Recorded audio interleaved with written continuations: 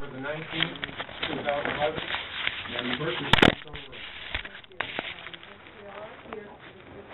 Here. Mr. Leo. Ms. Garrison. Here. Mr. Patriarchi. Ms. Seymour. Here. Mr. Frazier. Here. Mr.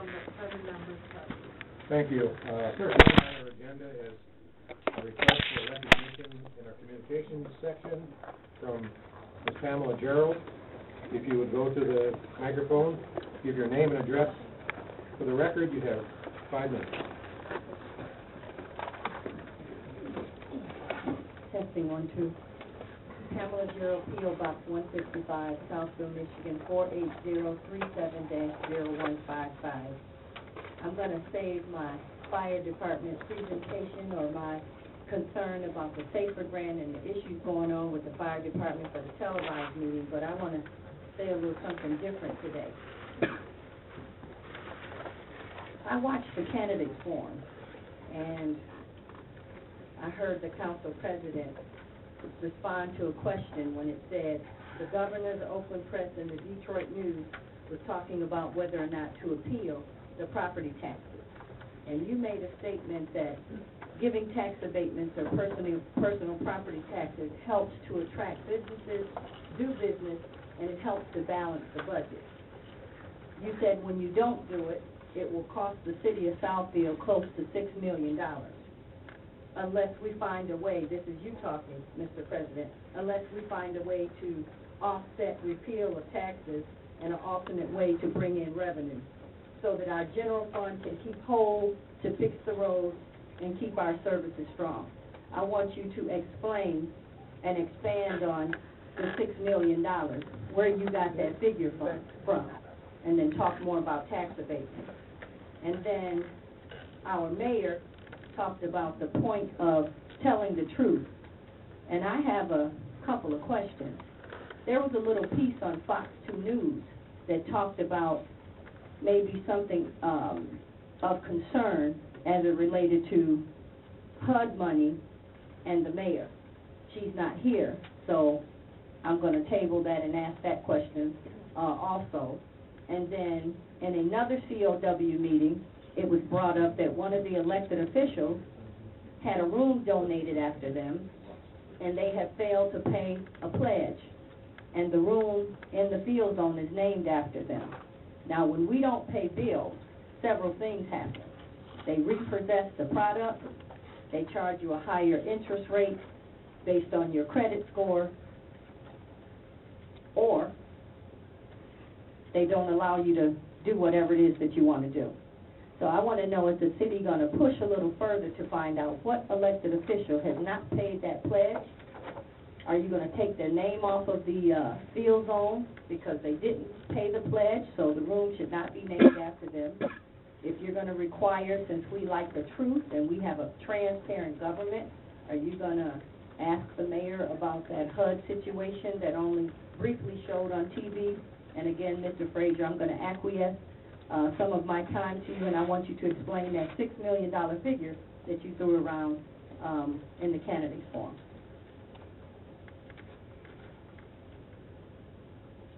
You have 5 minutes. You've got 2 minutes left. I asked you a question. I realize that, and I don't want to take any of your confabulation time. Well, you normally tell me the improper thing according to the Open Meetings Act. You tell me that my answers come within the 6 minutes, which you know is not true. Oh, I do want to remind you of something. You talked about a decorum, and I looked up the word decorum. The Latin word decorus means proper. So when you tout and tell people that clapping to show appreciation is a demonstration, that is not the right word. It is not a demonstration. It is a sign of approval. And decorum not only talks about behavior, it talks about speech. So when you're rolling your eyes, giving abrupt body language, that's not proper decorum. When you're being rude and nasty to myself and others when we come to the mic, that's not proper decorum.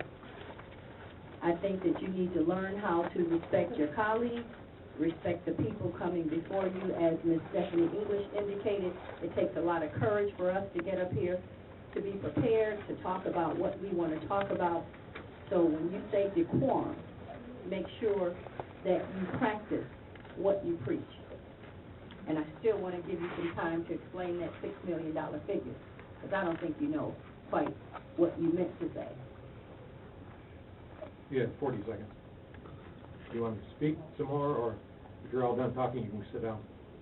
Well, I appreciate you using my word confabulate.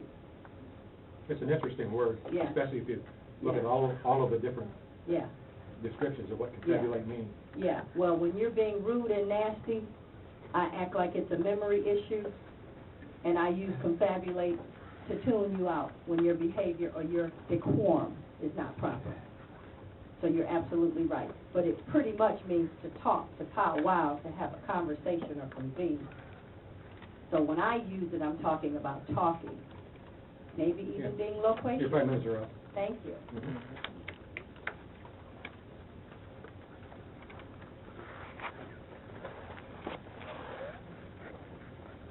For your information, the $6 million, actually it's $6,700,000, and that is the revenue that we get from personal property tax, not real property taxes. I It's said personal property tax, and you're all done, your 5 minutes are I up. said personal property, quote me right. It is personal property tax.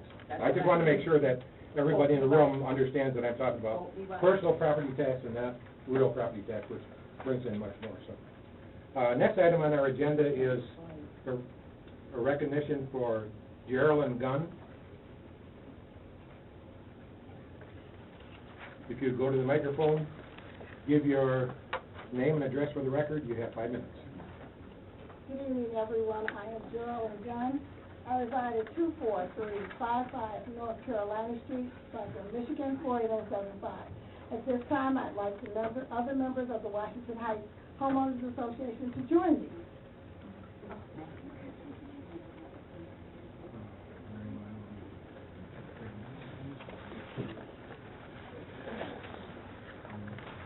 I'd ask the members of our Homeowners Association. Is it okay if they join me? Yeah, he's saying. Okay. We're the members of the Washington Heights Civic Association or Homeowners Association. This past summer, we had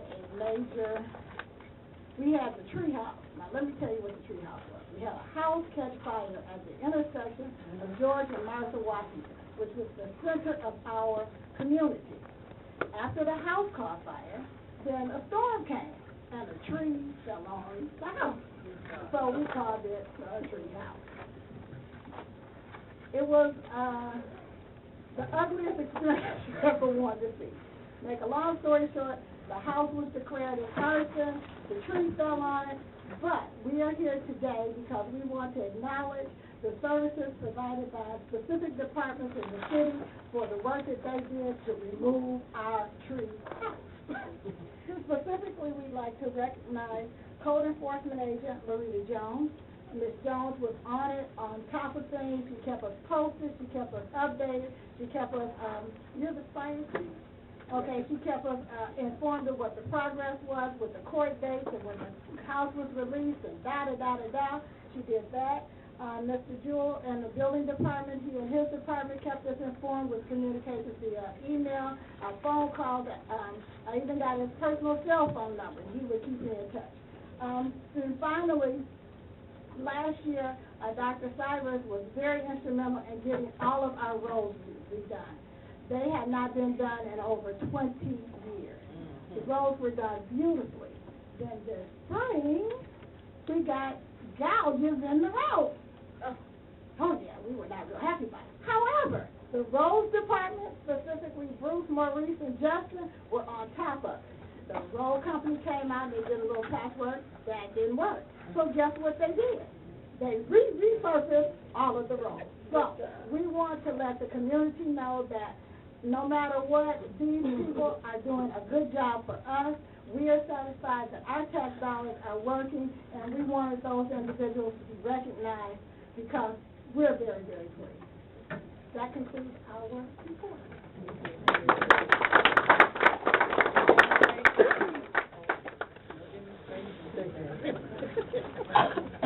Thank you very much. The next item on our agenda is a request for recognition from Gregory Keeler.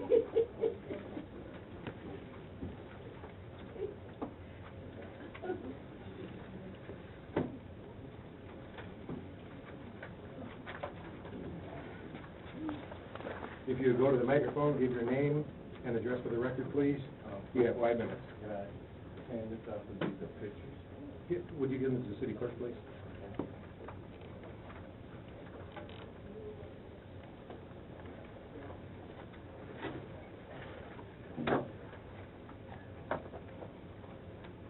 Hi, my name is Greg Keeler. I'm a resident of Circle Drive. My address is 25170 Circle Drive. Last week as I sat here and I listened to some of the things that Lawrence Tech had to say about the building of the new dormitory on our street, one of the things I did not hear him address was anything about the residents. I want to thank the council for bringing up some of the things that we have brought up to them as issues and the fact that they did not address any of those issues. But went on to talk about their project, but none of our concerns. They have sent out a letter for us to meet with them on a Thursday this coming week. I'm not sure how that's going to work out, but pretty much we were dismissed as far as I was concerned throughout that whole entire conversation. There was nothing said about us, nothing said about our safety, but students and everything else, all their needs were addressed. Our needs were not addressed. And my feeling is, if you let them go through with this, we will be dismissed completely. Those pictures that you have there show where the dormitory sits and shows the parking lot. The very first picture is the new dormitory, but you see down the road, and Mr. Frazier, I think you asked him a question about being in front of the building and being able to unload and load. If they put where you see the cutout is, they would be able to unload and unload if they had the building facing Lawrence Tech as opposed to facing or cutting into Circle Drive. If they turned it that way, and if you took the picture they have and articulated that way, it will face that way and they will be able to go in and out, be 200 feet away from our street, and we would not have any problem. The next page is just another picture of the same shot, just a little bit closer up, also showing that you have street lights there for their safety. Didn't say anything about our safety and street lights because we have no street lights on our street at all. The next picture shows the dormitory, which you can see clearly from Circle Drive, which if you look on a closer picture, if I had it, you'll see the old trails from where Lawrence Tech had cut out and made it a drive-through to get in and out from Circle Drive. Circle Drive only has one way in, one way out, that's 10 miles. This is a back view looking from Lawrence Tech. The next picture, number 4, is a back view of looking at the wooded area that's been cut down from Lawrence Tech's viewpoint. The next one, number 5, is the same thing as the wooded area cut down from Lawrence Tech wood point. And number 6 is looking at it from Circle Drive. So if you're on Circle Drive, you would think it was a nice wooded area until you look from the back end and you would know that it's been all cut down already. So it's already had the deforest done to it. And then number 7 shows the same thing. But number 7, that wooded shot, shows an area where they say the students won't walk through, but the next day afterwards when I was talking to one of the neighbors, that's where they came walking through the woods to get to the house that's over there where they would go to the party at. So they are walking through even now. They are walking through the woods. The wooded area they're going to put up is not as deeply forested as this. There will be less and bigger areas for them to walk through and to come into the neighborhood.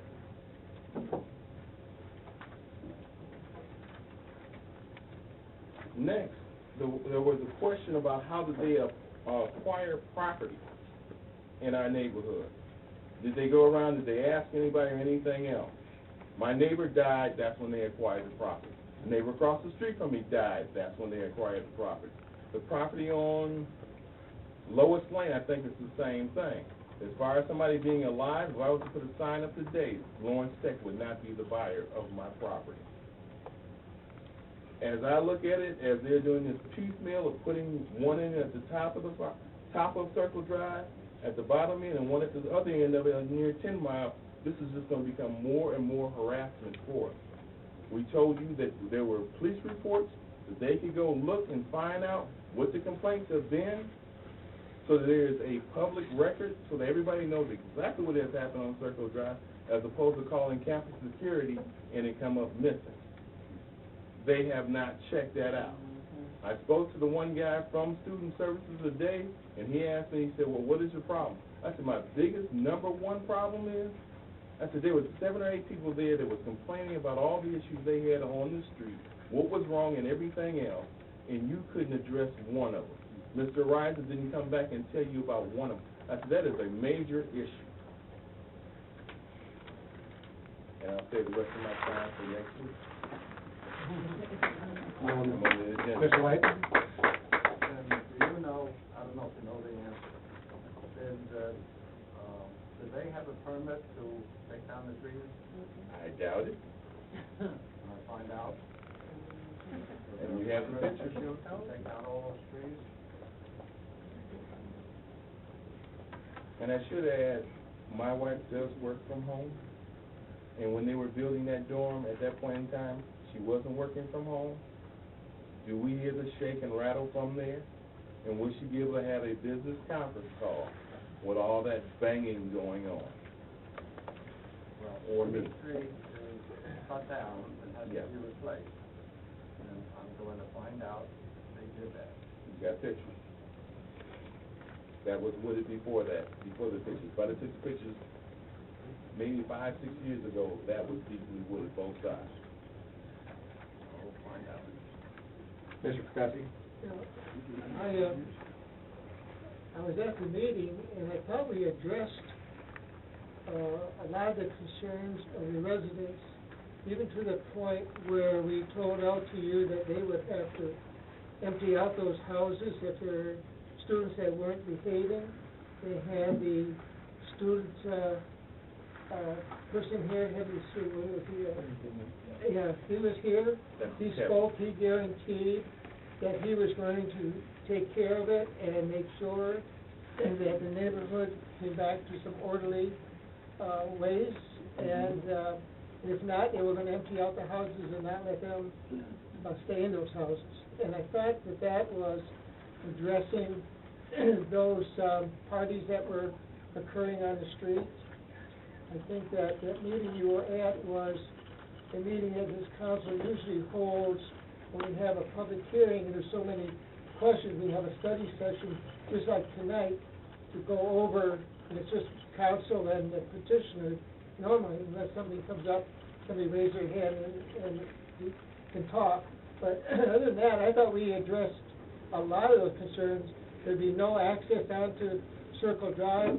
Everything would be fronting on the side of Lawrence Tech. There would be berms put up along Circle Drive, so there would be no easy way to get through walking. I can't remember all, there was a tree survey that they had, and what trees that they felt were not good trees, and then the ones that were good trees, they marked, and they was doing inventory. And then they had to replace every tree that they cut down. They would have to either put it there or put it someplace on the campus. It would be kind of a way of evening things out. But I'm sorry that you felt that we weren't addressing, because I thought we were really on top of that and making sure that we brought peace back into that neighborhood. We respected your viewpoint. I think everybody at this council, I think Jenna made some comments that she wanted to make sure that that neighborhood, at least addressed the concerns of the people. I think Lenny did too.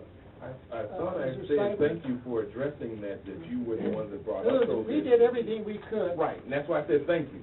Oh, all right, I thought you were bringing up that. No, I said thank you for what you did, because it shows that you stood up for us. So I said thank you, I thought. If I didn't say it in the beginning. I thought you were complaining. Thank you. I thought you were saying that we did not No. I apologize. That's why I addressed what President Frazier said, and I also addressed the other thing, how the property was got. Because we want you people to not be stepped on over there by anyone. Right, and that's, And we do understand Lawrence Tech wants to expand. We sure don't want them to cause any discomfort, to your neighborhood or your individuals. Okay, and that's why I thought I began, which they said, I began, first saying thank you, because you did address those issues. But my only thing was, by you addressing those issues at the end, was like Lawrence Tech went through their whole spiel, and that wasn't addressed. You had to bring it up to them to address it, and that's what I told the one guy. You said, Kevin, the student director, who's called me, that was my issue, was the fact that council had to bring it up and address this issue and ask y'all that, and you sat there dumbfounded about the question. You shouldn't have been dumbfounded about the question if this is the this is the person who's supposed to be representing the president of the school. And he agreed with me about that same fact, that they should not have come there that flat-footed, not knowing.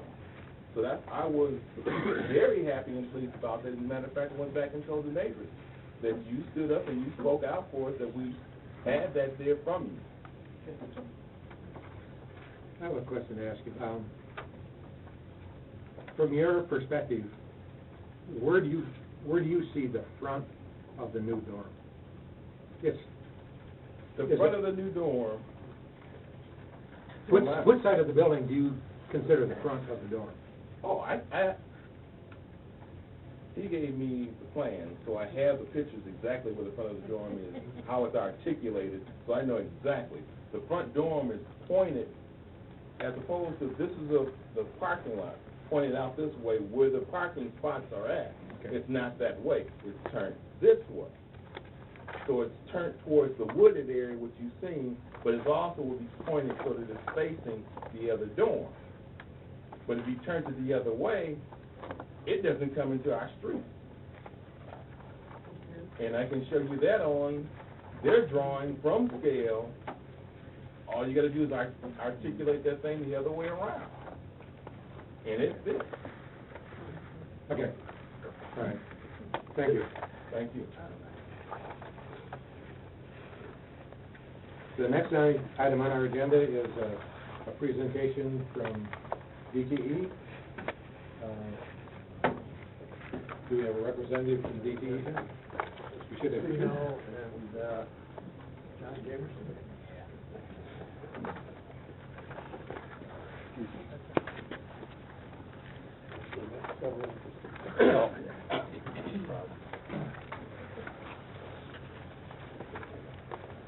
First of all, I'd like to say good evening to the President, City Council, and also to the Council, and also to the citizens of the City of Southfield.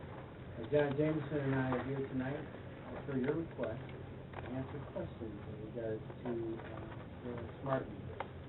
So we really don't have a presentation, but what we do have is answers to questions. Mr. Lance? When DTE said that they were going to install the smart meters, and you talked about radiation, you gave us a rundown on that, and it doesn't miss radiation. Now, I live in an apartment complex with 8 apartments in this building. They are putting up, or they will, they're going to put up 8 smart meters in a small area.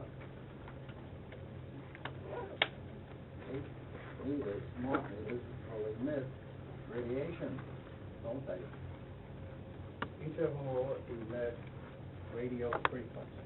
Okay, and if No you wanna radiation? classify, it's radio frequency. Okay. No radiation? That's what we say, RF. It's I the heard radio that it was frequency meter. radiation, and those people who were here the first time said it was radiation. I'm sorry, but I was here the first time, and I've always said radio frequency. And you're telling me now that it's not radiation? It's radio frequency. The meters Radio frequency themselves, does not have radiation in it? it all depends on your definition of radiation. It all depends on your definition You of have the radiation. same radiation that the FCC has. It's the same radiation that your FM signals carry, because that's frequency modulated RF, your AM signals carry, amplitude modulated RF, your cell phones are RF, your computers Cell phones don't give out are RF. radiation either?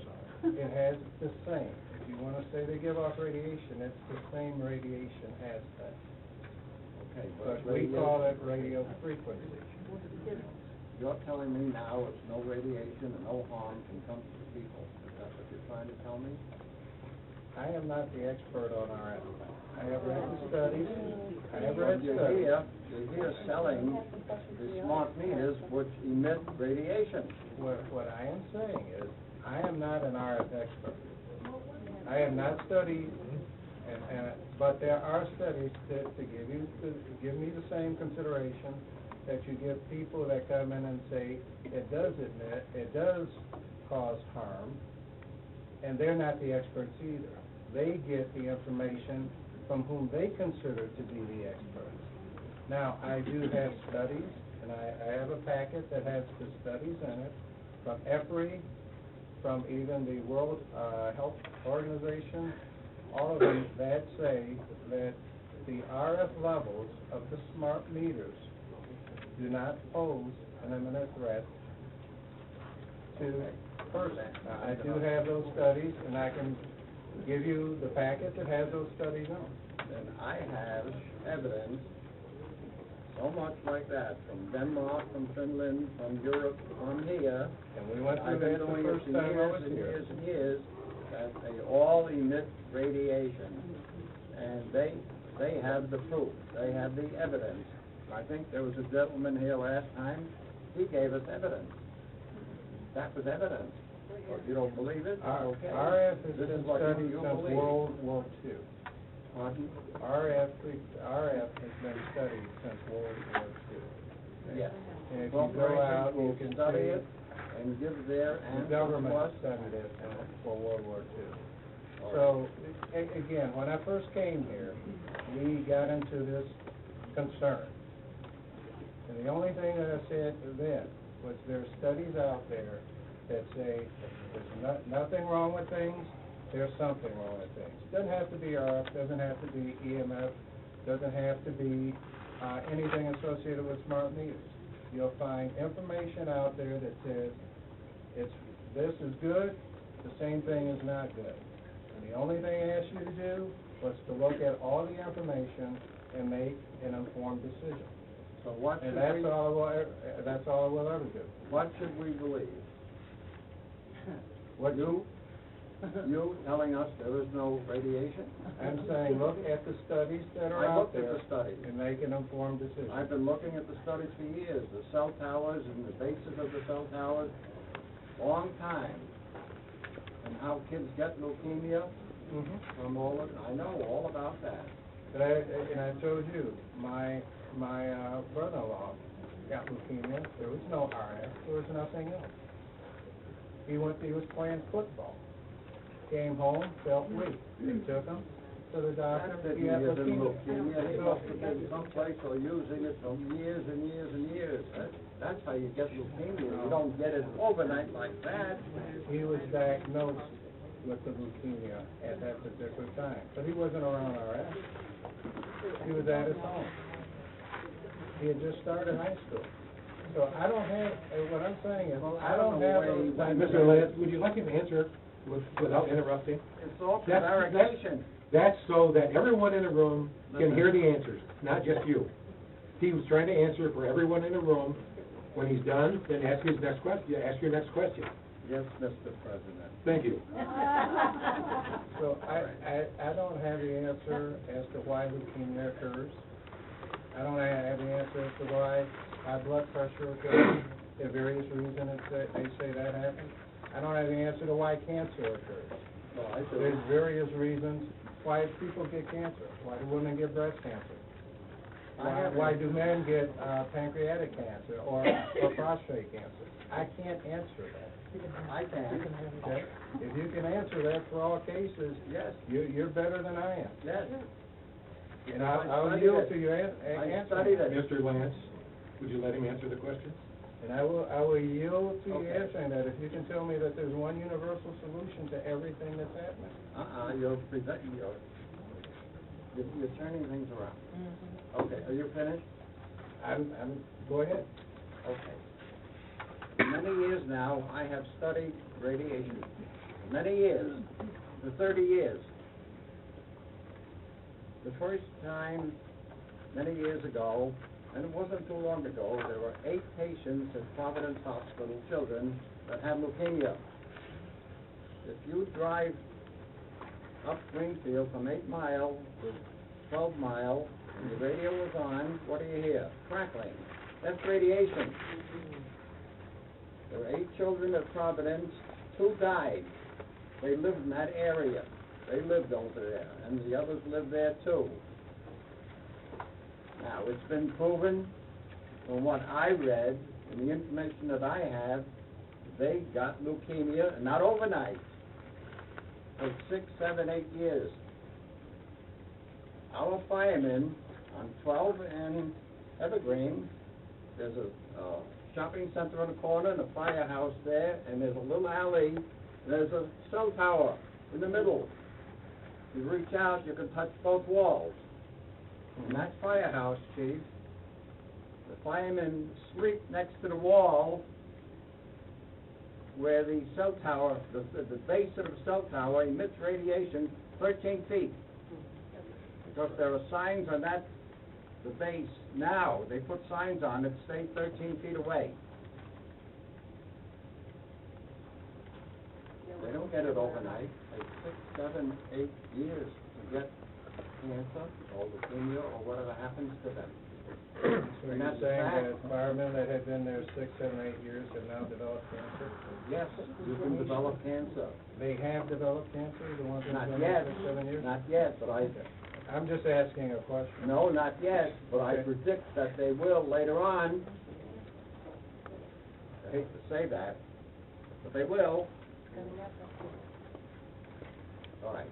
Your smart meters emit radiation. They're down my basement, next to each other. Because just the density of all those 8 smart meters together, they're giving off radiation. Can't tell me it's not. But originally you said, you didn't say it, whoever else was here, that it does emit radiation. I said, I don't know who else was here, Joe, if somebody else was here. You know, this is the same people that were here the first Yeah, time. that's what I'm saying, and I said it does emit Well, you RF gave us radio. information in reference to that, didn't you? Yes, I did, I gave you a whole packet. And we had this same conversation then, you and I. And you told me that, I don't remember that. I remember knowing that there's radiation coming out of these smart meters, and I read the information that was handed to me by the group from Warren and all the other people interested in it and concerned, and I believe that evidence. You haven't read it, have you? The information from whom? From wherever they got it, from research labs and every place else. And I have some home too, from all over the world. I've seen the SAGE report. Not just the state. It all says I've seen there's the SAGE report, radiation I've seen being emitted by. I've seen other reports, but again, I have, for example, you wanna talk about reports? Yeah. Well, the FTC also gives reports and tells us and promises us and convinces us that there's no radiation. Then how do people get cancer when they're using that damn cell phone for 20 years by their ear? And they end up with cancer, The brain tumor. Electric Power Research Institute study here, the Utilities Telecom Council study, health impacts of radio frequency from smart meters, All the companies will do that. Edison Electric Institute, Yes, and the World Health Organization. of course they will, because they get paid. So, They're part of the corporation, They're part of the conspiracy of covering up the radiation. Who's the manufacturer? All right. I'm not trying to convince you there's radiation coming, you'll never believe it anyway, because you're working from them and they pay you, and that's it. But they don't pay me. And I even couldn't though report. I am paid by DTE Energy, I Whoever will pays, not allow anything that will cause harm to my children. I have 6 kids, I'm remarried because my wife died, and I inherited 5 additional. I live in Southfield, I have a smart meter on my home. If I chose to believe the information that I read. okay, and I choose And to that's believe why. my information because And I that's have why. evidence, and I believe the evidence that I have. You And I'm don't. not refuting what you believe, I just have my belief. There's no mandate. Good luck to you. Obedience is not a sign of Mr. Sever? Good evening, Mr. Jameson. When you came in, I think it was March, I'll speak for myself. I really wasn't prepared for your presentation. I didn't know anything about smart meters, and so I listened and thought, well, this sounds like a good thing, and the brochure you gave us touted the benefits that this can be accessed remotely, so that the meter reader doesn't have to enter your yard. It ends estimated bills. Electric meters will have automatic power outage detection, which I thought was a great thing. And I'm not sure how the next one would work, but once fully implemented, your advanced meter will give you the ability to track and manage your energy via the internet, which will help you save energy and money. I'm not quite sure how we'll save energy or money by reading the smart meter or following what the smart meter says, but perhaps we could be enlightened on that. But I think the feedback we're getting is basically two concerns. The health issue, which again in March and you're saying tonight does not exist, correct?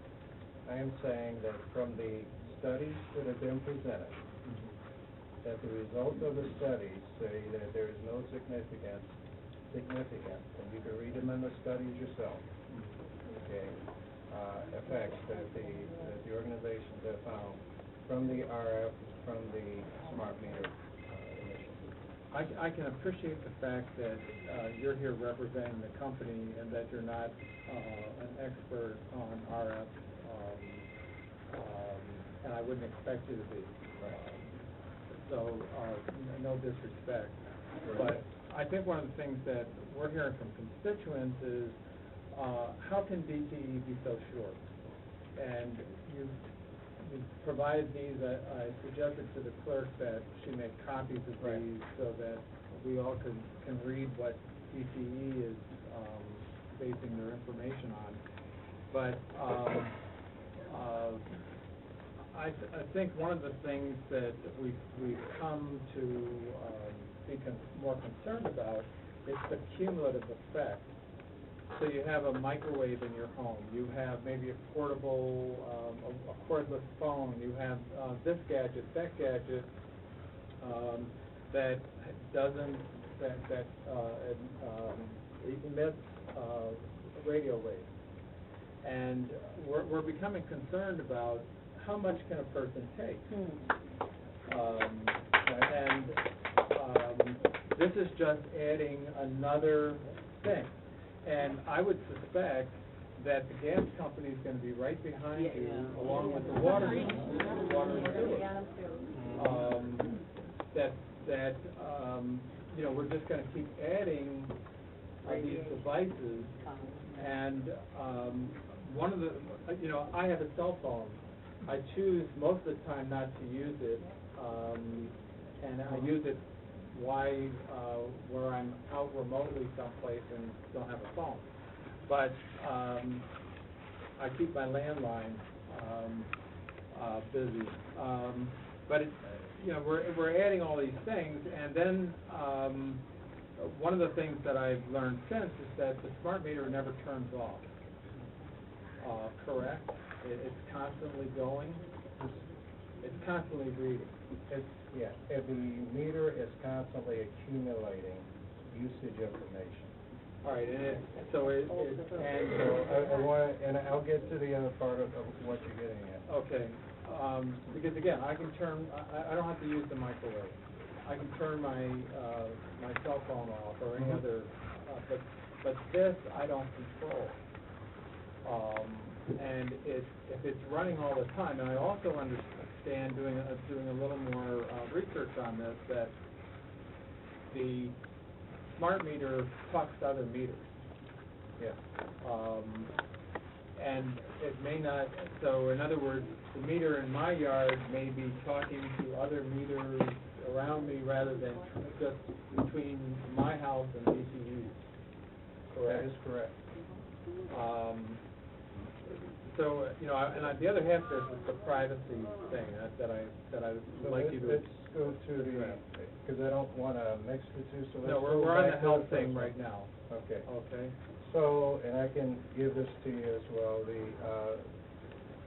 and I could supply the study for that, and that's all I can do is supply the studies for you to look at. Okay, and you can make the decision based on it. The effect of RF is not cumulative. That's what the study says, it's not cumulative. And for the RF from the meters and from and some similar devices, it's a full body exposure rather than a confined exposure. So you look at the effects over the whole body, and I'll see if I can get that study to Joe to get to you. It's just another data point for you to, again, have to make the decisions that you need to make. And that's what I'll say with that. And the distance away does impact the exposure of the person or the strength of the RF. Now, we do RF testing. Customers have asked us to come out, and we have the equipment to come out and measure the RF frequency because it changes depending on where you are in your home and what you have in your home. So, our residents could ask you to DTE to do that? Yeah. Okay. And, you know, one of the things, I couldn't find it anywhere, but what is the level of RF? It says here, in the literature that it's, low power radio frequencies, but what is that? I mean, what's low power? It's in one of the studies. I don't want to, I need to look at one of the studies to find it. Okay. And we do have it on our website because I didn't, which one it is.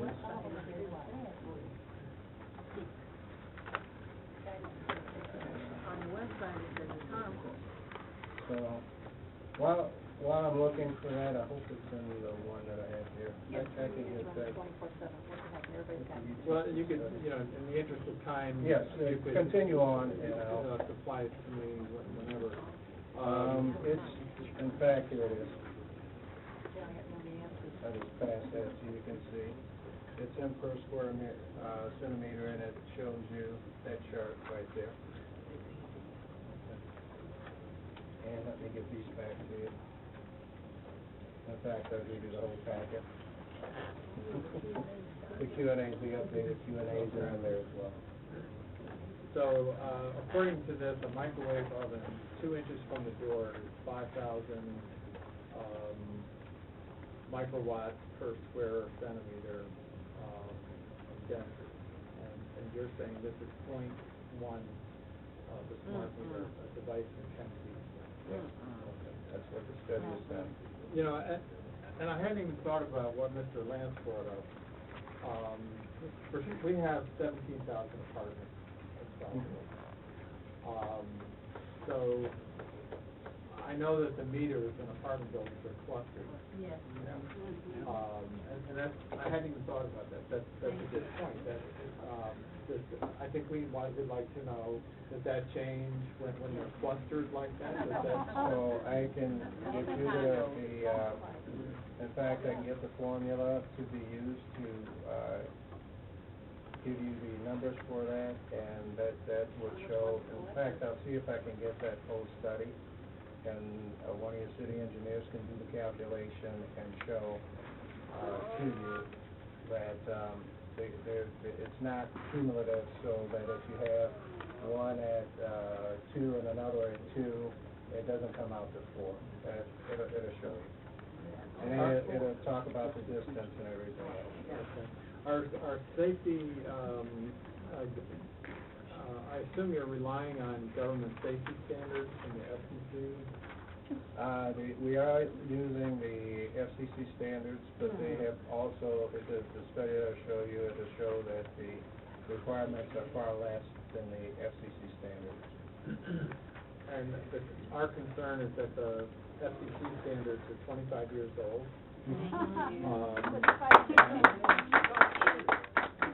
Really may not be accurate or applicable today. Another concern is that, for instance, my meter is right beyond my kitchen outside. And my kitchen has many reflective surfaces. So would I be intensifying the number of radio waves in my kitchen? It could be possible. The RF, and the reason I say that is RF is deflected by metal. So the meter, the back of the meter box that you have, the RF does not go back this way. It goes out. But once it goes out, then it has a free path to radiate. Okay. So with that free path to radiate, it could continue to go out, it could go backwards, but that's why the back of that meter box is a shield, and also the sides of the meter box. All right, so if I were, you're telling me something I didn't know. So let's say, my bedroom here is here, and the smart meter's here, and there's just 12 inches of wall in between me and my pillow, that I'm not going to get any waves from the smart meter. But I remember what I said. I said that the I'm not back being of that meter disrespectful, box, I'm trying to understand. what I'm saying is the back of that meter box will block it going this way, but it does go out this way. And once it goes out the front, it has the ability to radiate, Okay. and you still In other could words, get some if it bounces. Okay. So, Thank you. okay, so I'm not saying that you're not going to get any, I'm just saying Yeah. the path is outward. It can then, just like any other radio waves, because even right now, there are radio waves in this building. Sure. Okay? So, and no matter which direction you want them to go in, they take a path of their own.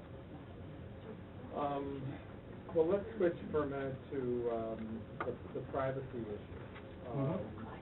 We've had people come before us who talked about how this is data collection, and obviously your own information speaks to that.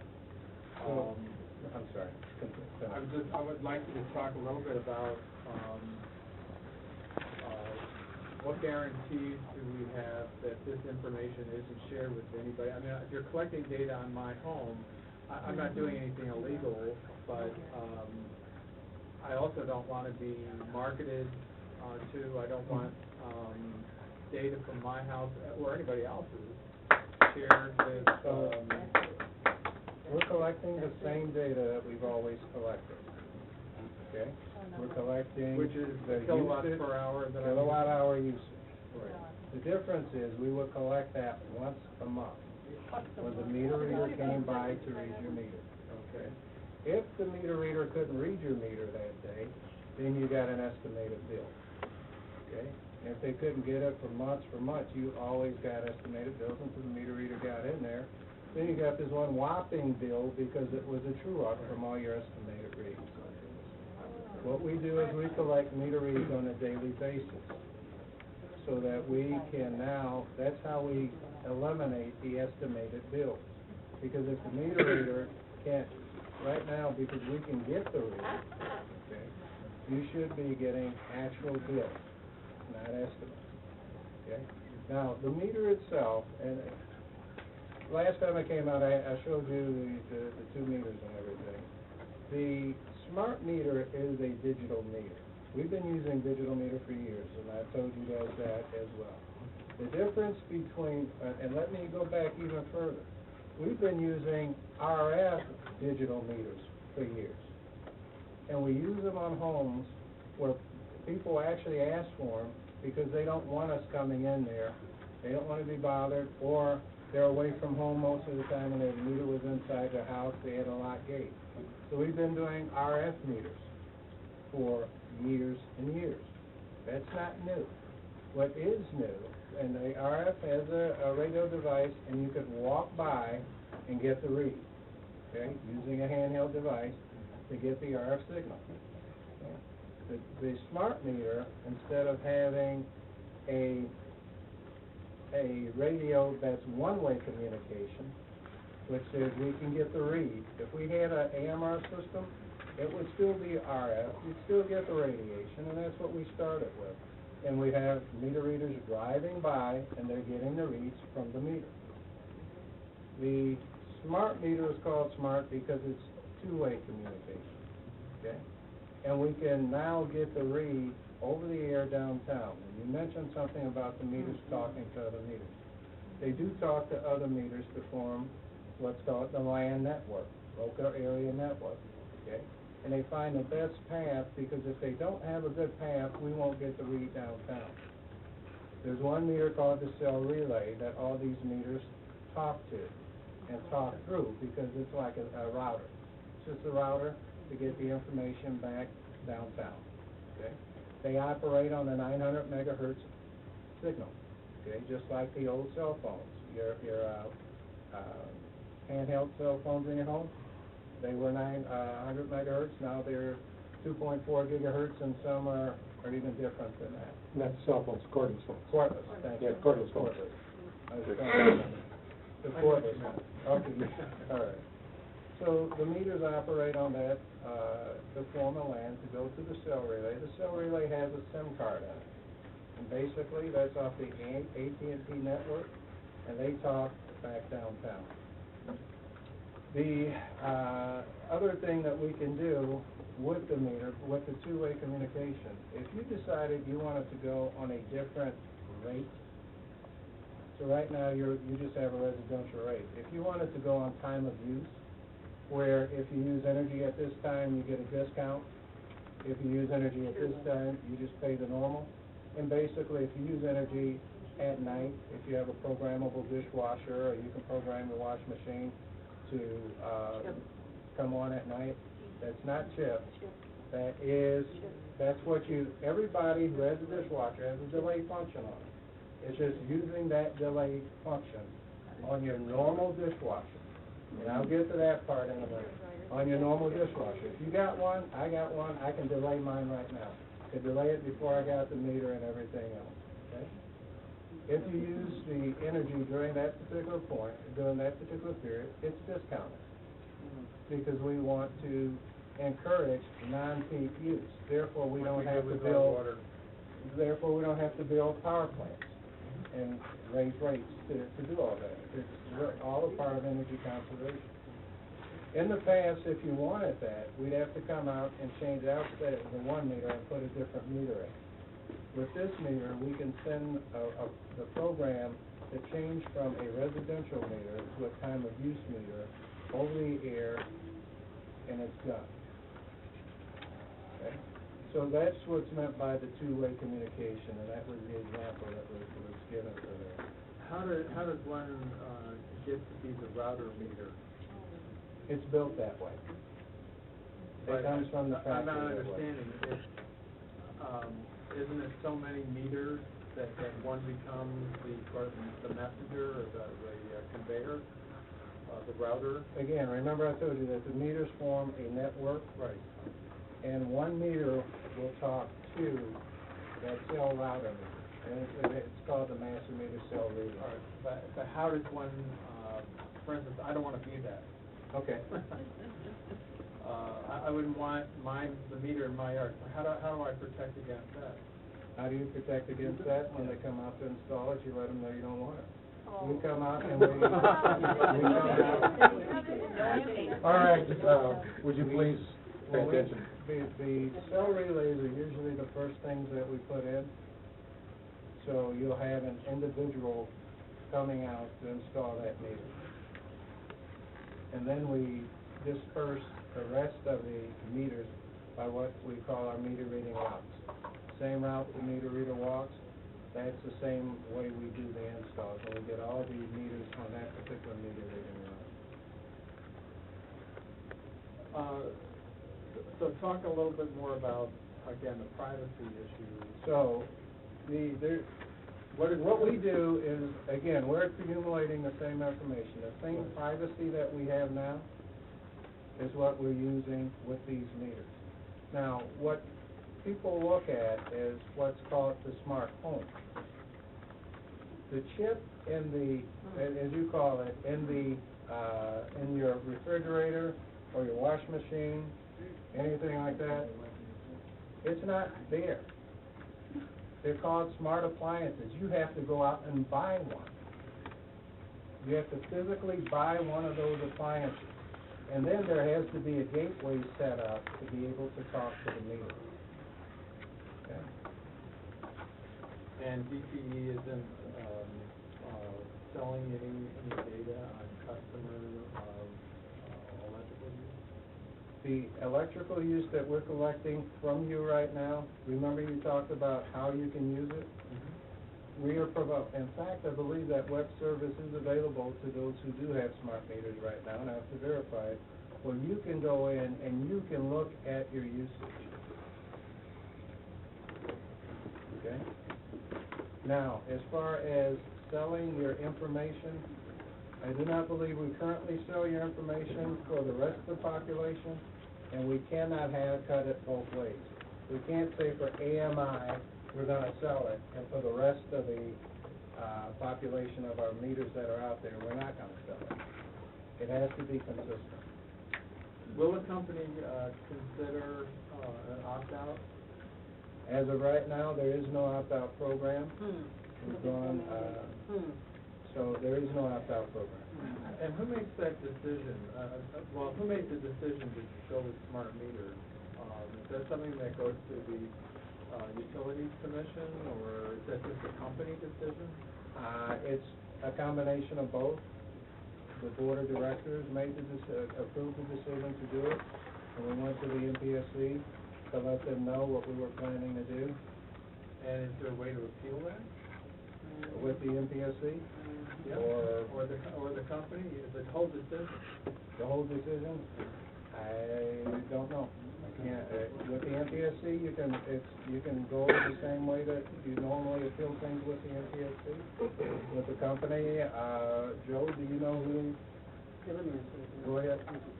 Yes, you can appeal, and you can go right to the Michigan Public Service Commission. You can write them a letter, you can talk to the agency, you can talk to the person in charge, find out who that is, and then they will let you know exactly what you can do to appeal. I know the people that I've heard from would like to be able to opt out of this. What you're saying is that At this time, there is no opt-out.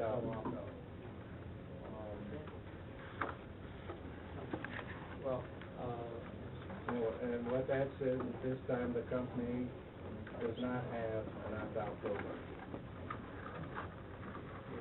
well, thank you for the information. So at this time, I'll yield the floor. Ms. Taylor? Thank you. Well, Ken asked a lot of good questions, a lot of some of the questions that I was going to ask, but,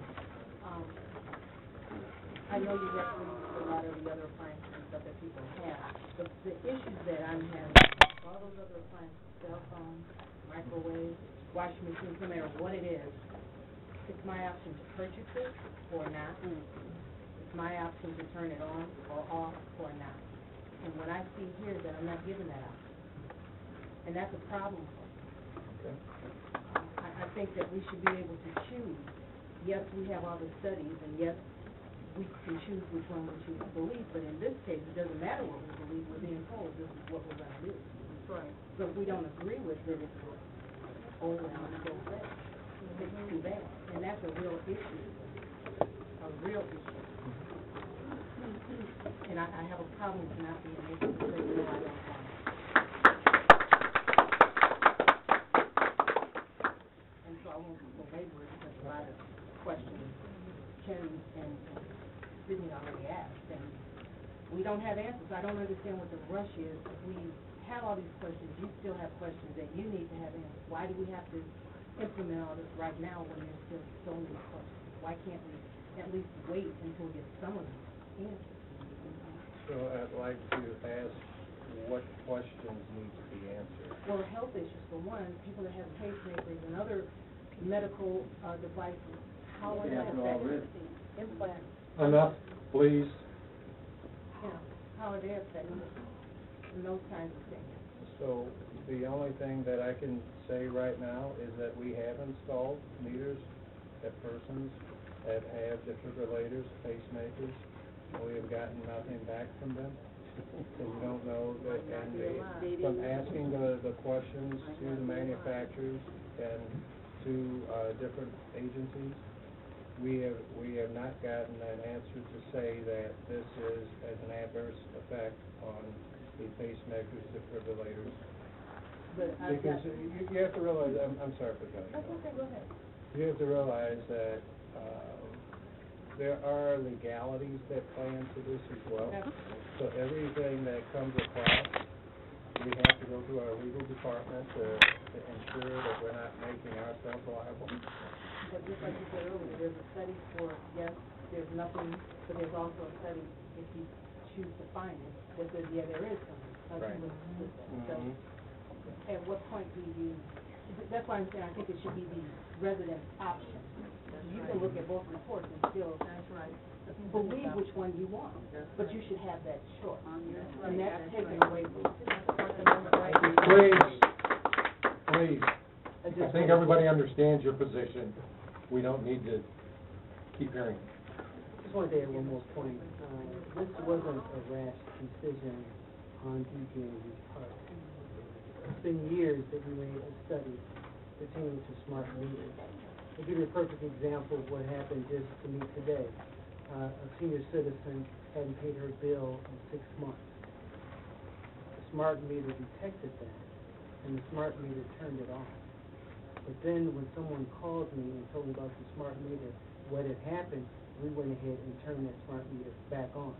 Now, just remember if it's in the wintertime, and someone is in that home, and that senior is there, and all of a sudden, that electricity is turned off. No one is going to that home, no one is visiting that home. We don't want to have one person that is killed or frozen because the electricity was off. We know that low-income families, senior citizens are gravely affected today because of that. So we don't want to see any of that happen. And that's one reason why these smart meters will help us. And that just goes with the benefits that we talked about the first time was here, automatic outage protection, theft and tamper detection, all of those. Again, being able to read the meter, give you actual reads and an actual bill. It just goes to, those are the benefits that we saw for it and as a company to move forward with it. No, and I understand that. I understand that you have a lot of benefits from doing it. That's not my issue at all. I understand that. And I hear your issue clearly. Okay. It's there, and I will take that issue back. If you go out on the website, you will find that out in California, PG&E had to come up with an opt-out program. There are other utilities that had to come up with one, but to date, unless they did it very recently, none of them have been put in force. The Public Service Commissions there have not ruled on the opt-out program. Not yet. And that's why, why are we in such a hurry here to put them in? Let's get some of these answers to California or wherever else and see what they're doing. When you look out there, the utilities out there, they have, and I don't want to quote the exact numbers because I may get them, but all the utilities out there have more than 2 million meters installed, and they're just looking at an opt-out program. And it was because of the, and there are reasons behind that. If you go out there and offline, we can look at that if you want. But I understand what you're saying about you feel that your choice is taken away from you. And it is.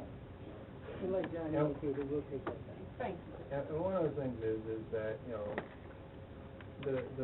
and I don't mean this in a callous, cold way or anything like that. But when that meter goes bad, who do you call? When you have a billing issue, who do you call? And that's because that's our property and our responsibility. And so what we're trying to do is increase the reliability of our property. and increase our customer service to our customers. And that's why we're looking at doing this. There are benefits to the company, there are also benefits to the customer. And I agree, and I'm not against technology, I'm just against not having an Having a choice. option. That We'll should be take that my back. choice, and that's being taken away. Okay. That understood. All right. Okay. Thank you. Ms. Seymour? Thank you. I'm gonna, some of these questions have been asked, and I'm gonna follow up on a couple of things. First of all, the privacy issue, Yes. you said you don't believe that DTE is selling this information. I think we all recognize that Google and some of these other people that use their site or their, the browsers, they sell the information. Everything that you do, they take the information and they use it. So I guess I would like to hear you say. I would do a follow-up on that because I don't know. Okay. Okay? I gathered But that. what I I'd can like to look, have- what I can look and say is I do not believe that we do that currently. Right, so if Okay. you would find I'll that out. follow up come on back. that and get an answer back to you through Mr. Casino. Okay, and also when you talked about the cell relay or the router, Yes. did I understand that if you go into a section, say a block or whatever, or two, the first one is normally the one that you install that? The first house? Before we install any meters at all, a study is done. We have to do a study to see how many of those cell relays or routers that we need and the best placement for them. So before any of the other meters are done, we pick those locations. Okay. And we usually talk to the customer and let them know what's going on at their particular So site. that's like a meeting place, everything comes through there. Yeah, all of the, I can get to, I'll try to keep it as non-technical as I can. Okay. So the meters basically have what's called 32 levels, okay? The level 1 meter is a master meter, okay? And you can only have The one meters master are meter. in levels themselves, not one meter. No, You they're got 32 different, yeah, levels. all the meters will be in a different level. Okay, got it. So when we talk about it, the master meter is a level 1. You can have 2 level 2 meters, but now all the other meters down to and you can have as many level 28, 29, 30s as you want. All of those will all roll up to those level 2s to the master meter to go out.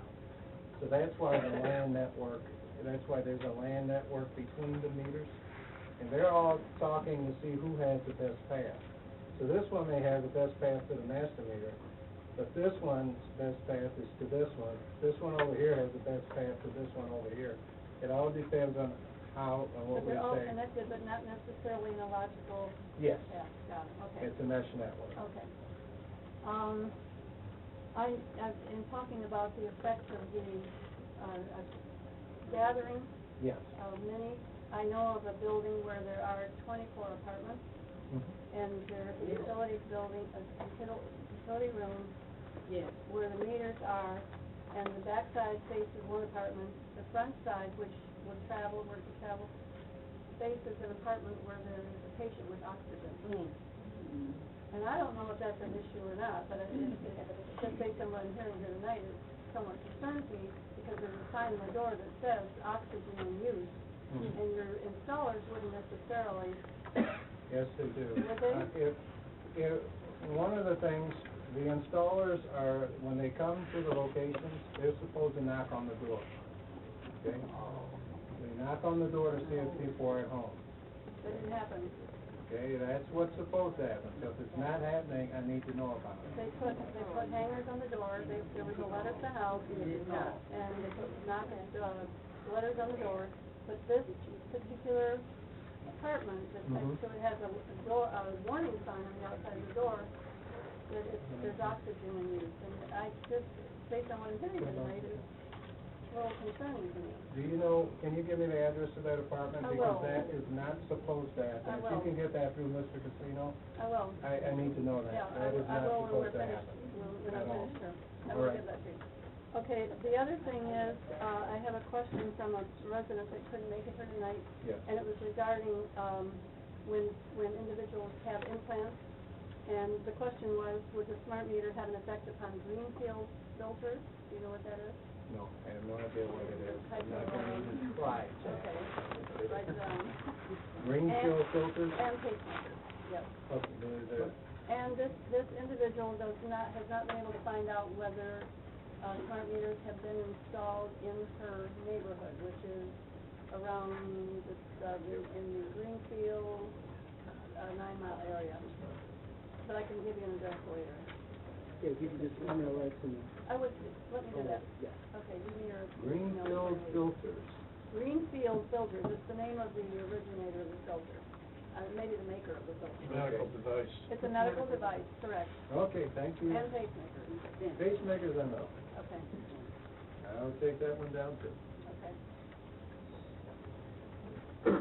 And then the last thing, and this is, I mean, it's pretty clear that when there are remote meters, you don't need meter readers to go around and, so, you know, there's a concern that people are going to be laid off because DTE is not going to need as many people to go around reading meters.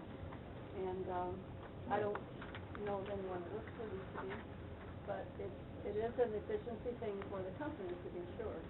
So, we hire contract meter readers and we had our own company meter readers. Okay, Our company meter readers, when we started when we first started doing this, we got with our community representative, we got with them and we came up with an agreement with them. None of them have lost their jobs, none of them will lose their jobs. okay. And that's we have that in place. Our contract meter readers, okay, when we started the project, we needed to get experience, so, the company the vendor that we have, Itron, brought in their experienced people. Mid last year, we told Itron that we cannot tolerate your experienced people when Michigan is in such a depressed state. You have to get a local Michigan-based vendor. They went out looking, and we had some people trying to play games. And what we did was, we looked at the fact that we are going to be needing less and less contract meter readers. So what we've done, it's public notice, our meter reader contractor is Accurate. If you notice trucks in the area, you will see the installers are Accurate. What we've done is made a conscious decision to get the business back in Michigan with a Michigan-based company. And what we're doing is we're training their meter readers to be installers so that they can also go, because smart metering is all over the country now, and it's going to continue to pick up. We're putting them into a position to compete with the other installation companies and give them a new business. So they have a call center that's in Northfield. Their headquarters is in Ann Arbor, but they hire local people. They have the local people here who they hire to do the meter reading routes. And when we go into the area to do the smart, we call it AMI, installation, they turn those people who are reading the meters into installers. We're also adding a large number of employees, and especially young folks that live in and around the city of Detroit. What we're doing is took up a pilot program of 10,000 low-income families and senior citizens. And everybody knows that in the wintertime there's always a winterization problem. What we're doing is going into those homes, and I'm going to say probably about between $1,300 to $500, we're doing winterization on the pilot program. So a lot of those meter readers have actually changed over and went to those jobs also. Is that your supervisor? Yes, I am. Mr. Lance? Thank you. Yeah, you talked about the Public Service Commission. They are a bureaucratic organization, and all the utilities, I think their job is to regulate all the utilities. Am I right? Okay. Yes. When the utility wants an increase in their payments and the money that the revenue, they give it to them. Of course, they had a public hearing and they have mailed them out to everybody, this is what we're doing. But I have never known the Public Service Commission to deny the utilities a raise or anything like that. I'm going to disagree with you. You are? Yes, I will. Okay. Because for 6 years, from 2000 to 2007, the electric industry has not raised as far as a rate increase on the electric side. But the bills come in with surcharges. 16% increase. We got a big one. Well, I don't know about that. Please. Take your word for it. And it's probably, and I don't know where to get it from, but it's public record that when we get a rate increase. Of course, it's public record. It's public record, but it's also public record when they deny us. And a lot of the rate increases that we do get, it's not for the full amount for what we're asking for. They will cut off parts of it because there are rules that they have to go by in order to give us the increase, and we have to meet certain criteria for it as well. Well, they have to be honest sometimes. Okay. And Mr. President, how much longer are we going to listen to this now? Or are you going to keep this on the agenda? We're going to be here all night. As long as people have questions at the table, as long as people have questions at the table. Will everybody shut up? Mr. Sarver? Yeah, I have a couple more questions. Is there a way for the smart meter to let the resident know that it's transmitting data, like such as a flashing red light every time it transmits? There is no indicator on it right now that I know of, and I don't think there is one. The meter just, like I say, the reason it's on all the time is because it's powered on. That's the thing. The radio, the RF network is not on 100% of the time. Okay. It does cycle off. I can get that cycling for you if you'd like that data. See how it cycles. You know, you said a couple of things that gave me some hope. At least you don't want to be the lead meter. You can just say no. But what about a person who has, let's say the meter is outside their bedroom?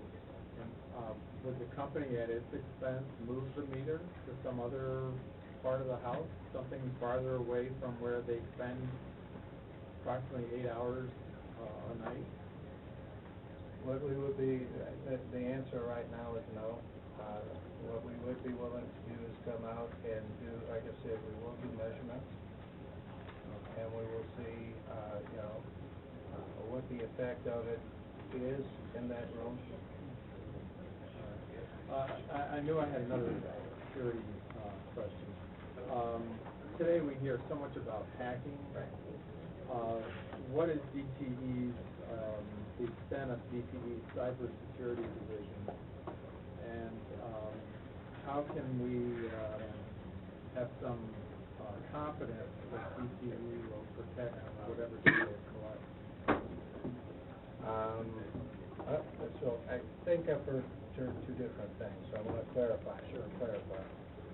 One sounded like you were looking at cybersecurity for hackers getting into the network and getting data. Right. And then the second one was security of the information that we collect. Yeah. Actually, And that was, correct. and that was the one where I did say the second one was the one that I said that I would get back to you on that because I need to talk to another area that collects the data and has that so we can give you the right information. If you want to know how you can have the confidence that that network is secure, the only thing I can come up with that probably will hit home is the electric meters are cash registered. We don't get a read from there. If we allow somebody to hack into it, if we allow any of it, that's why tampering, when people are stealing, we lose money. We lose revenue. We lose too much of it, we lose, Can I stop you just a second? If you're talking back here, would you please take it outside, because our secretary needs to hear what's going on, so she can keep the minutes. So, thank you. I'm sorry, go ahead, yeah. we lose revenue, and we're not about losing revenue. So we have to get those reads, and that's all we're getting back. Again, from that meter, we're getting reads, energy usage, and we have to get that back in order to pay the bills that we have as well. Okay. The other thing is, we are at all times looking at the cybersecurity issue, and we have our information technology group, which has a security group there. We're always looking at how to enhance the security on not only for the smart meters, but our whole system, because the intrusion can really shut down the whole grid. That means blackouts. So we have to remain vigilant at our security, especially for the smart meters as well. And as you know, it happens quite often. Recently, my credit card, the company stopped it and sent me another one because it's compromised.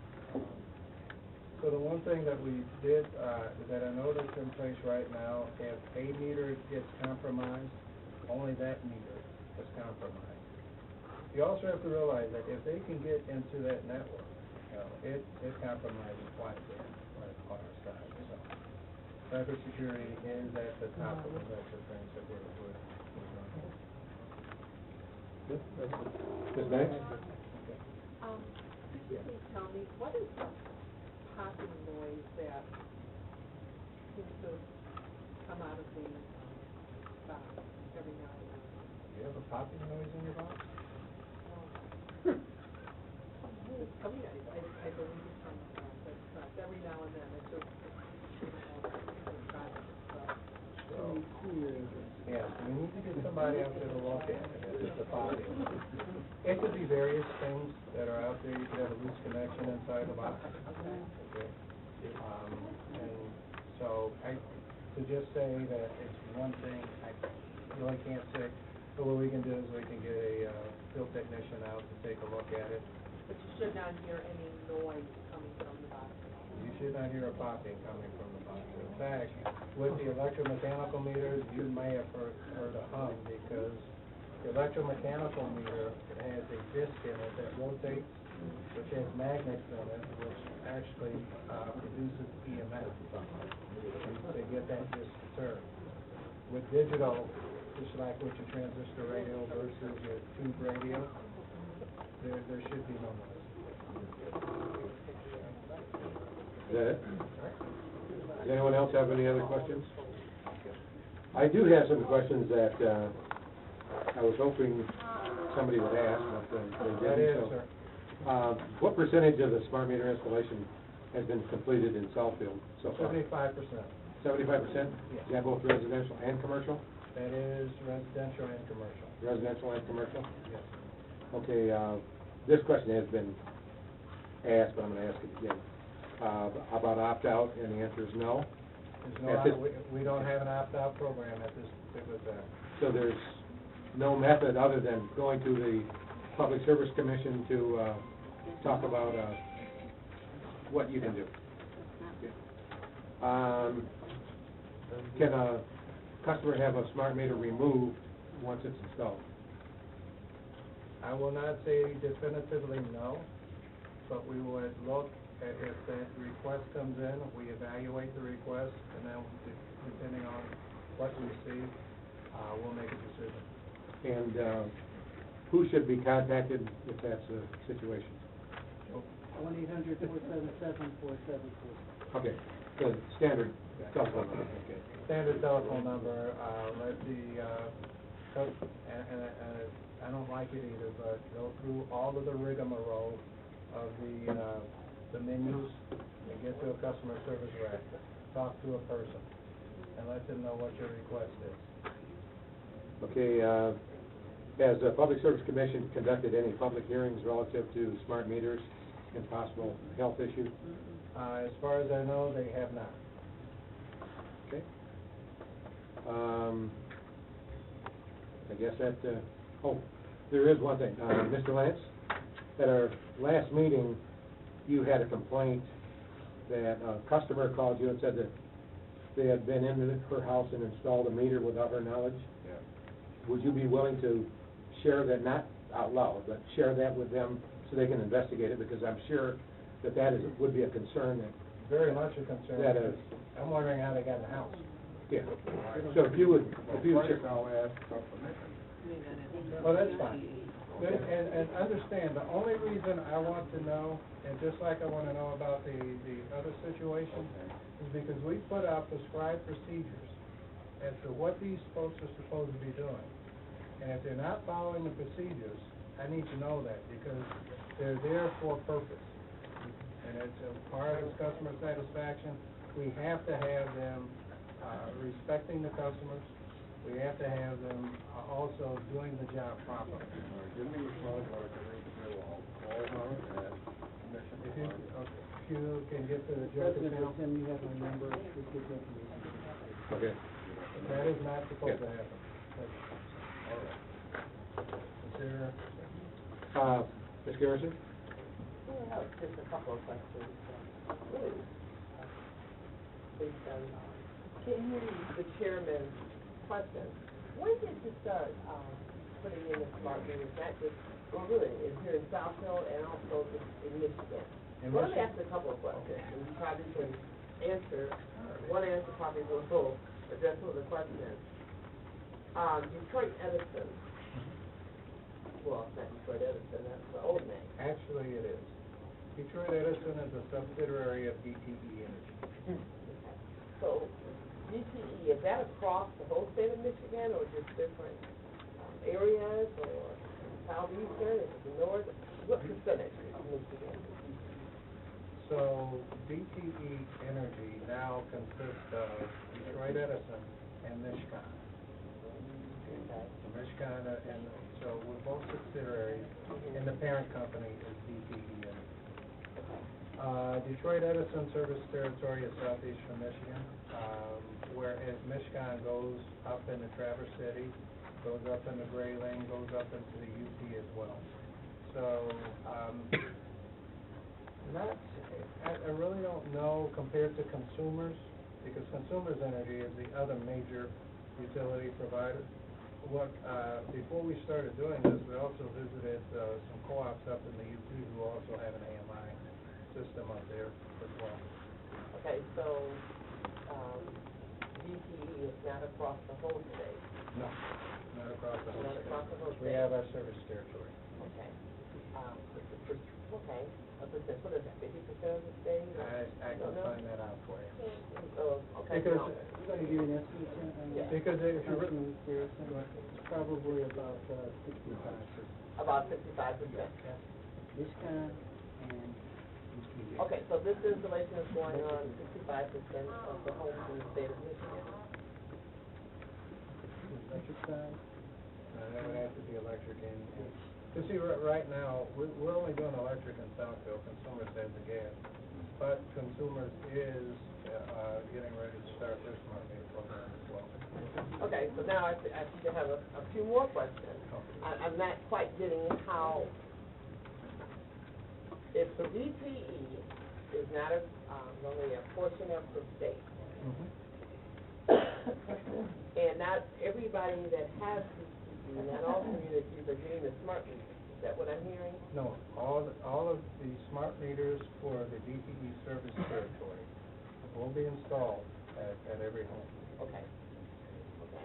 And so when did you start installing these meters across the state and then in Southfield? So, what you're really looking, the question that I hear you asking me is when did we start the deployment and how are we deploying? Okay. So we started back in 2008. Okay. We were over on the island of Grosse Ile, and we completed that in 2009. And that was our pilot, because the first thing we wanted to do was test the technology to make sure that what the vendor claims is what the technology would do. So from, Grosse Ile, we went to another area, and the other reason we chose it is because we could test out the functionality. Grosse Ile is, what is really, you go across the bridge and you're on the island, at the substation there, everything's contained and concealed right there. We went to a location called Harson's Island, which is up northeast. We went there because in the wintertime, you can't get over there to get a meter read. And so effectively, we went from basically 40% to 99%, 99.5% read in the wintertime. So for just a look at a benefit, we did that one. We then came and did a small portion of Bloomfield Township. Okay. And that was in 2009 as well. In 2010, late 2009, we got the go-ahead to go for a bore, and we started in Milford. Then we do it by a meter reading station. And then we went to Pontiac meter reading station. Now we're in Southfield meter reading station, in which the city of Southfield is a small portion of that. Okay. So this started back in 2008. And we're continuing on. Okay. When do you expect to finish up here in Southfield? I would say end of the year. By the end of the year? Yeah. The reason is, people think that we just go into a community and blitz it. We can't do that because we'll create estimated bills. We have to do it when the meter readers aren't reading the meters. So basically, we have about 2 weeks to come into an area, get some installs done, then we're gonna be out for 2 weeks, then we come back. So when you, were here a few months ago, what prompted that? Why were you here? Was it because you were coming to share with us that we were about to start installing in your community and you wanted to know? Yes. Or was that what it was?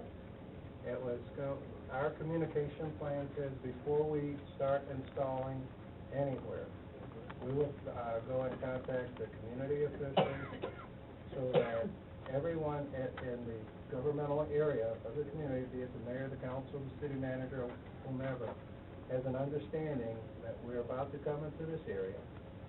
Here's what we're doing. Do you have any questions? Okay.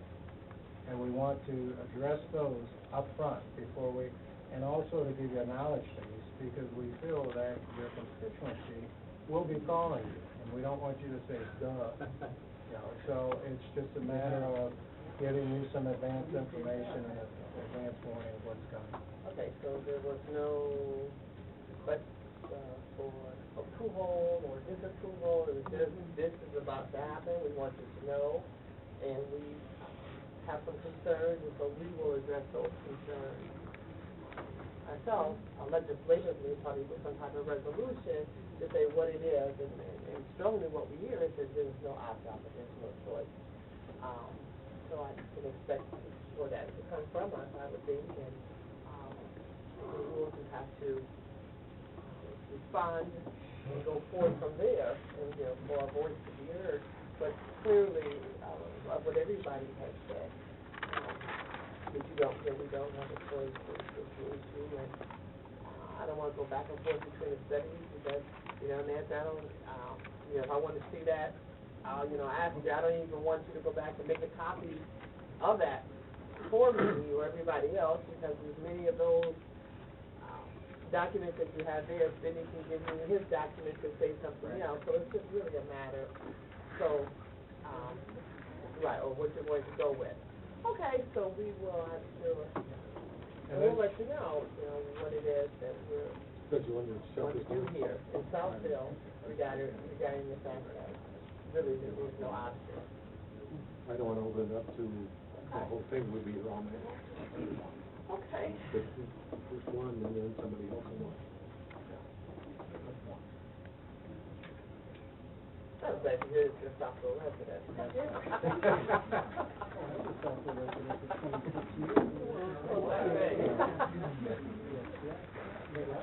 So I probably haven't answered all your concerns, or I don't have anything else. But I do appreciate the opportunity to come and speak again. I'm looking forward to getting the concerns that you do have. Again, anytime you have on both sides, things on both sides, you need to come out and say definitively this or definitively that when you have the information. It's an opportunity for you to get information, make an informed decision. I understand the other things are there, the having a choice and being able to, and we'll take those back and see what I. And I just wanted to say one last thing. I wanted to thank the Southfield City Council, especially the city manager, because he's on me all the time. He'll give me a call, and matter of fact, he had a conference call. He got me on the conference call. And I didn't want to tell you what I was doing, but he got me on the conference call. So anytime you need us here, we will be here. I'd be on the all the time too if you answer some of your voicemail so that you. Well, I did call you. Now, Mr. Lance has asked that we recognize one of the people in the room, but I want to make it very clear that this is not a public forum, but if you have a question that has not been asked, please go to the microphone, give your name and address. And it's not an opportunity to filibuster.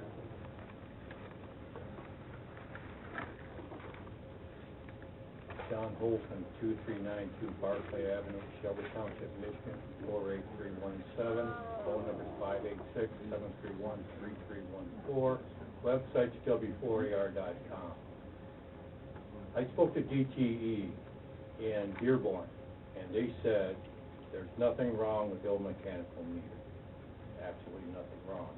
My question to them is, I know there's no cost benefit, and they have to prove that to me. The cost benefit to the consumer, there is none. I've been told that by DTE. Okay. What is the precautionary principle, okay, that you are taking to protect the residents of Southfield from potential harm of the radio frequency, possible carcinogenic, as the World Health Organization declares cell phones and other RF devices, because the World Health Organization does say this is possible carcinogenic. And I think precautionary principle to do no harm, okay, is more important than the corporate profit that they're trying to push down the residents' throats, okay, at the corporate agenda. They're holding us hostage, okay, by a monopoly called DTE. I'd like to know if you ever take precautionary principle to do no harm over the corporate profit. Thank you. Excuse me, is it possible to share the number I gave with Mr. Charette, because my home is flagged. I am flagged as a no install. For now. With the vendor that is installing. I was home, I stopped it from, Could you talk loud enough so that our secretary can? there's a number that Yeah, if you could go to the microphone.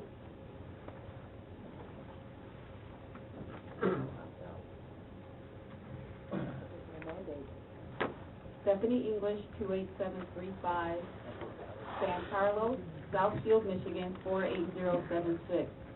I shared with Mr. Charette last week, my home is flagged as a no install by the vendor who is actually doing the installation. There's a yellow card that is supposed to be given with the green announcement card. It is yellow, bright yellow, but they are not passing that card out. It has the telephone number to the, I guess the AccuRead company. When I contacted that number, I told them that I did not want it installed based on the health issues of my husband. He's very healthy, but he has a genetic heart disposition. He has a stent, and he was just recently diagnosed with AFib. So at the time that I explained that, I was flagged as a no-install home. Now, this is not the terminology opt-out, but if there's a waiver for me, there should be an opportunity for waiver for anyone. Once you have one waiver, you have a gap that you have to close, because if I have my home listed as a non-install by that company, she said, ma'am, your address is already flagged as a no-install address, the unit will not be installed with your home. Then everyone in the room should have that opportunity. Now, I gave that card to Mr. Charette. Now, the problem I had, I chased the guy to the truck. I wanted to have a telephone number, supervisory telephone number, that I could call to discuss this. In his truck, he had boxes of those yellow cards in cellophane that he was not passing out with the same announcement card. Now, that to me is omission of information, because I have a home that will not have that installation. It is not called opt-out, it is just called, what they said was, your home is flagged as a no install. If that's all that I have to do, then other residents should have that same opportunity, and I have not seen, I've been monitoring my neighborhood, I am home to do this. The yellow card has not been passed out with that particular announcement card, because that yellow card bypasses that long telephone number, 1-800, whatever, 4747, that you'll never get through to. I got immediately through to the vendor that's doing the install. With a click of the button, my home was listed as a no install. To answer our councilwoman's question, then anybody should be able to call that number. The remaining 25% or 30% that has not been installed, they should be able to call that number. Don't use the words opt-out. Whether it's called a waiver for me, whatever you want to call it, I will not have that unit installed. And I believe that everyone else should have that waiver opportunity until all of this is settled out. But our city administrator has that telephone number. I gave him the card as I called on September 12th. That was my second call to ensure that I was flagged as a no install, but the first call was the Friday before. And that's the gap. So, I'll come back to Mike's answer. There's a series of cards that the vendor has. It's a green, white, and blue card that said we had a successful installation. There's a yellow card that says, and the purpose of that card is to say that you were not at home, or we could not get to your meter. Please call us to set an appointment so that we can exchange your meter. That's what that yellow. They're not passing it out. They're not supposed to unless they are trying to do a meter exchange and they cannot access your property. That's the purpose of that card. When the vendor goes out and they cannot do an install, and there's certain installs, not only those that they cannot do, if you have what's called an A-base meter, which is your meter is completely boxed in, okay, they cannot do those. Those jobs are returned to utility.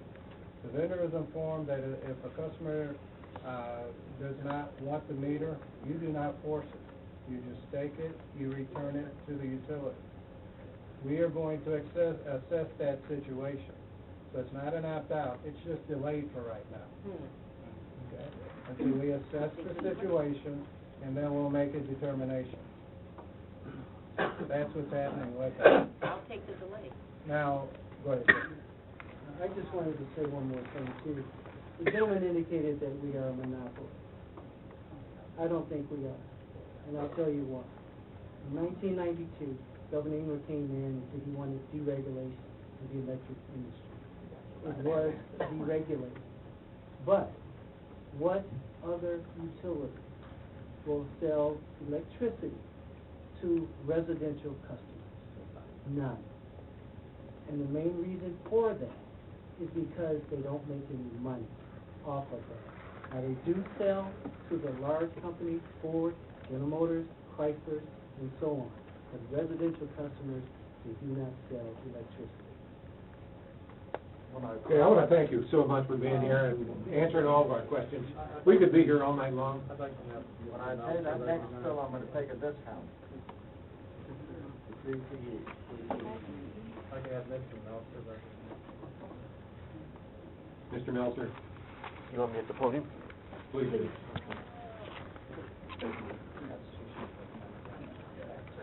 you, gentlemen, for being here, and Jamie, for taking the if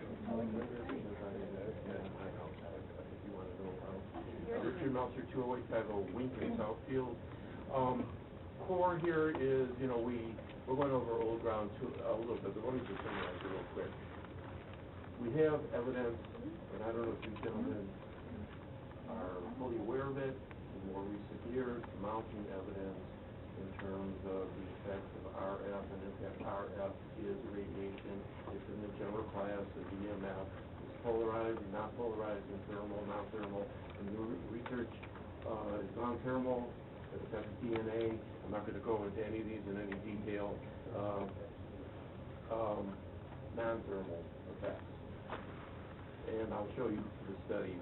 The bottom line is there are a lot of people who now are beginning to study this, and there is mounting research. It doesn't come from the engineering side of the world, it comes from the public health side and the MD side. And there's no surprise there, because the engineering side says, prove it harmful, and the public health side says, prove it safe. The FCC guidelines are way, way out of date, was done in a very narrow fashion, didn't comprehend a lot of things, and ultimately, when engineering firms say the device is safe, what they're really saying is, it is legal. And that's it. Right. And that's how they define safe. Is it legal? Well, then it's safe. And what we're saying is that's not true. The standards are way too high, and I'm not here to debate you, and I respect your position, okay? And I think you did a good job of handling a lot of things. But also for smart appliances in the future, yes, California has already mandated that. There will be all that communication, there will be all that collection of data, and DTE may be a little bit slick here. You know, they say, well, we're not going to sell it. What they'll do is they'll create a subsidiary, an offshoot company, and they'll sell it. If Google sells it, I promise you, it is worth a lot of money, and somebody is going to get their hands on it and sell it, and some people are going to be hurt by it. You know, the medical examples of how that might be used against you, we talked a little bit about that. Anyways, I'm going to wrap it up. One thing that we've never talked about, even with the council and stuff, is, you know, value of a loss of load, the vol concept within the industry.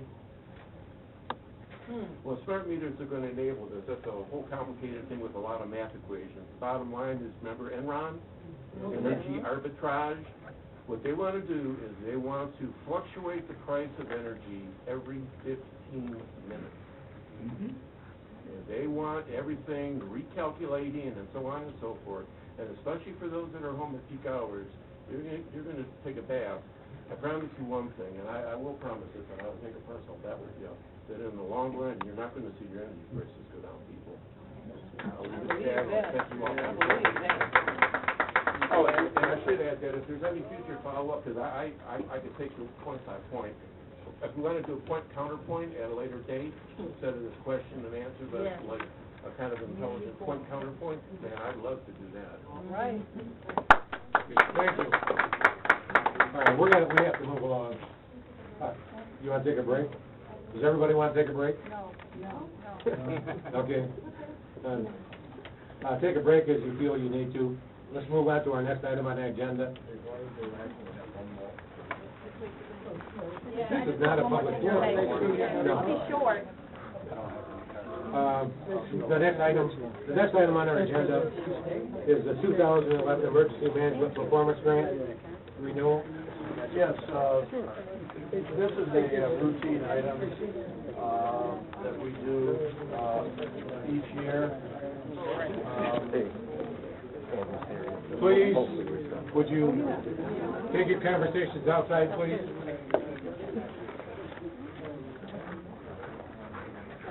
This is simply authorization for the emergency management director to apply for the grant, federal grant that we normally get for the services of the emergency management function. And we simply have it on this agenda so that we can roll forward and put it on the consent agenda next week. Okay, is there any question? Does anyone have any questions? I missed just one I missed what we're talking about. What did you say again? I think maybe we need to take a couple minutes of a break since I missed all of that. I could actually have two items, so one may go up front, like these are here. Right. Because I read now that they made the president. I wanted to say something to the council because we were waiting in the legislative committee. We were waiting to cancel it. I'd like to go ahead and get that rescheduled. Now that we have that information, just have a little bit of discussion here before we move on to the agenda. What is it? One of the things that came out is no awareness of discussions in the Public Services Commission.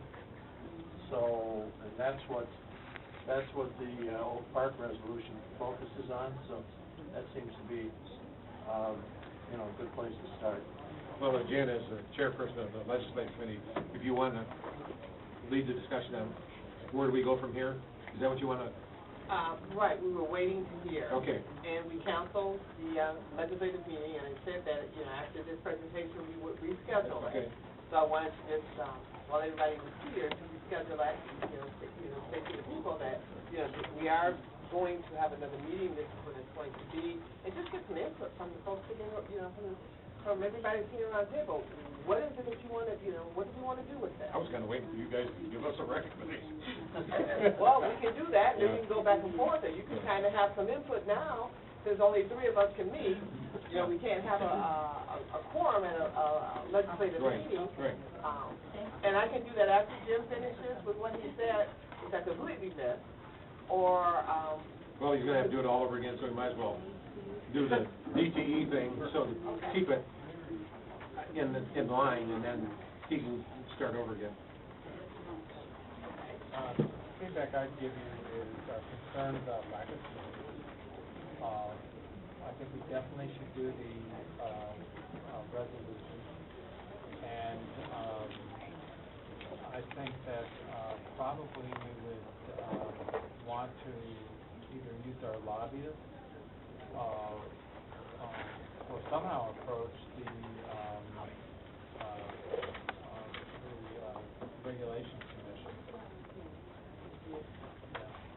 Public service. right, to present our resolution, or to say, you know, these are our concerns.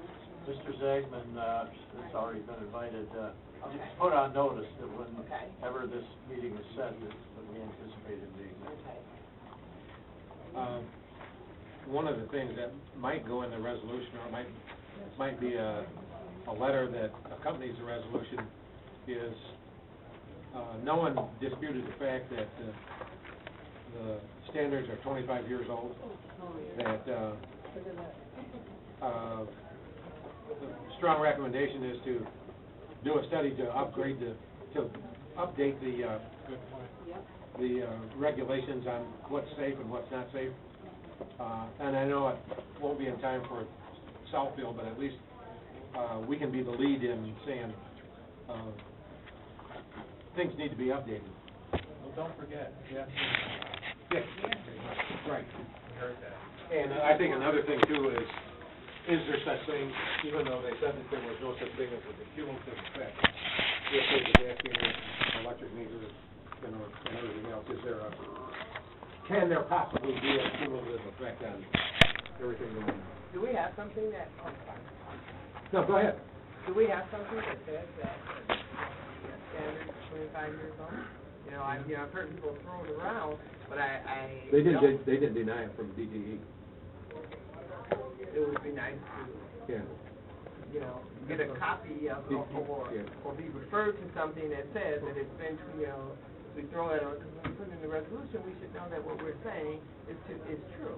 Yeah, we don't necessarily have to say it's 25 years old. We just have to make sure that the standards are current.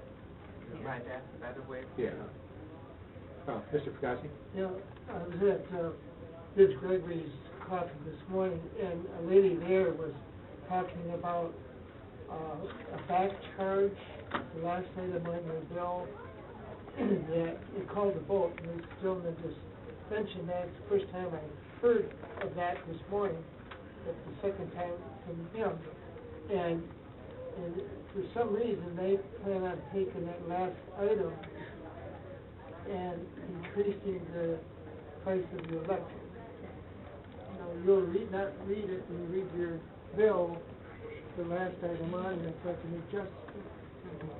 And that's where they say that they can make adjustments, and it's not always in your favor. So I don't know how true that is, but it was raised before Senator Gregory this morning, and like I said, second time, so I've got to look at my bill. There's no doubt in my mind that once you have a smart meter on your house, if you're using electricity during a high period, that you'll be paying more for it than, and it's no different than, and I think you brought it up, Ken, our water, where we pump our water in the middle of the night when water rates are lowest, fill up our tanks, and then we use it, during the day. That's why we can keep our water rates down. So other communities are pumping water during the day when the rates are high, so their water rates are even higher, so.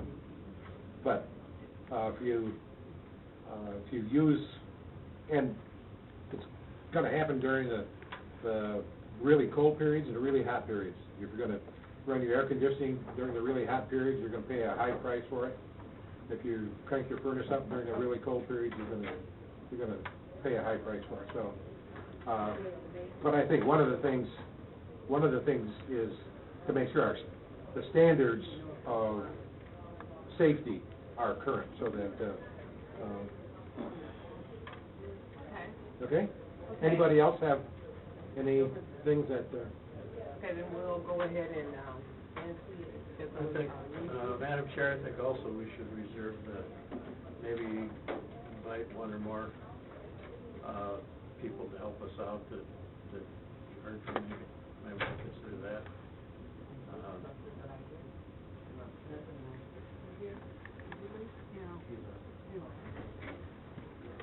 Okay, so, then, Jim and Nancy, maybe we're going to talk to come up with a date after, we'll talk at a break or after the meeting. Because I will need Sydney and Joan there. when are your meeting gonna be rescheduled? Well, we normally meet the second, Wednesday of the month. Joan, we need to, I just want to check with your schedule, see about the availability, either this week or next week, where we can meet. Looks like, I know. Next week is a holiday, so. Oh, okay. What about the, last week, is September? Oh, okay. You said next week, very good, it is the 19th. And then 2 weeks after that is already scheduled. well, since there are only three people involved, why don't you work it out with your committee and go ahead and have your meeting. Well, we're not only losing the battle, I think we're losing the war as far as the holding 12th, this meeting. because it's already going on, it's not going to stop based on Let's what call we the do. meeting back to order. Okay. Yeah, but Jim is making a presentation. Yeah. Okay. Oh, he just did. We'll just go with the next meeting in October, because this is not going to stop based on anything that we do. And then we'll just make it second, and then give us a little time. Okay, Councilwoman Seymour was, out with some folks, and apparently there's one or more allegations of certain threats to cut off electrical service of these meters. So that's what she was concerned with. So if that's the case, we will certainly, listen to that concern as well at the legislative committee. So she is a member of the committee. Okay, I know there are some, complex, items on the agenda tonight. I have two rather routine procedural items, and then we'll get into, the meatier, discussions of the evening. Not that the DTE wasn't a good workout, but we have other opportunities as well. We have a, authority, requested to apply for a grant, for the Emergency Management Performance Grant. This is the annual, allotment, that we get from the federal government to run the emergency management program. It's merely in your agenda, now, so that we can put it on the consent agenda, next, week. And, with, any, questions that, can be handled this evening. And it also gives our attorney Dan's opportunity to take a look at the format of the grant itself. So, fairly routine, we've applied for it for years successfully. It's $17,253 will be the amount of the grant. Second item we have. That's going on next week's agenda? Yes. Okay. Both of these items will go on next week's agenda. Okay. The next item that we have, is an extension of a contract with Motor City Electric Technologies for implementation and training services in connection with the Supervisory Control and Data Acquisition System, known as SCADA. The purpose of this system is to give us advance warning of any malfunctions in our lift stations, which of course we want to know about any issues there as soon as possible, because that avoids a flooding situation, which is a threat to businesses, residents, and the environment. What we need to do, we had an allotment for this project of $510,000. We are not asking for any more money. What we're asking for is more time. The project turned out to be quite a bit more complex than we had initially envisioned. Also, the economic challenges that we've had, our staffing is tighter than when we first began this in 2008. And training is a vital part of the effective use of the system. So what we would like to do is request that this contract be extended through December 31st, 2011, in order for us to complete this project, and that any remaining, that the remaining unexpended balance be reallocated to the current budgets that apply to the period through December 31st, 2011. Want to, again, just preview this. That's why it's marked draft. To preview this, and this is exactly what will come to you and the meeting of the 26th.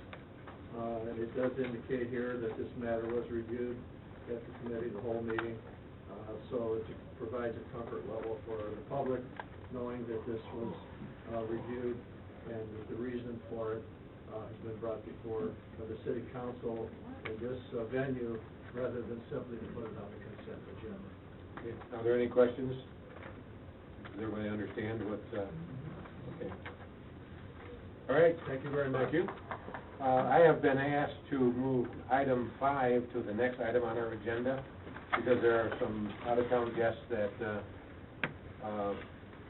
are here to talk about the Golden Corral, and Mr. Crowe asked me to move that up to the next item, so without objection. Mr. Crowe? If I could have maybe a 3-minute recess for them to set up their PowerPoint presentation, get our boards ready. Okay. And then I'm handling the item 4 by myself, so I can deal with that after as well. Okay. Does anyone need to take a break? This would be an opportune time for us to take a very short break. And I want to share this stuff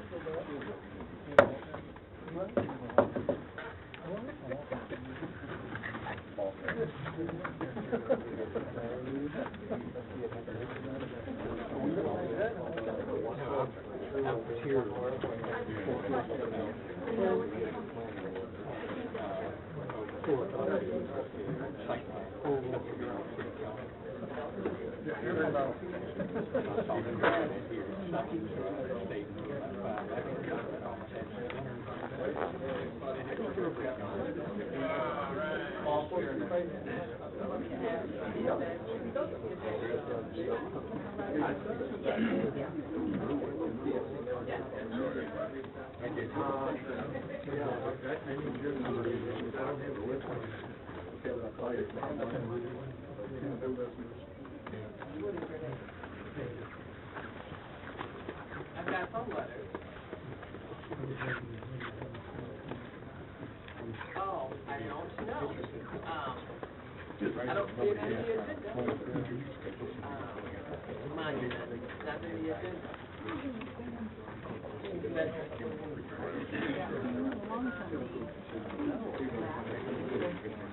What's going on around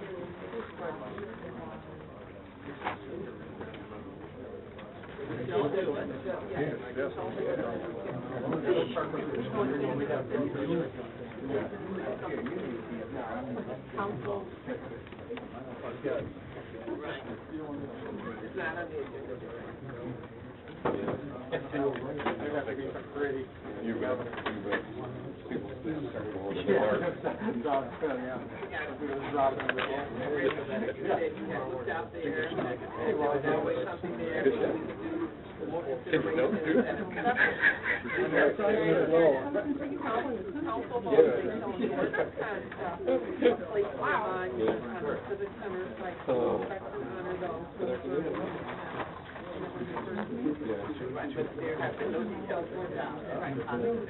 But I got your letter, right. You made a good point. We walked out there. Yes, I did get that. I got it.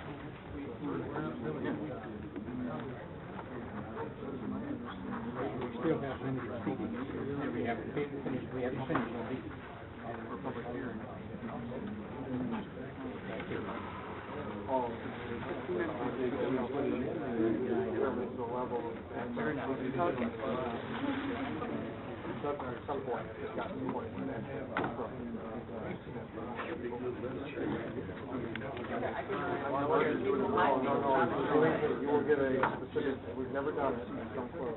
You'd get a specific. No, I can.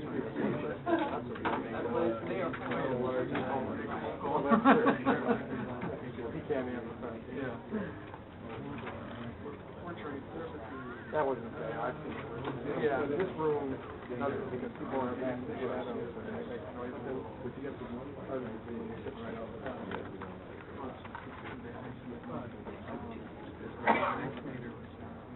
Yeah, that's right.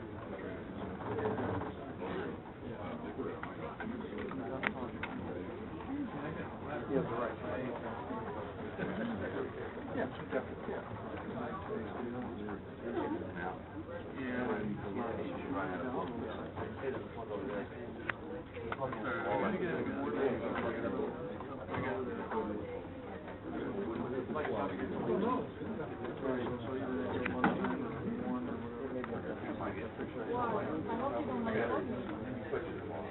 They did, because unplugged me. Yeah. You unplugged your mic recorder. Well, everything's plugged in. I'm very sorry. I thought that I'd swap my own out. My wife used to do that. She did court recorded. Okay. No, I'm plugged in. I'll tell you what, she could almost keep up with the type of it, but, she. Watergate. It went off. You know, the switch down there is pretty clear. Oh, We'll figure it out. If nothing else, I'll look them up. I'll write it down. That's all right. I'm glad I caught it. So it's not on the. That's when I Yeah. I'll just have.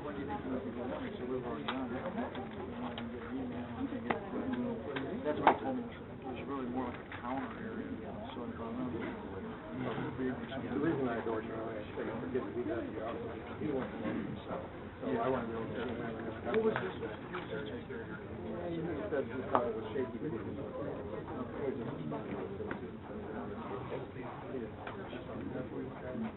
The definition, when we get the definition, we should know how, I guess, we just can't.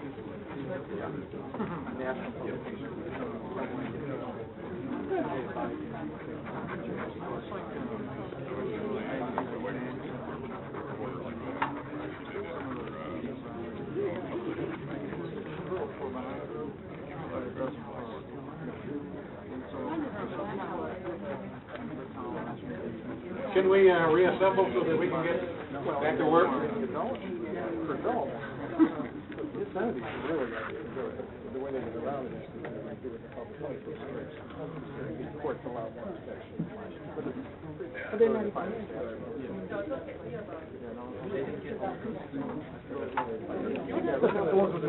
look at the now they can move away. They were sitting there, but, a couple.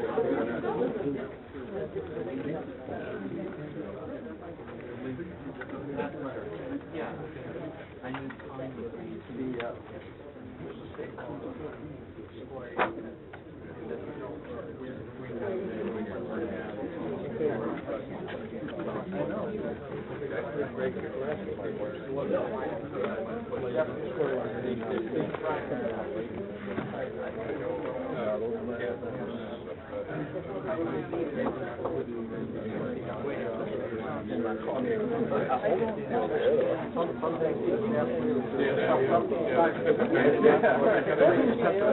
All right, we have 4 people, so let's get started. Our next item tonight for study consideration of the council are 2 items that will be coming before you at your September 26th public hearing and regular meeting. The first item is ZR 1311, which is a rezoning request of Dorchin Martin Associates on behalf of the owner, Corral of Tri-County, to rezone from OS Office Service to B2 Planned Business, a property located at 29350 Southfield Road, at the northeast corner of Southfield Road and Edwards Ave. Part and parcel to that, if the rezoning does go forward, is GP 1229, SP 1282, which is a special use and site plan review request of Dorchin Martin Associates on behalf of the owner of Corral of Tri-County to construct a new 12,050 square foot Golden Corral Restaurant with associated parking on the property located at 29350. Tonight we have representatives from Golden Corral, the developer, architect, and traffic engineer that would like to do a brief presentation and then be available to answer any questions. After their presentation and questions by the council, I will also be available to answer any questions on procedural issues with regard to the rezoning special use or site plan. Okay. Thank you. Will the petitioner please come to the microphone, give your name and address for the record, and state your case, please? Sure. First of all, thank you this evening for hearing us. My name is Larry Weiland. I'm from Indianapolis, Indiana. I represent Golden Corral. I'm the real estate director for this part of the country, for the Midwest, and we've been through 5 or 4 meetings prior to this with the planning department, kind of going through where we are, and I thought tonight we would just kind of do a summary of kind of where I think we are and where we're going. Okay. Okay. You know, the question today was, what is Golden Corral? And Golden Corral is, can you hear if I talk like this? You really need to talk to the microphone. I'm sorry. Our secretary. All right. Golden Corral is a family concept. No liquor, no alcohol. The things that people want that are from Michigan. So you have 2 stores here in Detroit, not in Detroit, in Detroit Metro, you call here. One in Westland and one in on Town Hall on. Get my notes here. Clinton Township that have been open. One's been open for 7 years. One's been open for about a year now. That do very, very well. We serve breakfast on the weekends, lunch and dinner, $8 lunch ticket, $10 dinner ticket. So we're really going after the value customer. In terms of business people for lunch, we'll offer free business meeting rooms for the business people that work in the community, Wi-Fi and those kind of things.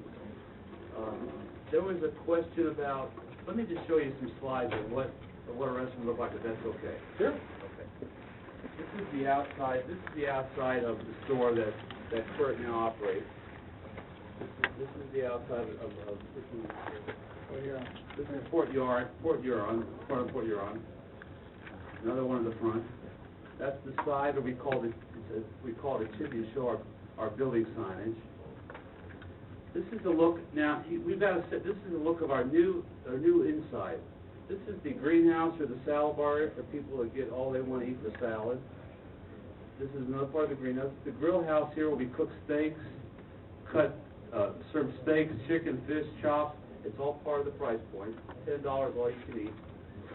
This is the Lighthouse Base with seafood and the Piazza with Italian food. More Piazza there. Pagoda, we have a Chinese station for Chinese food. So we're trying to meet every kind of the customer. A person wants Chinese food, Hispanic food, American food, grilled food, salad food, healthy food. This is a picture of one of the dining rooms right here with tables and chairs. Tables and chairs again. This is actually the store this is your store here. This is 7 years old. We're showing 7-year-old pictures here to show you that after 7 years, our stores still look good. Inside dining room. That's his store now, 7 years. You see a different color scheme. In this one, this is the 7-year-old buffet here. More of his restaurant now. His restaurant. Brastel Bakery. So that's good. So we give you an idea of what we look like. We are really value-driven for the customer. Someone said to me this morning about loss of business. If we open up a Golden Corral, what happens to the local people? Let's just talk about that for a second. We opened a store over in Hall Road in Clinton Township a year ago. Our first year we did $5.9 million in sales. I called today the manager of BB, what's that, barbecue, Mongolian barbecue beef concept just like us. He's up in sales. Olive Garden up in sales. Red Lobster up in sales. Go up and down Hall Road. With our restaurant there, those restaurants are still packed. We are going to bring people to your community. We're not here to hurt anybody. We're not the Walmarts of the world. We are here to serve the community that we want to be in Southfield. We will bring people to your community. We will hire 170 people, 170 jobs. And we're talking about jobs where people, you know, you can hire an engineer or some high-class office person that makes good money. They work here and they drive somewhere else. People that work at Golden Corral, regular people, when they get off work, they're going to spend their money in your community. They're going to go buy diapers and milk and things that make a difference. And we'll do that here. We'll bring people to the market. We'll employ 170 people. We'll pay our real estate taxes, our property tax. On the community side, which is a whole other part of our life, we help schools, churches. We do a huge Children's Miracle Network every year. We feed veterans on Veterans Day once a year all over the country, see this on TV. We're a privately held company. We do $1.9 billion a year in sales. We close very few restaurants. We are here to stay. We are a new niche. If you go to Las Vegas, which I don't go, but if you go to Las Vegas, they have all these fancy buffets. That's who we are. But we're the fancy buffet for the regular Joe and the regular mom working, that to them, $10 is a lot of money to go out to eat. And maybe you don't see that in today's world because there are a lot of people here in this market, you know, I don't see any other buffets in this town like this. So we're not going to hurt anybody. If you're going to get a gyro, you're going to get a Greek salad, you're going to get eggs at wherever. You go in there. We're not taking it away from things. We heard that today a lot. And I want to make sure everyone understands that we're here to help the community. I guarantee you, this restaurant will be a map in your restaurant that will make people want to come to Southfield. And to me, I think that's what it's all about. I don't know. Kurt Patel with me is the franchisee. He has 2 stores. He's got 2 restaurants. He's got the opportunity to build 3. He wants to come to Southfield. If we can't come to Southfield, this location, we're not coming to Southfield. Why? It's the only track we can find in 2.5 years that's big enough for us, that has the traffic we need. We've done a study this thick on Southfield. Why one come here? We have to be sure. Nothing in life is sure, you know, except taxes and death, like this say, okay? We got to be darn sure as a franchisor that he's successful. If the economics are not right, if we don't have the right customers we need, we do not go to market. We're not like McDonald's. We don't build them every day. We only build about 20 stores a year, and believe me, we put a lot of work into what we've done. We believe that this is the place to be, and we believe that Southfield will gain a lot from us being in this community. We don't serve liquor, no late night. There's been conversations about the neighborhood, the neighbors. We've been there. We've talked about the buffer zones, raising the ceiling. When they said lower lighting, we lowered the lights. We're 200 feet or yards, what is it? 200 feet. We're 200 feet to the back of our building to the fence, right? He'll go over that later. We're 200 feet. That's like a football field almost. Okay, before anyone can hear us, and we close early. So. What's early? 9 o'clock during the week, 10 o'clock on the weekend. No late night. When do you open? We open at 11 o'clock for lunch, and we open on Saturday and Sunday at 7 for breakfast. And when that question was brought up, sir, we also said one of our process or one of our policies would be at close at 10 o'clock. If we have employees parked in the back of the parking lot, the employees would come to the front of the parking lot. We will do whatever we have to do to make this thing work. If trash has to come at a certain time, we tell our trash company. If delivery's got to come at a certain time, we do what you want us to do. We're not here to fight nobody. We're just here to help a franchisee who spent a lot of money already trying to get a restaurant built in a community that we feel like would really benefit from who we are. You can see in the pictures here, we're not here today, gone tomorrow. We're a 4-year-old company that built in 33 years, since I'm 21 years old. So, I think I've covered everything, that I need to cover. Any questions? Mr. Saber. Am I missing something? This seems like a no-brainer. The building burned down, the lot is vacant. I'm feeling like I'm getting a hard sell. Well, sir. So maybe I'm missing something, that's why Well, I'm asking. you are missing something. I feel the same way. But after today, in 2.5-hour meeting I went to this morning on the site selection, we spent a lot of time talking about these big issues according to the committee, not about the site. So I'm just following what I thought it was a slam dunk. Really. That's all. I didn't mean to interrupt. The only question I had about this was that the office building that was there, the Harvard Square building, was, if I remember correctly, about 41,000 square feet. You're proposing 12,000 something. And I see a lot of parking, and I don't know how many spaces are here. And how many parking spaces? We'll let Sam handle the site part. Yeah, how many parking spaces? There's 100, I'm sorry, and what's required, I guess? yes, through the chair. Since Golden Corral was a new restaurant, the franchisee wanted to do a presentation on the concept of the plan. Mr. Dorchin is here to go through the site plan issues, and then we have traffic engineers answer any traffic questions, and then I'll be happy to answer any of the rezoning or special use questions.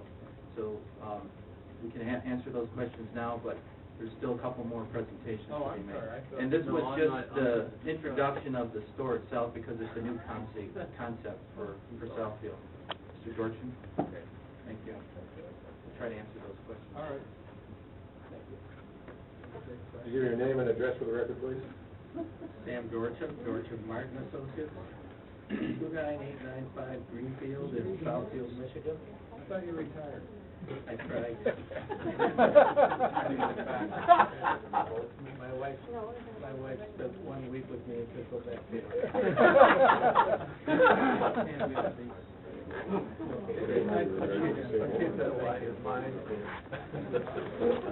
the truth.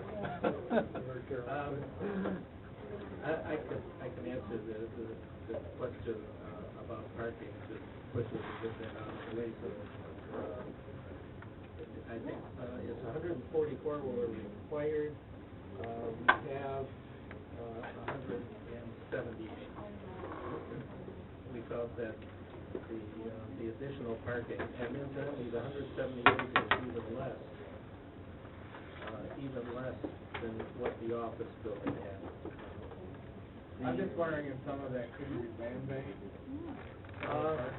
Well, actually, We require in this building, we require 170 spots for our restaurant. That's what we found in our studies, what works for us. Because we're gonna employ 170 people, plus 60 people working on a shift, and so just run the numbers.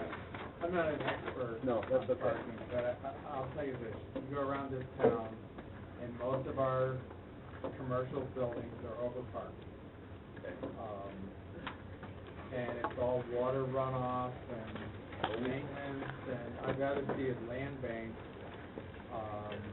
and then if you need it, you add it, but, I'm not here to give you a hard time. No, yes, sir. But we have found that our, these size buildings, 170 parks is the least amount we want.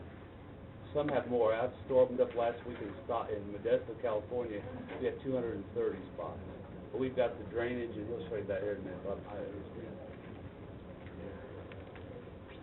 And I have to say, Dr. Senator, I agree with you about, for the most part, that there's too much parking, on many sites. This seems to be one that has accurate numbers to back up their needs. And so, we did what we could to provide parking that would recognize some things that were avoided, or neglected in the previous building, which was, I don't know, maybe some of you remember when that was built. And you could see it on the site there, the square donut. This is less than a third the size of it. What we did, to get all of our parking and still try to provide privacy for the residences behind the site, was to have a rain garden type retention pond. And that goes for the drainage that comes around and drains into the retention pond. Another thing that I'd like to point out is the landscaping. The previous site had parking all the way up to this line here. In order to recognize the current request for right-of-way location, we're 102 feet from the center line to our right-of-way line. And as you can see, we have a lot more landscaping than,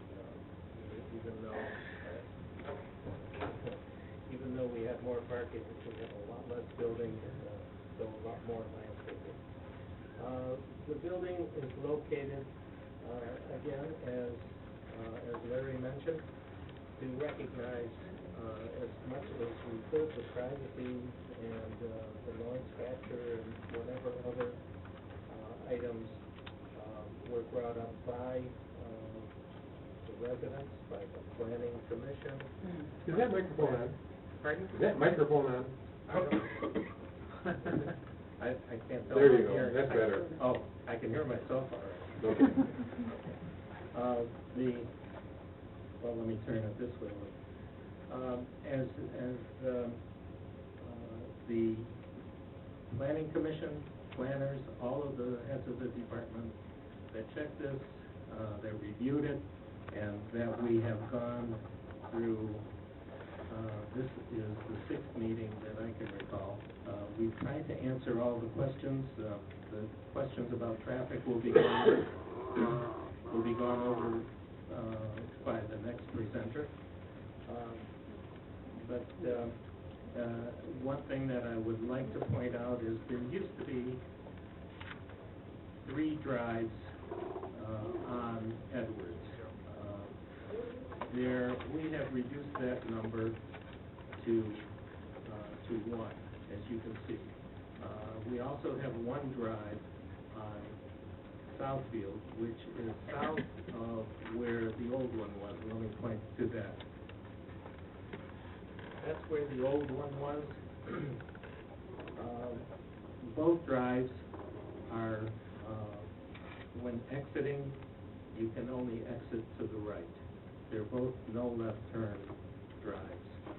You can come into the site off of Southfield from the south.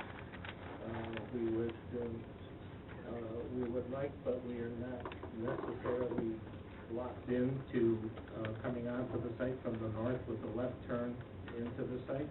We can turn left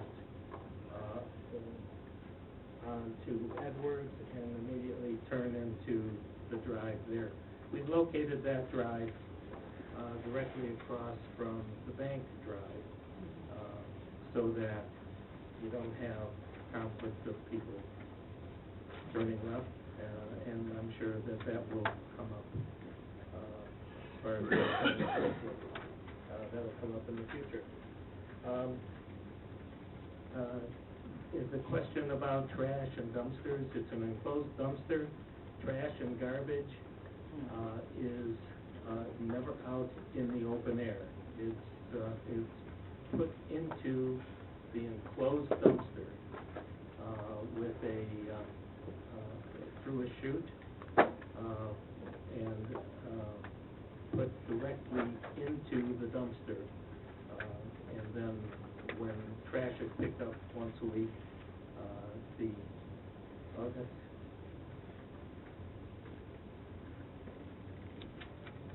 this shows the chute from the building directly into the dumpster. And the dumpster is enclosed. It has an enclosure that matches the building. As far as odors and rodent control, which were questions that were brought up during many of the meetings, the rodent control, there is a rodent control company that will come once a week or once a month or as needed. Odors are cleaned as much as possible from the cooking operation with electronic filters, and they have a special filtering system that we can make available to you to show how that's done. I think it's important, well, I may be overlapping a little bit on Larry's talk, but the food is all prepared on the site. Half of the floor area is kitchen, half of the floor is eating space, and it's tables and chairs, not benches, and the last thing that I'd like to cover is lighting. We've provided a photometric sheet to cover the lighting to make sure that we don't spill over into the residential area. And it's been reviewed, and so far as we know, approved. I can't think of anything more to tell you other than some of the things on the site. Behind the building, that's designated for employee parking, and if employees end up parking in this area, then, as Larry said, those cars are moved before closing time to avoid the late night people leaving, the employees.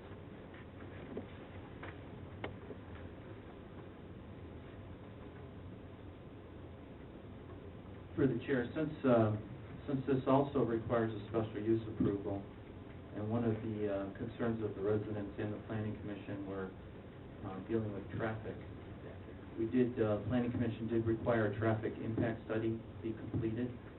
We do have the traffic engineers here tonight to do a brief presentation on their findings and to be available for questions of the council.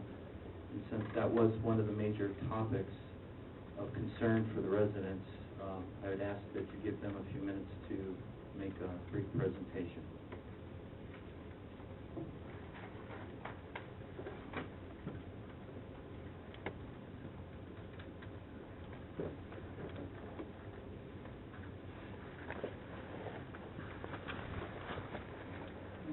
Good evening, my name is Mike Lavity. I'm TJ Light from Wilcox and Associates. Address, please, your business address. In Farmington Hills on Industrial Drive. I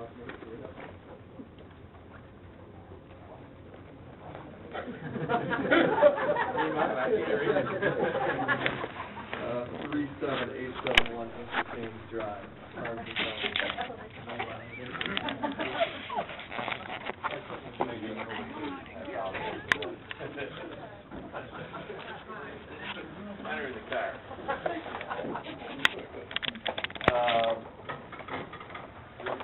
traffic impact study. There's a lot that goes into it.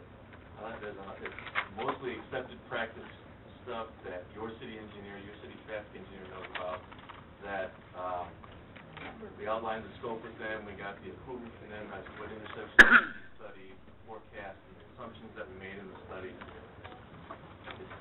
It's a lot of numbers and a lot of words. Bottom line is that the impact is not, there is no significant impact. The differences in delay between existing with no offense and with the restaurant in place during the lunchtime peak and the evening peak, which would be sometime between 4 and 6, is just a couple of seconds of delay per vehicle at Southfield and Edwards. There was also some other things we found out that are kind of interesting to note, that there's been some significant drops in traffic volumes on the residential streets in the neighborhood since 2002.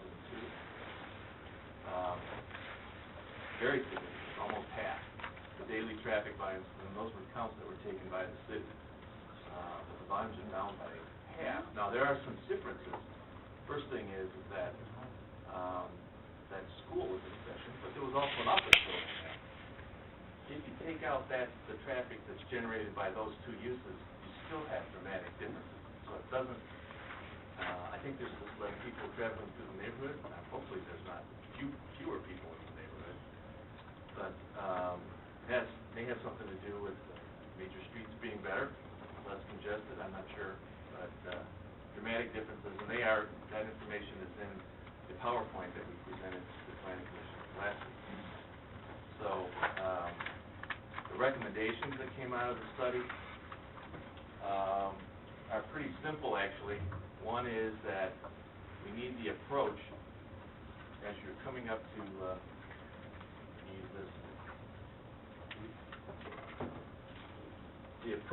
This approach right now, you can really only have one car on it, and people are driving, if you wanted to turn right, kind of driving over a real rough area right there, and we're proposing that gets fixed so that you can drive on it. So that's one thing. There's a sign on, no, I don't think, oh, that's right. So we want that approach fixed, we want that paved. We'll bring up a little aerial, the aerial to show you what the other important thing that came of this. Plus, we're recommending that the driveway be designed and constructed consistent with Road Commission standards. The Road Commission owns Southfield Road. Can you bring up the one that shows the other? Yeah. Yeah, I guess it is here. I'll have to say this is, but right now, this.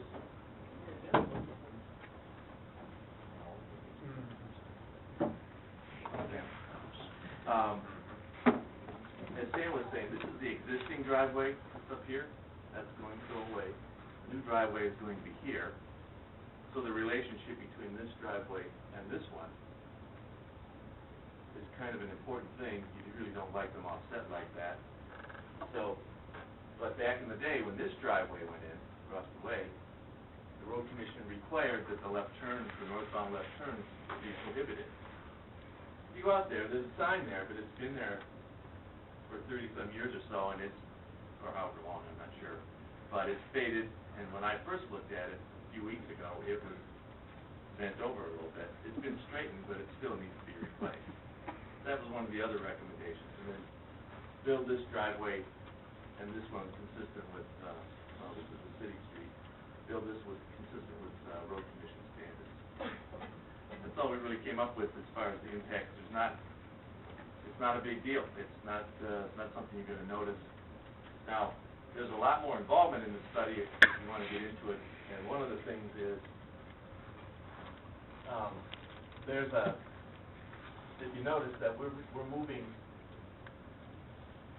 a distance from here down to here is the center line of this driveway, which is going away, moving it down another 170 feet down to here, which is a good thing because there were some complaints and concerns about relationship of this driveway to this one.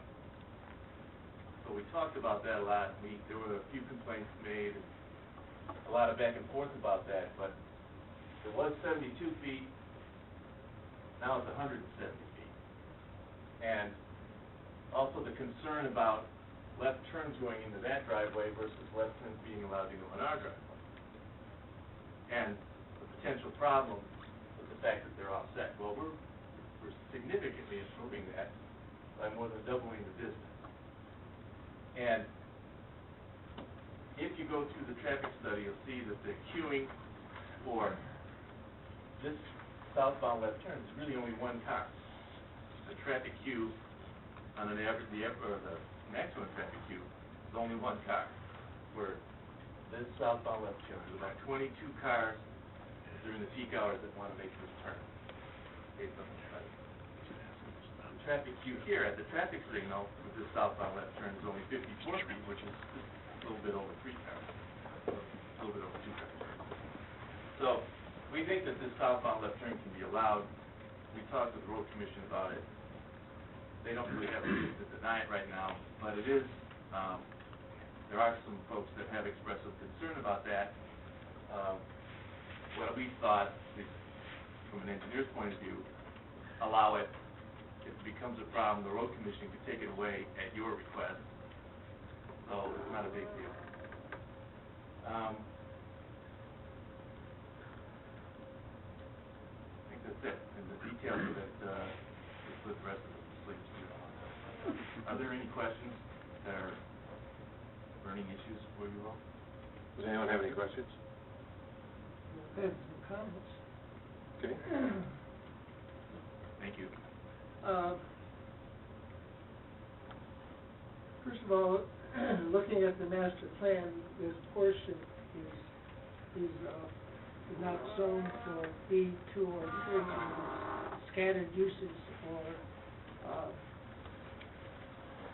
it could be just about anything, but in most cases it's all OS. It's just property is OS. The other thing, it's very important to me that we in Southfield, and sorry, Ted, I can't see it as a great thing, because I'm very familiar with that area. I've been there almost 50 years. But Bedford Woods is a beautiful rural street. If you know the history about Edward Street, years ago, traffic was so crazy on that street that's why that block between Lakewood and Southfield is basically one way, except for the Southfield frontage. And I guess my thing that I've asked myself is, do we take anything for revenue? Do we get to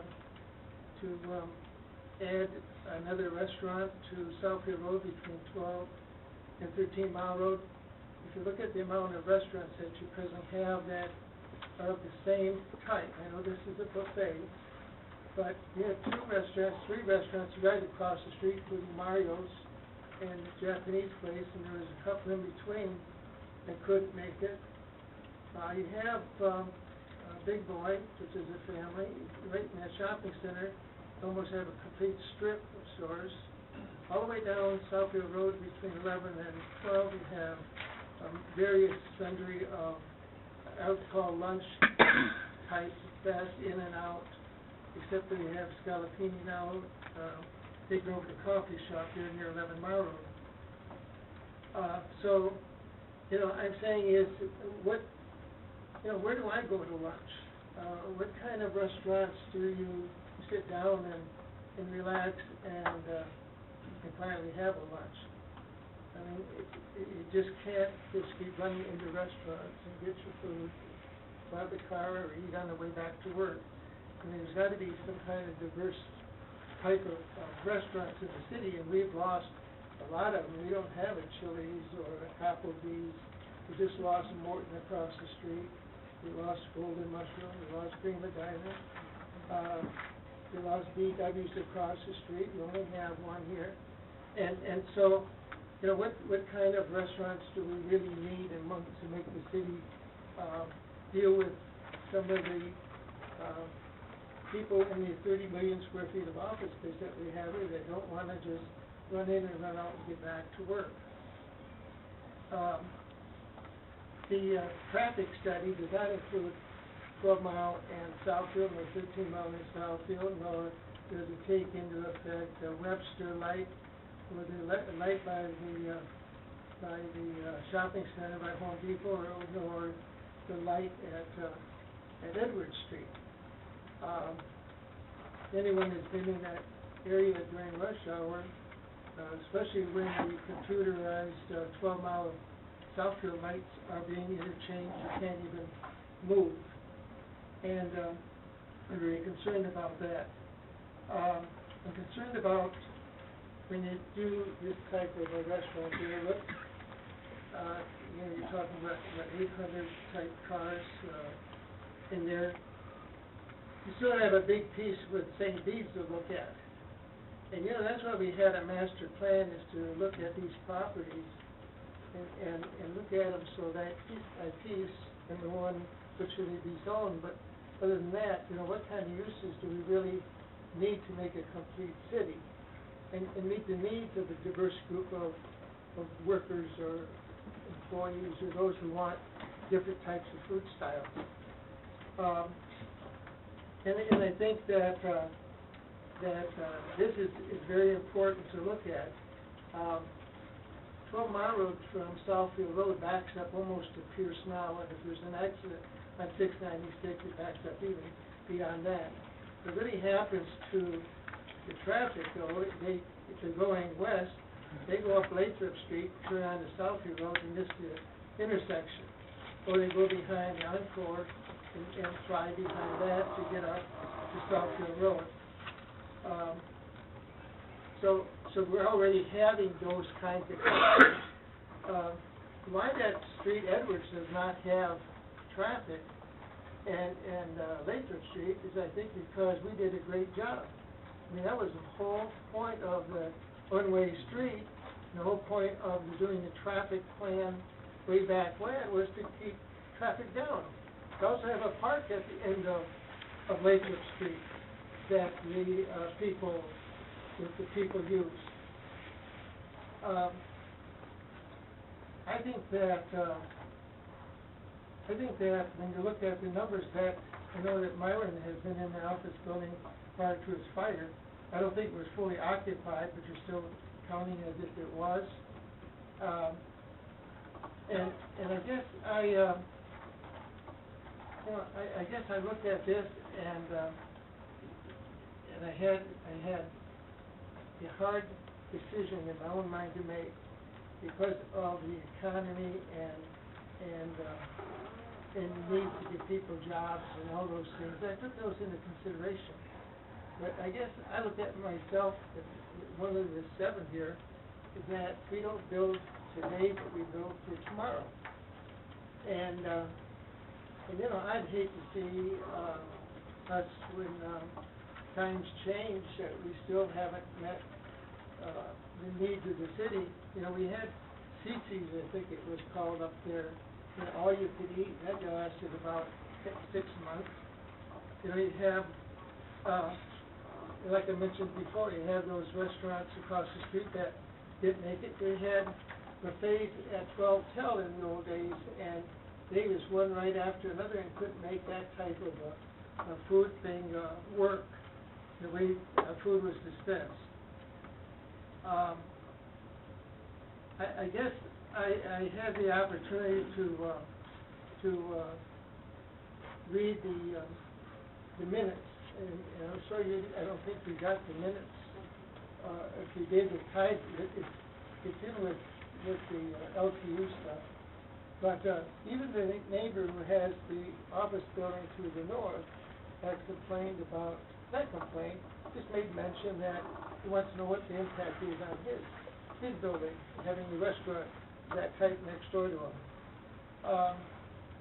Then I read Commissioner Mandel, of course, he's the one who retired from the board, and it really made sense to me because housing values are dropping so drastically, and those are such nice homes back there, I would say to myself, what kind of impact is it gonna have on the values of those homes back on Lathrop Street? If you haven't been back there, they're really great homes, large ranches, that whole area are all nice homes, and we just had new homes built on Webster and Pierce.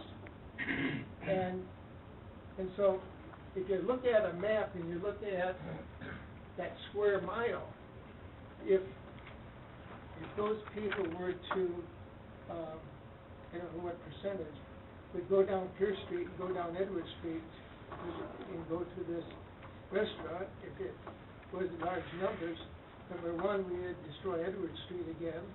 Would be a path. Lathrop Street from 12 Mile Road to Edward Street would be impacted. And I guess what Mandel said was the noise issue would be profound for a long period of time, every day, 7 days a week, lasting well into the evening hours, and I concluded that I must vote against the zoning. Then he makes a statement that this zoning for this area with a major residential development for an entire mile to the east of it, they intended something very important, and that is to be transition zoning between the activities on Southfield Road and the residential development. And so they placed a very minimal intensive use on the property on Southfield Road.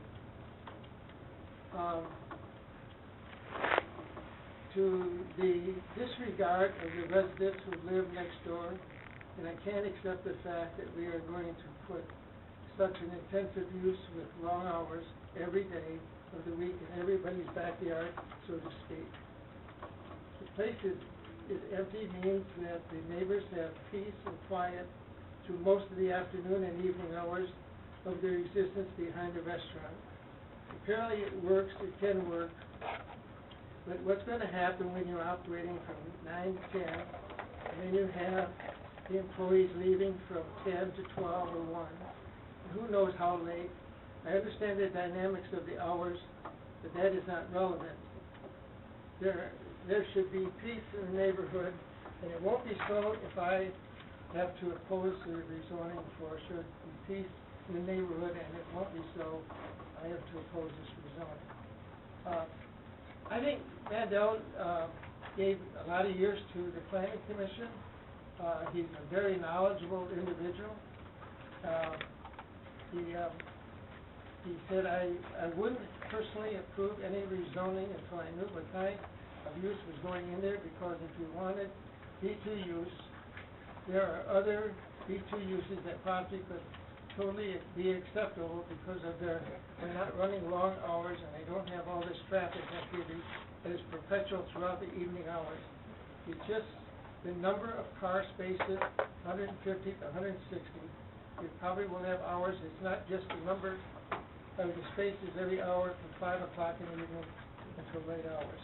So I guess he summarizes what my feeling is in disruptive of the neighborhood, hurting maybe residential property values, excessive traffic on roads that we have for years tried to reduce, to give those people a peace in their neighborhood. I mean, they used to have a gravel road there, and all their houses, when traffic backed up on 12 Mile Road, would completely fill their houses with dust. So it's a little history, but I kind of stand with Mr. Mandel and my strong feelings that we have enough of this type restaurant on Southfield Road between 12 and 13 to feed more than adequately the people in the neighborhood. But we are really missing type of thing, that type of restaurant that we have on Galaxy in Berkeley or Beverly's Club or Brady's or something like that, that is in that area where a person can really sit down and enjoy. No, it doesn't have to be liquor, but just a a nice restaurant, this, to me, does not meet the criteria why I think of a restful place to go. It'll be noisy, and you'll go in and you'll put your $10 down, and you'll grab as much as you can and leave it open for seconds and thirds. You'll have noise in the parking lot. You'll bring, possibly, other than cars there, you'll have motorcycles or trucks stopping, whatever it is. But, I mean, I think it's going to change the whole atmosphere of that 90 acres subdivision. Yes, sir. Ms. Seymour? Yeah, Excuse me, by the way, there's a lot of people who came to mention 40 people have been acknowledged as being opposed to that. Yeah, I agree with everything that Mr. Scotty said. I read Commissioner Seymour Mandel's extensive comments in the minutes of the Planning Commission meeting, and Mr. Mandel, besides being an attorney, is an architect and a very intelligent man and a very concerned community activist. One of the things that bothers me about this presentation, talking about the traffic, I live not far from there, and I'm in that area frequently, and the way they describe it is it's hardly going to be noticed. You have difficulty getting out of that shopping center, out of Big Boy, out of any of those places and making a left turn, or even out of the Comerica Bank, which is right next door to it. The traffic is rarely light on Southfield Road. And at dinner time, which will be the popular times of this restaurant, you can't cross Southfield Road. I mean, it's bumper to bumper and it's not moving. And for them to speak of this as though you'll barely notice the difference, I mean, that is such a stretch. That is just such a stretch. Our traffic engineer really didn't have time or wasn't asked to really study this. They paid a consultant to do this study. Anyone that lives in the area or is in the area on a regular basis recognizes you cannot have that many hundreds of cars coming in there and not add to the problem.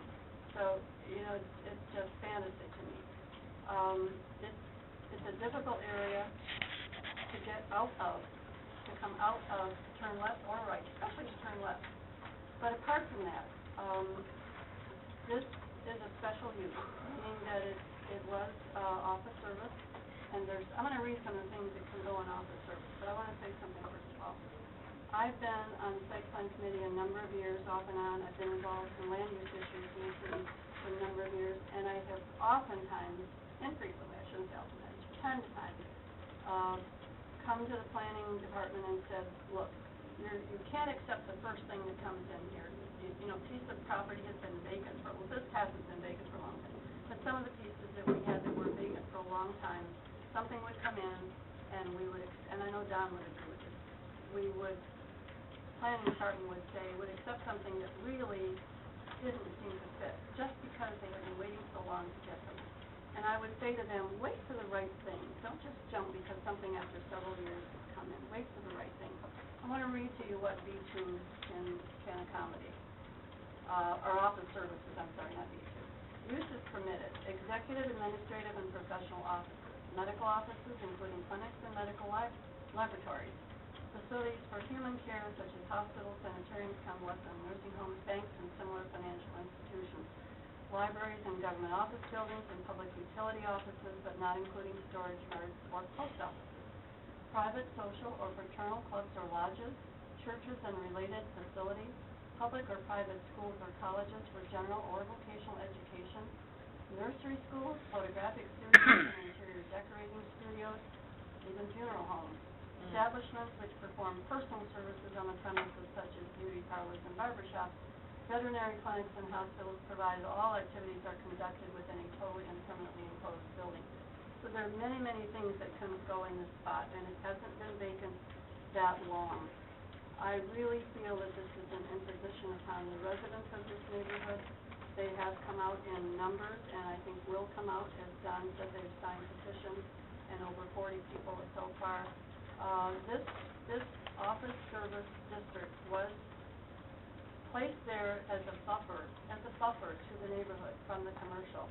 And now we're being asked to change that, to disregard the people that live there, to put a restaurant there that's going to have late hours, that is going to attract uninsured groups. It's the kind of place that, because of the price point, groups of young people can come in, get out in the cars, make noise. There's going to be noise there. There's no question about it. And I don't think it's fair to the residents to impose that on them when there are so many other things that can go there. And I think, let's wait for the right thing. Let's not rush into something just because it looks bad now. That's my feeling. And not a bad restaurant, I don't mean that, but it's just not the appropriate one for this site. That's it. Ms. Taylor? Thank you. I'm kind of torn. I live in this area, so I'm very familiar with everything that's been said. And I first want to say thank you to gentlemen. Now, we don't have access to the planning information. That would be nice if we could get a copy maybe what they were talking about. And I'm familiar with Golden Corral. I frequent the Golden Corral when I go out of town. I was first introduced when I was in Tennessee. I like the restaurant. And what it does for the area, it becomes a destination. People hear Golden Corral and they want to come. They do like it. It will bring more people. The traffic will be heavy. And everything you stated, Joan, is correct. It is very heavy traffic there now. And sometimes you cannot turn left. You have to turn right and go up to the right in order to come down. And I know that if the restaurant is there, it will bring more people. Like I said, it is a destination point for a lot of people. So that would cause more traffic on Edwards, because people will go that way to get out. Not being familiar with the area, they'll probably do Edwards and then Lathrop or further on down to Pierce, I'm not sure. But they would find back roads. People just do that. That's just what happens. So that will interrupt the neighborhood. So like I said, I'm very torn. I do understand. I'm not sure with the traffic impact, what times of day or what it was that you were studying, but it is very heavy. And I do know that, because I live here, and I'm there all the time. We have a lot of traffic there, with the strip mall, on both sides. We have Home Depot, we have Big Boy, we have all kinds of restaurants. My office is a mile away from Yep. here. If you're on Greenfield? I'm on Greenfield. Yep, okay. So you know what I'm talking about at Southfield and 12. Like the back of my hand. Yep. So I'm there every day. But I like the restaurant, I like the idea. I wish, and I'm torn because I understand what the residents are saying because the traffic is bad. It really is. So I'm really torn. The food is good, the restaurant is good, it is a destination point. A lot of people will come just to go to the restaurant. I don't know. Thank you. Go ahead, respond. Thank you. Some of the things that have happened, that have been said in past meetings, the Planning Commission, the studies, the departmental studies, indicate that this particular area, that a restaurant is an appropriate use for it.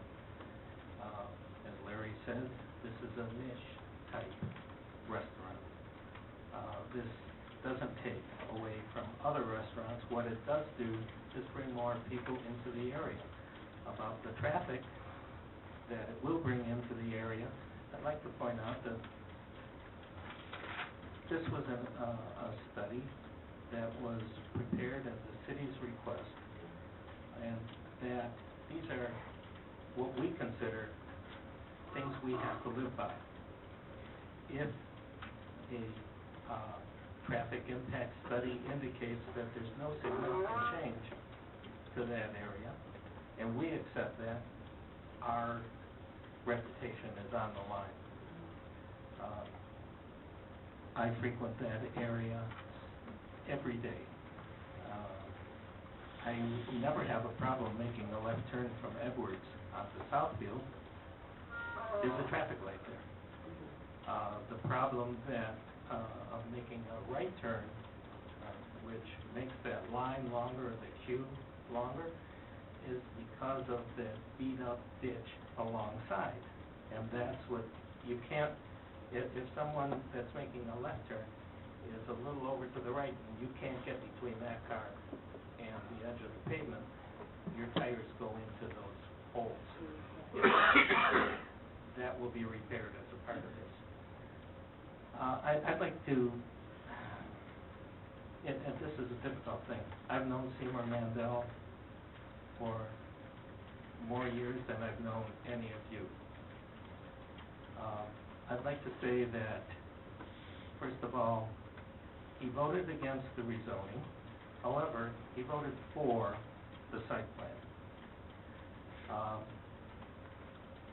I'm not sure about his thinking along those lines. It's not consistent. We have shown that we have done more to make that site attractive than was ever done by the office building that was there before. I'm not saying that you have to accept the first thing that's presented to you. However, look at what is presented to you. Is it something you like? All of the residents who came here indicated they really like Golden Corral. They'd like it not in their backyard. And you've heard not in my backyard many times. I don't disagree with that, but what would they like in their backyard? Would they like another office building, perhaps 2 stories high, that could be built like the one to the north, that people can look out into the backyards of those residences?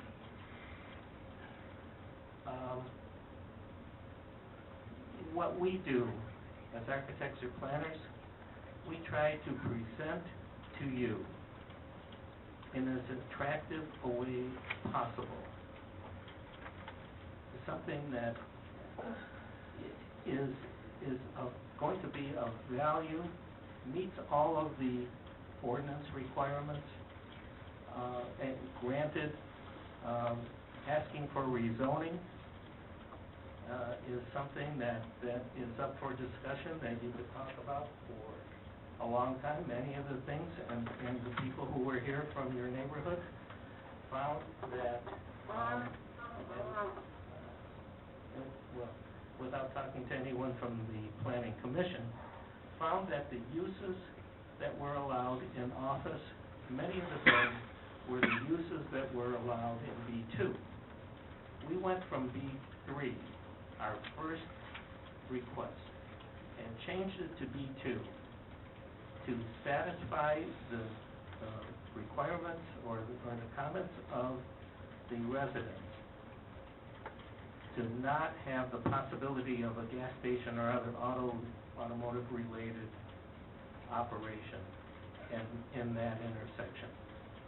That is now a vacant site that didn't meet the requirements, and if anything, it will lower the property values of the residents in the neighborhoods behind, because who wants to have what looks like a vacant lot near them when they don't know what's going to be there?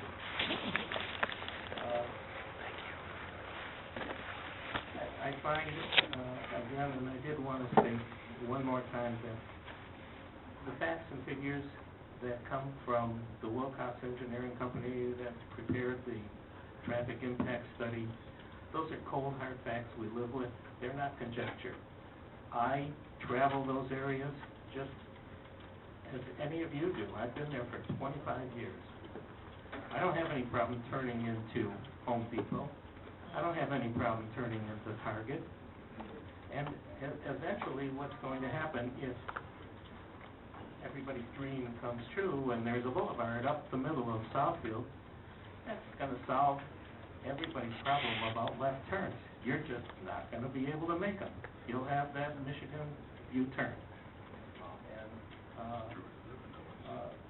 So I just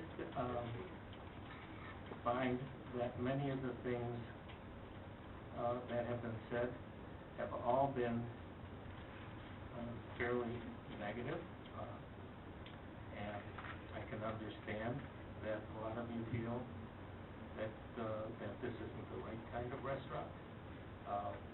Some nice restaurants that have been in that area have gone down the tubes because maybe they weren't run right. Maybe they didn't satisfy the requirements. Maybe people don't want to sit around on Southfield between 12 and 13 and have a martini for lunch. And I hear what you're saying, and I understand it. But I live in this, and I do know that sometimes there are problems with turning. Traffic is heavy here. And maybe those other restaurants didn't work because who and what they were. I know that the Golden Corral is a good restaurant. I said it's a destination point for a lot of people. I'm not saying it wouldn't be successful. It probably will be. I am saying that there is a traffic problem. Yeah, maybe it will go away if we have this right. You're correct. We wouldn't have a problem. We would not have an issue there with the turning and that kind of stuff. We still have a lot of traffic, but it would be managed better. And now that you're saying the county is going to fix both sides, no, it's state, isn't it? No, it's Oakland County Road Commission. They're gonna fix the edges of the road, because Southfield has the gravel, where cars go on the other side, where you. I don't know who's gonna fix it. It's part of the approval, is that will be fixed. Okay. That'll be repaired to be able to handle a right turn lane. Because, they're using it now, but it's still not the best answer. But I'm not saying the restaurant wouldn't succeed. I feel it would succeed anywhere because it is, in a lot of places, a destination. People will go to Golden Corral. That's what I'm saying. But it will have an impact on the neighborhood as well. That's why I said form. Yeah. Well, and standing alongside of me is someone who can place reality on that. But before we do that, there was a question before about the master plan. Did we ever get an answer on that? Remember? About changing the zoning?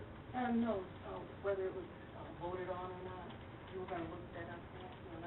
Whether the master plan was voted on? Okay, but I didn't know, because you had left that night, and we had said we were gonna find out. Okay, but I didn't know.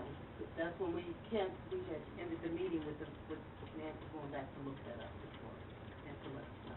But that's a guide, it's not a command. No, I understand, but we had that question, and we were waiting for that answer. It definitely was. Okay. But I will tell you that there wasn't a whole lot of confidence in it at the time. It was kind of pushed upon us by a person that we had a very short time as city administrator. Okay.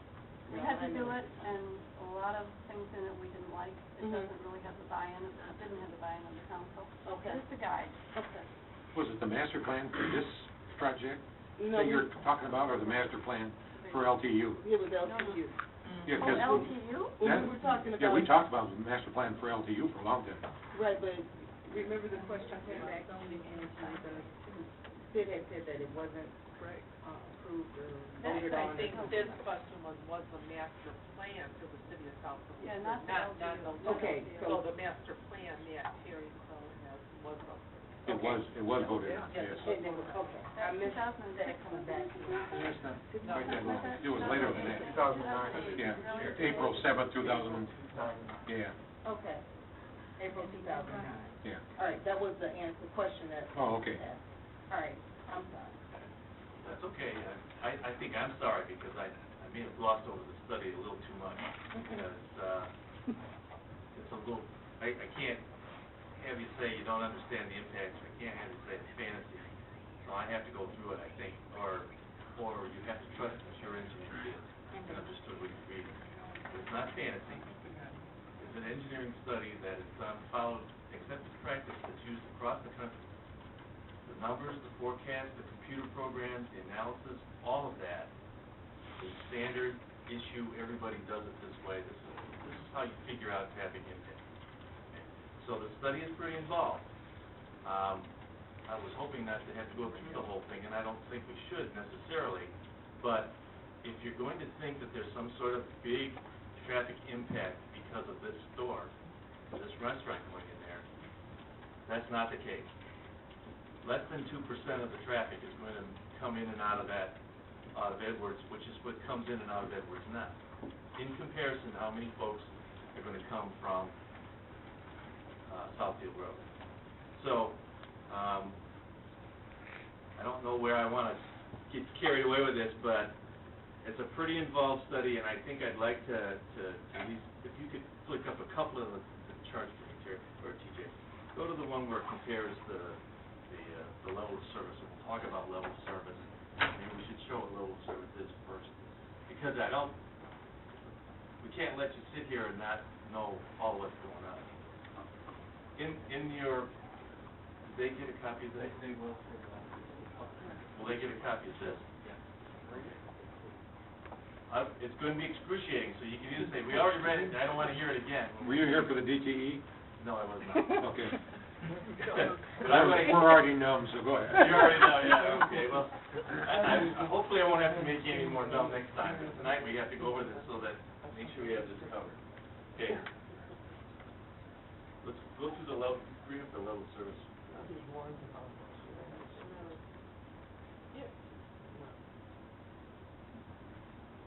Okay, level of service, A through F. Level of service is a calculation that tells you stop delay per vehicle for, in this case, a signalized intersection. That's an intersection that's controlled by a traffic signal. The intersection of Edward and Southfield is controlled by a traffic signal. That traffic signal is also in sync or connected to 12 Mile and Southfield.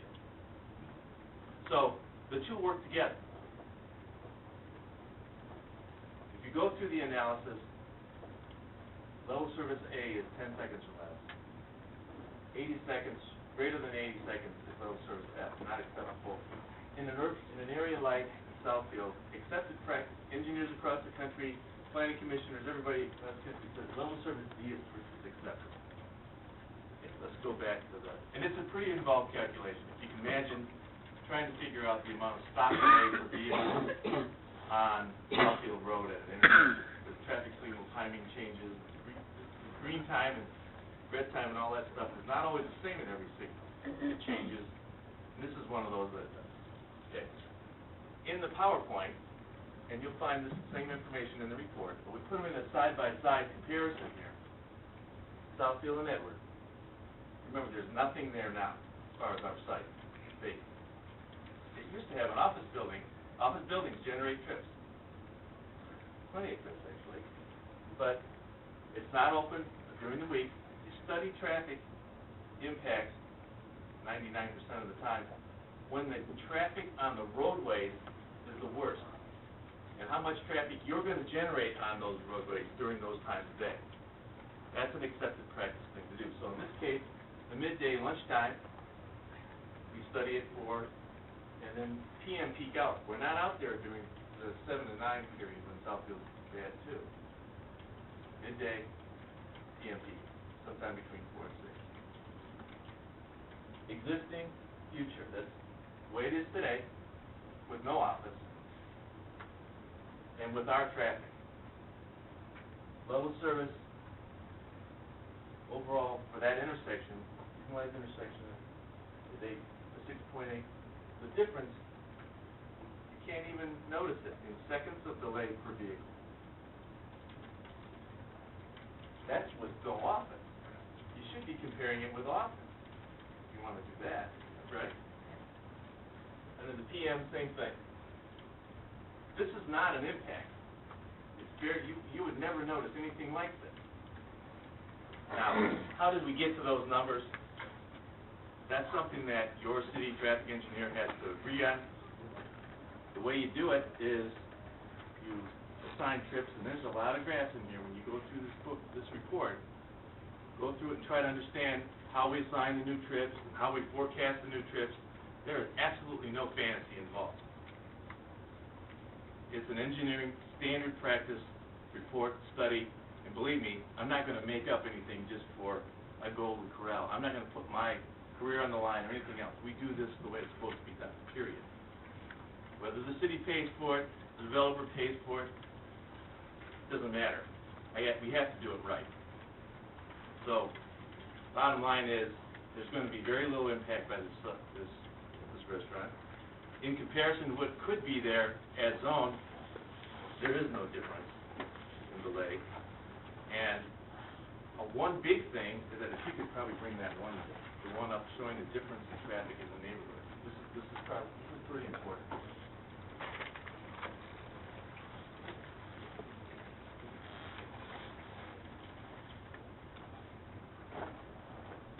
Okay. I think Edwards became a one-way 1980 something, right? Later, 90s, something. Okay. In 2002, the city made some counts. Long after Edwards was already a one-way. Okay? They did some 24, these are 24-hour volumes. The total number of cars going in that direction in 24-hour period. These are counts that were taken by the city. The bottom number is 2002. The top number is this past July. Big differences. I remember I mentioned that there was an office building in 2002, and there was also a school in session in 2002. If you took the amount of traffic those two things generate and deducted it from this difference, you'd still have a huge difference. There's not a lot of trips that's generated by that. The volumes are significantly down in that neighborhood on these locations. These are city counts, so they're not biased by anything, or they don't have anything to gain other than figuring out what the answer is. So this number, that's profound. That's a huge difference daily. Aside from not being very many daily trips at all, that's a very significant difference. Now, you notice that the same 27 people are going the wrong way in a one-way. Right? Same 27 people. So, from the point of view of impact, it's not a traffic issue. It really is not. Getting on and off Southfield Road. Let's can you bring up that picture again here? Yeah.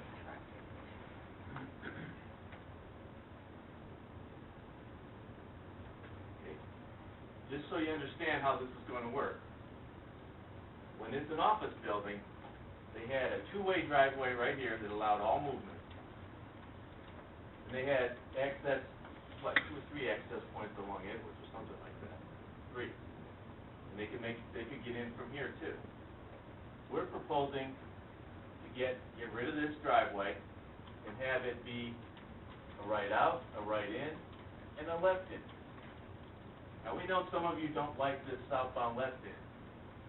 I'm telling you it doesn't really make a difference. The road commission doesn't care either. If you all think it is not a deal breaker. Okay? It could be a right in, right out. We would prefer not to see that. Restricting access, if you approve it, actually moves more cars down here. About 22 during the peak hours. Not a big deal one way or the other, but we like the access there. It reduces the impact of this intersection. And these people can make this left turn in the shadow of this signal. It's not a big deal to make that turn. This is going away. Our new driveway is going to be here, and then we're going to have another driveway here. The impact, in other words, the difference in the operation of this intersection is less than 2 seconds during the afternoon and in the morning or in the evening, compared to existing with no office there. So, now do we still have concerns about traffic? If we do, I'll have a nice, shiny, another presentation for you next week. It'll be even more boring, maybe, unfortunately. That's a threat. No, I'm just kidding. Are there any questions? When it gets around my turn, I'll ask some questions.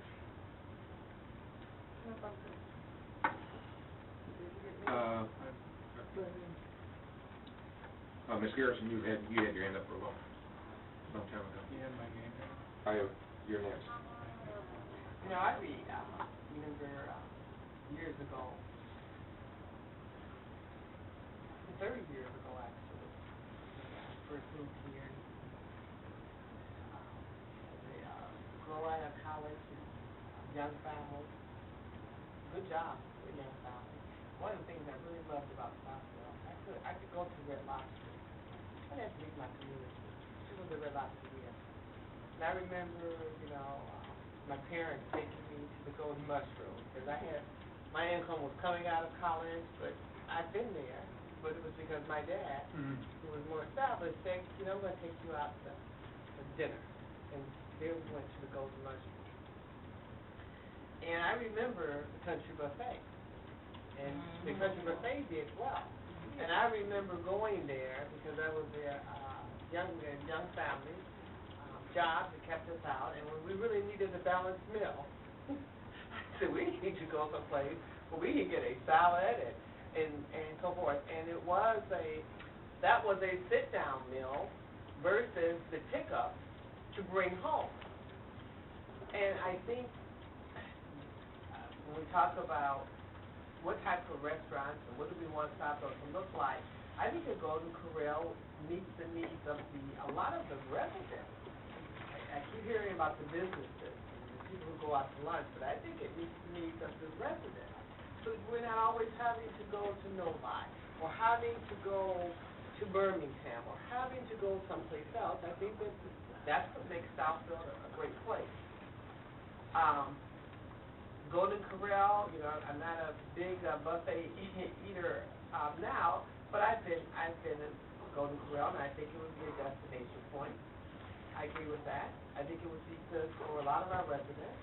The value of our homes has declined significantly.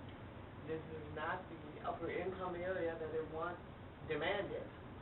I think the jobs, the people who are working here, there are more jobs coming here, but these are not upper income jobs. A lot of these are minimum wage jobs, a little bit before or a little bit above that. I've asked that question of the people who are coming forward, those who got 25 jobs or 80 jobs, well, what kind of jobs are these? These full-time jobs or part-time jobs? So I was really glad to see that in Golden Corral because I missed the Country Buffet. That was a good restaurant, and it met the need. Now, as far as Southfield Road is concerned, Southfield Road has always been a major road in this city.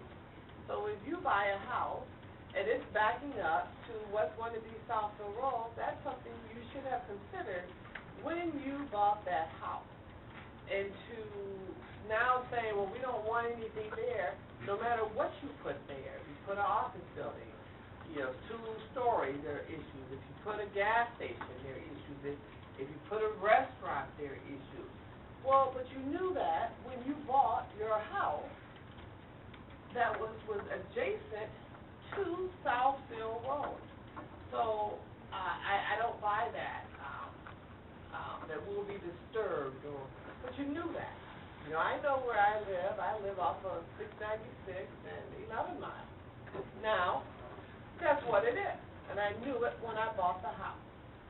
So I'm not opposed to that. I do think, however, and this continues to be an issue, that the plan, we need to get it updated. Where are we? We need to get some consensus on where we are. The city plan, what the city should, the master plan, I don't want to hear any more about, it was pushed on us, we didn't agree with it. If it was approved, that's it. That speaks volumes to me. And if we're not satisfied with that, we need to take a look at it and talk about how do we envision Southfield? What is it that we're trying to do with Evergreen? What is it that we're trying to do with Southfield Road? I was more concerned with Southfield Road with all these closed stores, that it was going down. That Burlington Coat Factory area, those stores just weren't making it. When Farmer Jack went out of business, and the grocery stores that came in there, that area to me was about to lose it. Then I'm glad to see new restaurants come into that area and build that area up and give it some life. And I think the people that come there will then also stop at the Baskin Robbins. I don't know how it's surviving across the street. That has donuts too. It's a Baskin Robbins and a Dunkin' Donuts. I go there. Oh. I don't know how. There's 2 of us. Well, you know, and I think they'll go there, that they'll go down and they'll shop at the local fruit, you know, the fruit market, because they'll see them and they'll say, hey, you know, let's stop in Burlington while we're here. And I think it will, and let's get our watch fixed across the street. And maybe, you know, that will spur what could go on in that little area across the street where that Italian restaurant that was so good was there, they closed. I forgot the name of it. I just stuff. Because I also agree with Don that there should be upscale restaurants, there should be medium income restaurants, there should be cheap. So I'm not opposed to this. I think you've done your work. No one is ever going to be 100% satisfied, but I think it's the vision of where we want to see the city go and grow. And I think we need to get back with Terry, and that's really the issue here. Every time he comes here with something, you know, you're being fought with it, because I don't think we've given you the direction that you need to know what it is that the council would like to see, the elected people. So I think that's where we need to focus on, is that master plan, so that Terry knows what it is we're talking about. So every time he does something and brings it to us, there's not a major fight about, oh, don't disrupt, or they don't want any noise, or they don't, but you knew it when you bought that house that you were adjacent to a major road. So I will vote for that, because I think it's good for the residents, I think it'll be all right for the businesses, and I think it's good for the area. And that if there are other issues regarding the roads that we haven't addressed, that we will address, if we can come back and there's issues, and we can help to make that right, to get it right. And it certainly does put in with our boulevard plan down the road, and we should be looking down the road, not just tomorrow. So I will support this. Unless I hear something different that will change my mind, but overall, I'm glad to see that we have a Golden Corral coming to Southfield. It's a good idea. Okay. Mr. Seibert? On the surface, I thought this was a great idea, and I'm not close to it, but obviously not privy to the information that some of my colleagues have, because I'm not on site plan. I wasn't aware of resident concerns. But why I think this is, first of all, on the traffic, let me just say, I heard every time somebody comes along and wants to build something, somebody goes, oh, the traffic.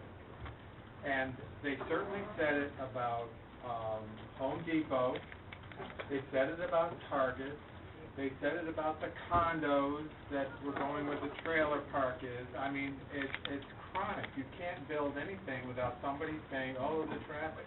They even said it about putting a garden in Losher Woods Park that was going to attract like 3 people. So Southfield Road is what it is, and I support I believe you with your traffic data. But I've spent a lot of time on Edward. I serviced for many years Vandenberg School. There are 400 kids in that school. Many of them are immigrant families that are struggling. A restaurant like this, I could see them flocking to it.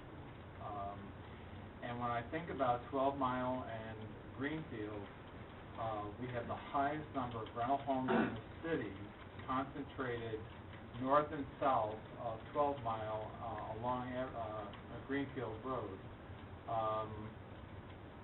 And knowing what the socioeconomic factor is in that neighborhood, this is a restaurant that will appeal, I think, to many residents. I was sorry to see the wine bar go that was on Southfield Road, Crush. But honestly, I thought the prices were too high. And after 6 months, I guess a lot of other people did too, because it folded. And the Tavern on 13 has closed. And, it's not council's job to regulate how many of this or that. I mean, it's the businesses must decide, are they competitive or not? This gentleman, has told us that he's done his research. It's his risk, it's not ours. On the surface, I think it's an attractive-looking restaurant. I think people would go to it. I do want to hear the resident concern. I'm not terribly concerned about the traffic. I think we've protected that neighborhood by making Edwards a one-way out. It is not a one-way in, it is a one-way out. The road has even been narrowed, and you can barely see it, but you can see the green strip. The first part, the frontage part is two-way, but from the rest of it is one-way out.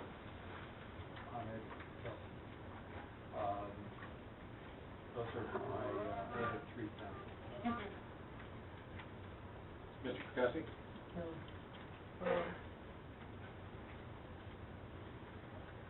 Let me just correct something, that was said, that this is adjacent to Southfield Road.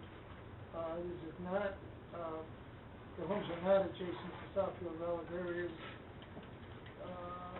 what is the depth of this lot? What do you have it? Approximately 400 feet. That's the buffer. And OS was used to create a medium type of density to protect those neighbors, whoever had a home. Those homes have been there since the 60s and 70s, so they didn't move in. They moved into those homes when those were fields. And I think that when you take a use such as this, that is a real impact on that neighborhood.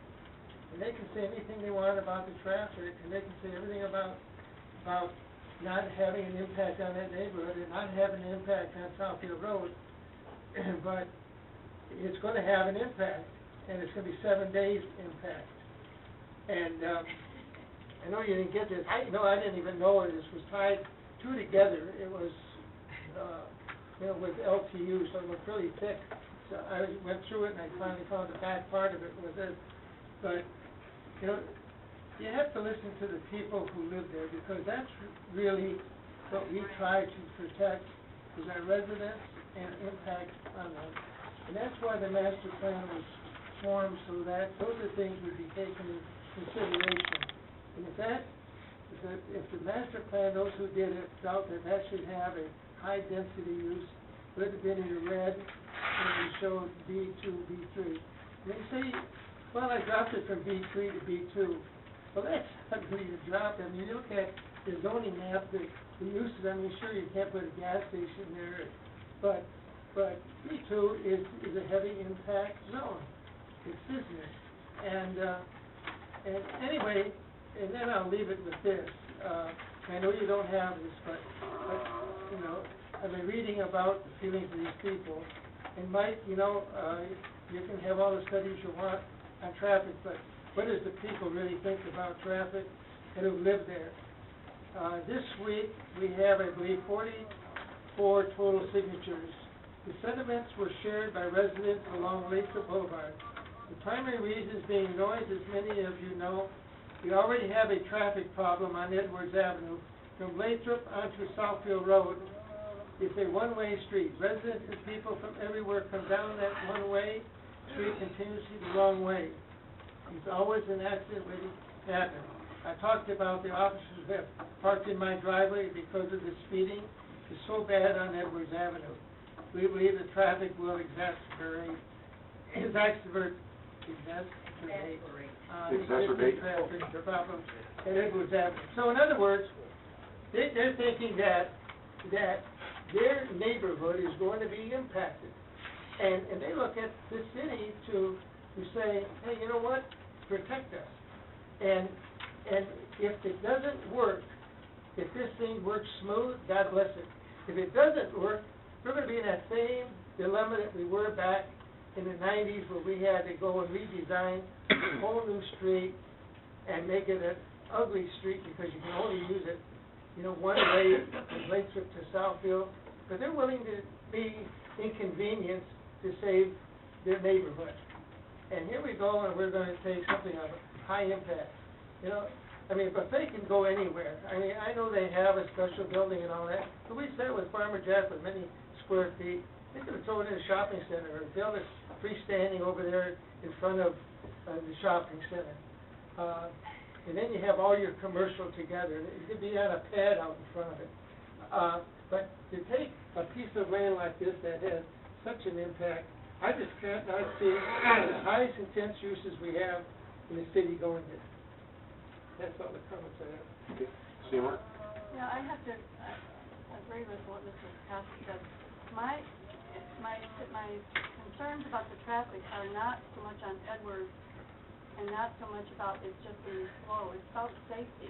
And the issues that they want a left turn in onto that property. The most that I could accept would be a right turn in and a right turn out. A left turn in is just asking for trouble. Anybody, I mean, you can do all the traffic studies that you want, but if you're up there and you see it on a regular basis and you're there several times a week at different times, you realize what's really going on. And no studies and no experts and no statistics are going to change what really goes on. My concern is for the residents that live there because they are going to be impacted. The hours of this restaurant are up until 10 o'clock at night. It's going to generate noise. You're going to have groups of young people coming in there. You're going to have groups coming in if it's a popular place. You're going to have a lot of activity. It's going to be a popular place.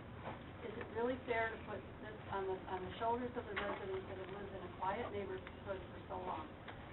The people that are going the wrong way in Edwards right now, as far as we know, are the people that live there. And some people do go the wrong way. I think, right. But the signs on Edwards, if you've been there, go right off Southfield Road, they're very right in your face. They say, one way, don't go this way. But the residents that live there say, well, I can do it because there's no traffic right now. But that's not what I'm worried about. There may be people that cut through there and it may become a problem. But the real issue is what it's going to do on a daily basis to affect the lives of the residents. Forget Edwards for a moment. That is not the main issue because I think that can be controlled. But to have the noise and to have the groups that are going to be in there, it's going to be a popular place. I don't frankly think that an upscale restaurant is appropriate for Southfield Road. Now, I mean, not a really upscale restaurant. I don't think it's going to survive on Southfield Road because of the types of stores and shops that are there, the types of people that are drawn there, even though we have to visit. But I'd be happy to be proven wrong on that. I just think that this was designed as a buffer. It really was designed as a buffer for the people that live there. And now we're suddenly saying, change it, let's make it a high activity area, and forget the people that live there, they're just going to have to adapt and change. I wouldn't want, and you can say NIMBY if you want, and not in my backyard, but we owe them a certain standard of living that they've been accustomed to, and putting a restaurant right there at their neighborhood to me, this kind of a restaurant, one that is popular, one that will attract a lot of people, one that's open until 10 o'clock in the weekend. I think it's unjust to them. And I think John, I appreciate what you're saying, but I just have to interject here. I don't think there's a person at this table who doesn't regard what the residents have to say. And so for the record, I don't think any of us need a lecture on that because we listen to the residents all the time. I haven't been privy to any resident comments. Both of you have. So, cut us a little slack here until we hear from the residents. Then I will consider what they have to say. I'm expressing my own opinion about what I think about this and about the traffic study because I've been there.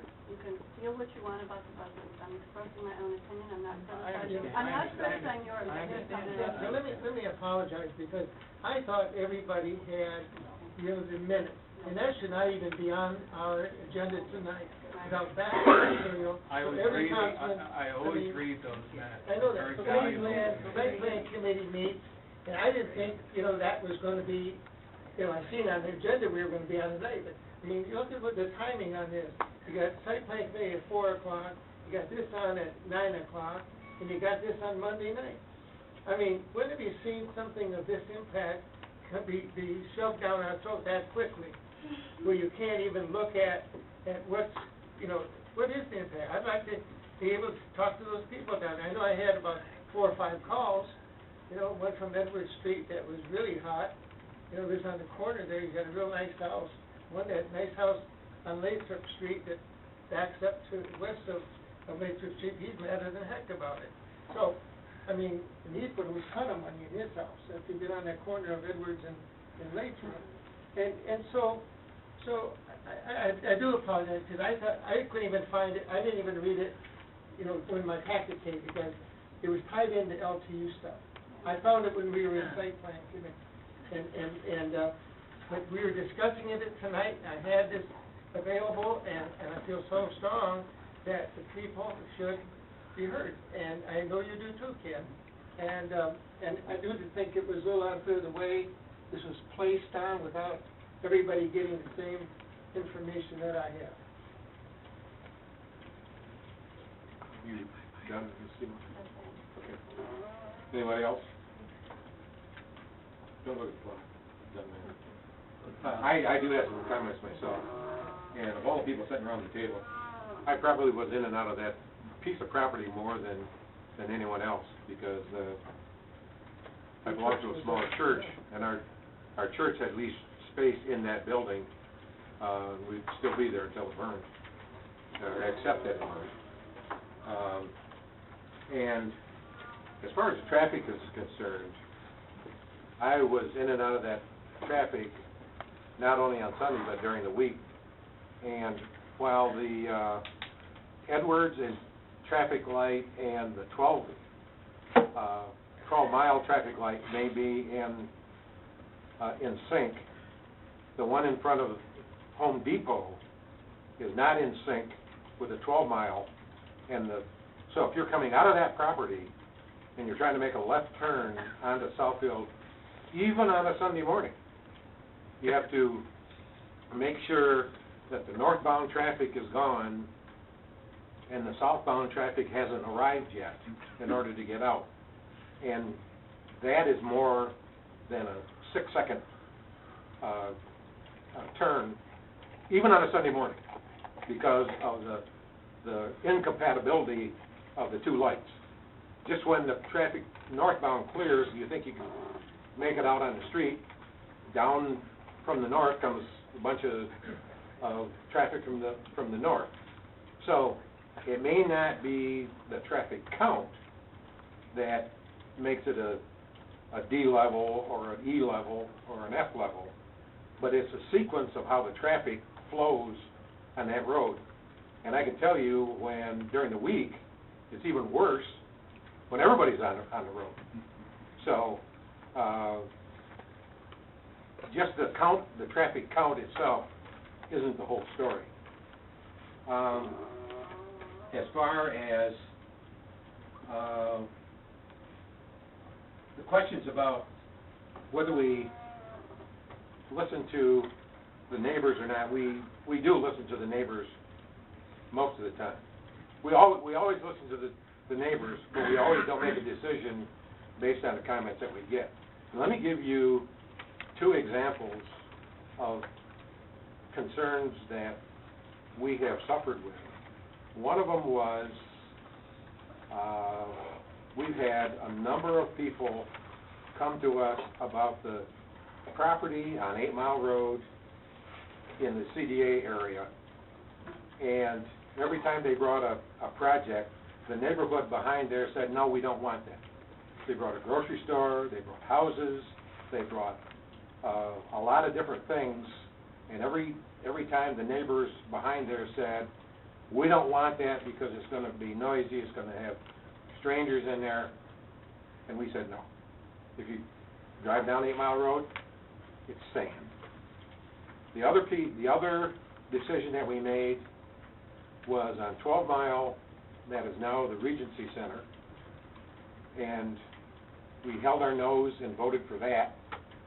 And you know the problems that we faced with the noise that the people in the condos next door, Mrs. Smith was here 100 times complaining about the noise and how for our neighbors with it wasn't the Regency Center at that time, the Palace, the Southfield, yeah. And it took us a long time to hopefully solve that problem, and we had to hold a threat over their head that if they have 3 incidents within a 12-month period, we're going to jerk their liquor license. And apparently they've been doing a more reasonable job. But those are 2 issues, those are 2 situations where we did listen to the neighbors. One time we paid attention to the neighbors. One time we sort of overrode the neighbors. And both of them ended up with a problem. So when we make a decision, we have to make a decision on what's going to be best for the city of Southfield. What we think is going to be best for the city of Southfield, and I'm not going to say it's going to be an easy decision, but it's a decision that we have to make. Now, as far as the Golden Corral is concerned, when our family was young, we didn't have a Golden Corral. I was raising our family in Kalamazoo. But we did have a Ponderosa, which is in the same price range as the Golden Corral. And that used to be a treat to take the family to Ponderosa.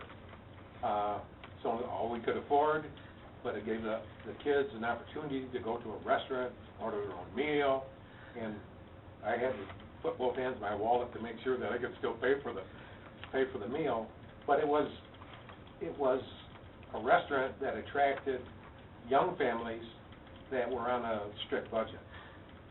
I can see the Golden Corral filling that same purpose today. There are a lot of people that can't afford to go to even a medium price restaurant, take their whole family there and afford the bill and pay all their other bills and everything else. So I think the Golden Corral serves a purpose. Is this the right location? I don't know if it's the right location for it or not. But I do think that we do have a need for a restaurant where a family can go and satisfy the palate of the different members of the family. Each one can have their own meal, and it's not like they have the choices in a restaurant with a menu. The choices are allowed. I was at a similar type restaurant. I was at a buffet in Kalamazoo within the last month, and there were probably 20 of us in our family that went to this. And everybody had what they wanted. They all got filled up, and it was at a reasonable price range. And we had a good time because we sat around in that room that you say that you're going to build for businessmen. So we sat in that room, isolated from the rest of the restaurant, so we had an opportunity to talk to each other, and we could go back out and get as many choices as we wanted. So it does serve a purpose, and I would go to it. I have 2 son-in-laws that when the old country buffet was up at Cal 12, they went in one time and they said to the lady that was going to see them, "We're here and we're going to hurt you." And she said, "You're not going to hurt us, but we can hurt you." For the food. But I have 2 son-in-laws that would love to go to the Golden Corral because they love to eat and they can get as much as they want. So it's going to be a conundrum. How do we solve this? And I think there's a place for it. I don't think there's going to be a lot of young people that go there, not that, to cause a problem, because it's a sort of an old fogey kind of a thing, and I think it's not cool. It's not cool for young people to go there. They'll go someplace else. There's loud music, and they'll go across the street to Fridays before they'll go to the Golden Corral. And they may not spend a lot of money, but I don't think that's going to be a hang-up for the young crowd. It'll be a hangout for people old as me are low, because they get as much as they want to eat at a reasonable price. I don't have a problem with it. But I do have a problem with what the traffic study says, and the traffic study may not be wrong, but I don't think it's taken everything into consideration that I dealt with going in and out of that space in that building before it burned.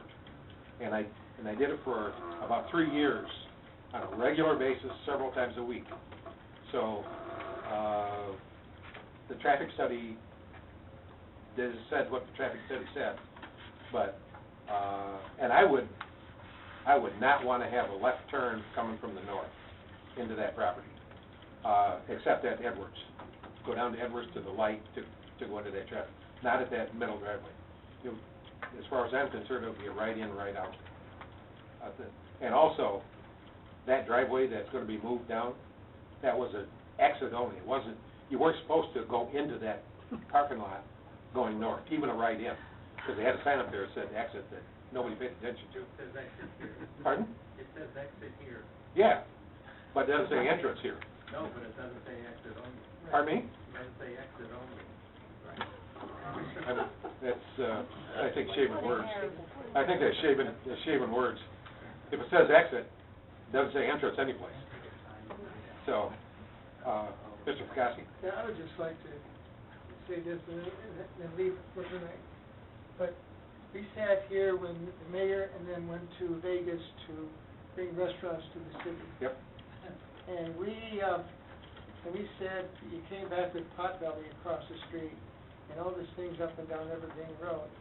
Still don't have the restaurant.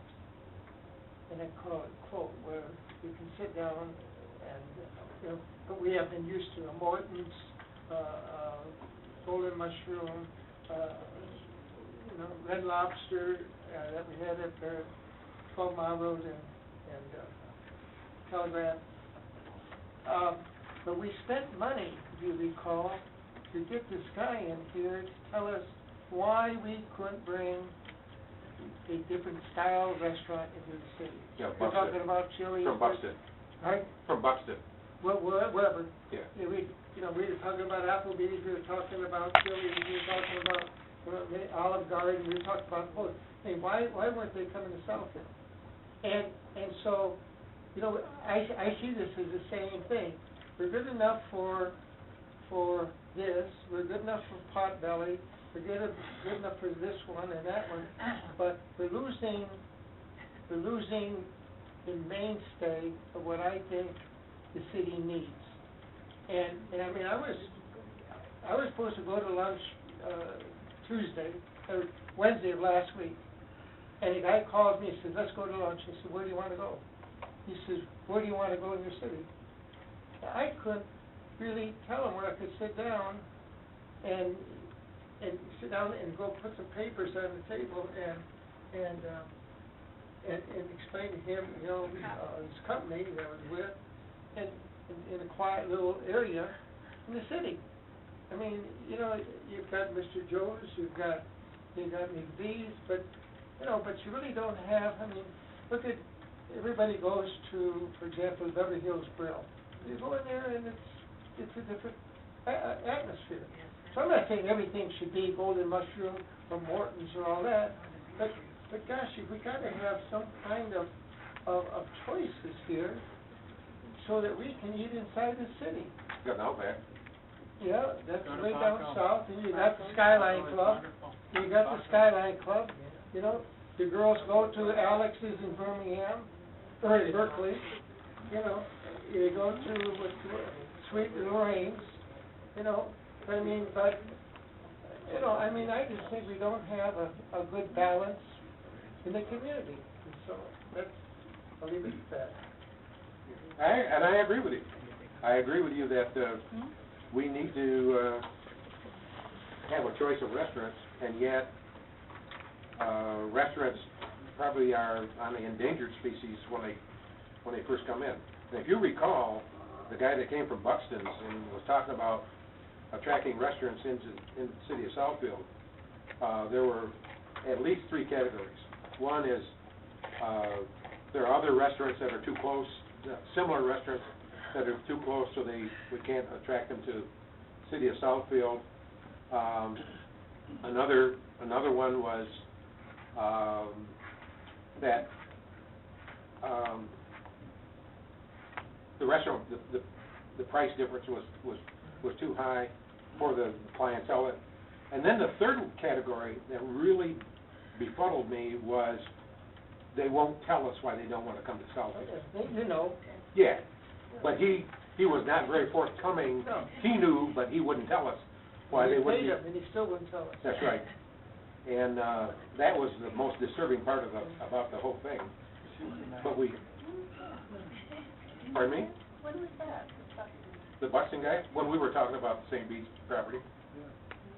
We're developing the St. Beach property. And he was, because they were gonna put medical in there, they were gonna put restaurants in there, and they were gonna extend it around into that other shopping center. I just don't remember him. Yeah, Don't forget the storage. yes, right. So, I remember that, the St. Beach property, and everything you were saying, I just don't remember that. yeah, he had the Buxton study that he was not very forthcoming with the third category. So, he also said that people in Southfield would rather go to Novi than Novi people come to Southfield. And so be it. But, you know, it's very important that we see what's happening. Yeah. I mean, we are losing supermarkets, we're losing the better restaurants. You know, I mean, I don't like the way it's going, you know, where we're not easy to open up a restaurant of that kind, or have a supermarket. I mean, they go to Jim's Kroger up here, but go to my Kroger's up at 15 Mile and last year, you see what I'm talking about. You know, you walk in there, can I get you a cup of coffee? But the other piece is I think it's more than a coincidence that the value of our housing stock is dropping twice as fast as our neighboring cities.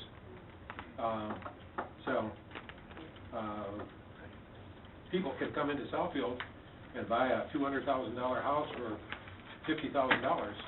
When you go to Troy, you know, they're still up in the $185,000 to $200,000 range. So they're holding their property values. I have a couple of questions. One is, in the Golden Corral, how often do you turn over customers? When I say a customer comes in, how long do they typically stay? Maybe an hour. About an hour? Maybe 2 turns. Can I make just a comment if I can about just a couple things? Sure. And then, part of your conclusion about traffic, we have found in our restaurants that most of our heavy business is over by 7:30, 8 o'clock at night. Okay. You know, when you go to a movie, you don't come out and say, let's get a hamburger. You don't say, let's get a buffet. You go get a hamburger sandwich at a hamburger place. So your comment about traffic being slower down at early in the evening is definitely for sure true. You ask diversity, you know, where do we go to put our papers down? Where do we go to have meetings? We're all about that. We have the area people go talk and conduct meetings. But as far as diverse, we're not diverse in the community. That's what we are. We're diverse. We're giving people a choice. And the reason why, and I'm privy to some other studies, the reason why Applebee's, Red Lobster, Chili's you mentioned, Olive Garden are not here, part of the reason is because go eat at a Red Lobster for a party of 2.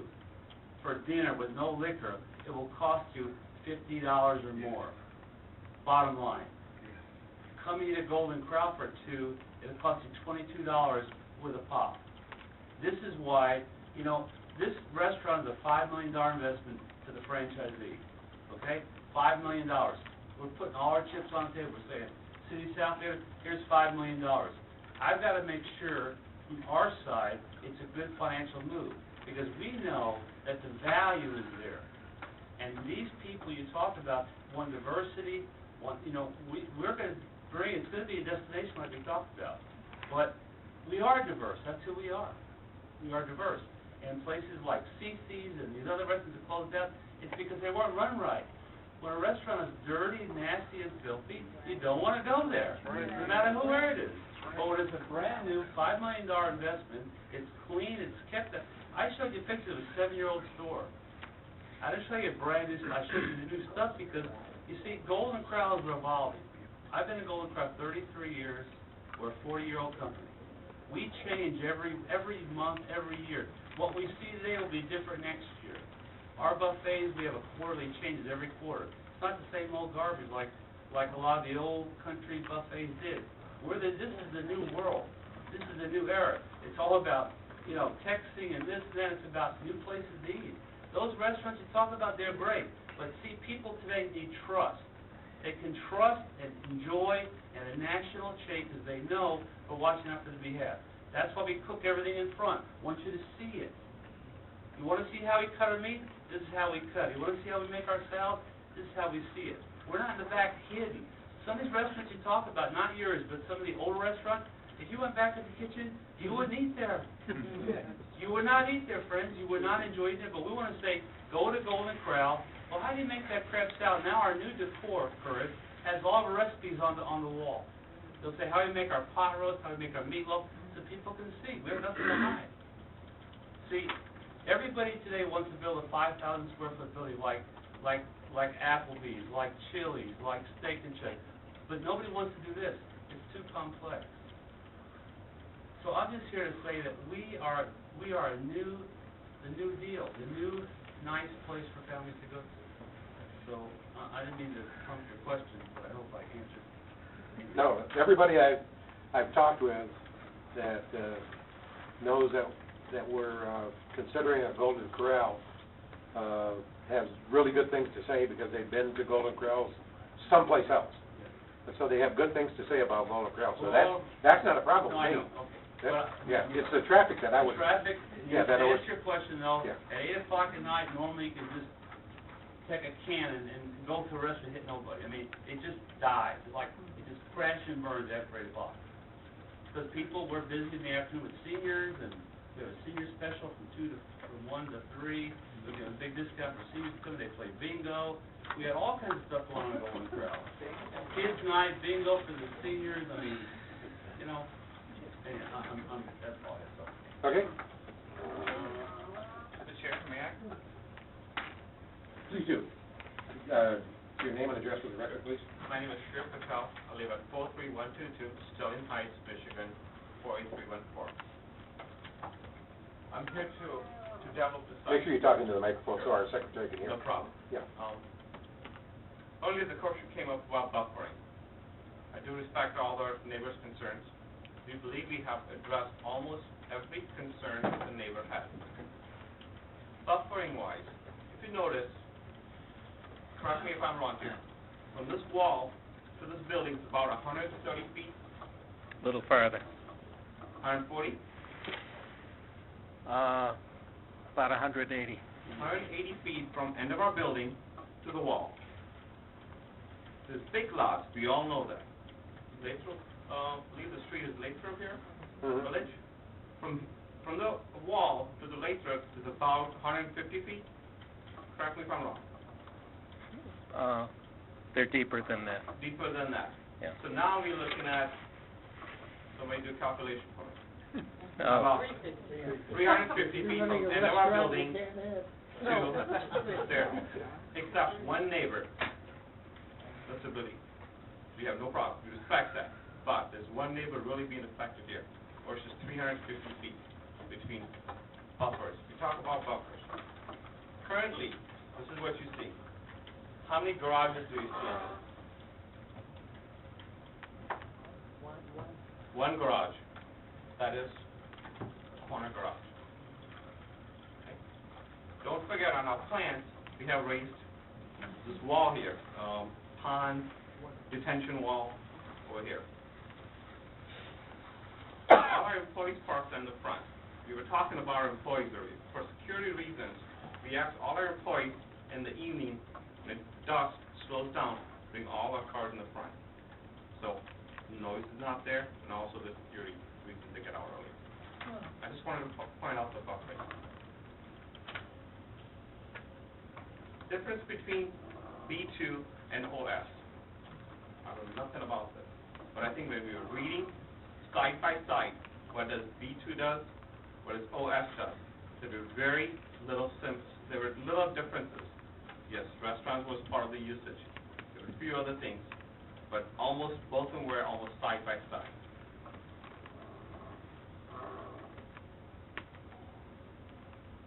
Why are we here in this site versus not at the Farmer Jack, not even shopping centers?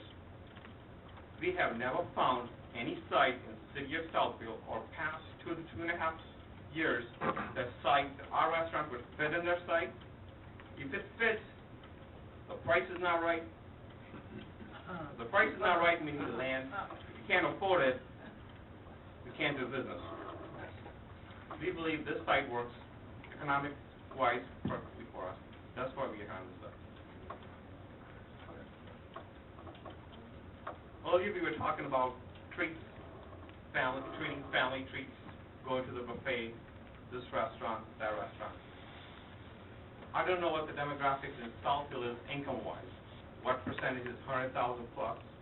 What percentage is 50,000 plus income-wise? I believe, if I had to guess, 70 to 80% of Southfield residents would fit in our demographics. We have those demographics, exactly. So that's why we are here. We are here for the Southfield because we believe Southfield needs it. The whole demographics, the 5-mile radius, it's 293 residents. 143,000 daytime population of Golden Corral live around 5-mile radius of the site. That's why we're here. I heard earlier that restaurants have came and gone. Restaurants haven't came here. Why Applebee's? TJ Friday is not here. I also heard that Mayor went to Las Vegas to promote restaurants here in Southfield, right? This restaurant is here, wants to be here, somehow oppose it. Mayor did not come to us. We came to see this stuff. Can I ask you a question? What time do you have your help come in to prep? Sure. During the weekdays, we have our help come at 9 a.m. There is staff of probably 8 that come in. They get ready, set the bars up, turn all our equipment on, make sure everything is ready to go. 11 o'clock, those doors unlock, cash register starts. What And time we do you have break down?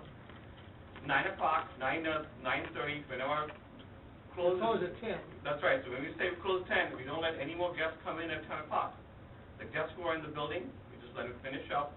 They give them about 15 to half hour, say, okay, it's time to close up for us. We call bar calls, we call them. If you like anything else off the bar, please get them before we shut them down. What time do you leave? About an hour to hour and a half after the close. Do you have, excuse me if you're not finished, I want to Yes. do you have people that come in and clean after the place closes, or do you clean before you close? We close up when the guest leaves. While the guests are slowed down eating it, we call pre-closing. We start pre-closing, and once the guest leaves, whatever we have to do to clean up, we clean it up, and we go. I'm talking about mopping floors or... Correct, which is the pre-closing part, and completely when all the guests are left, appropriate area, we clean according to it. No. And we have probably staff of 8 to 10 there who are finishing up the cleaning. No nighttime cleaning. So nobody comes in and... No late night No, cleaning. no late night Okay. cleaning. Any other questions? Anybody else have any other questions? I want to thank you for this opportunity. Sure.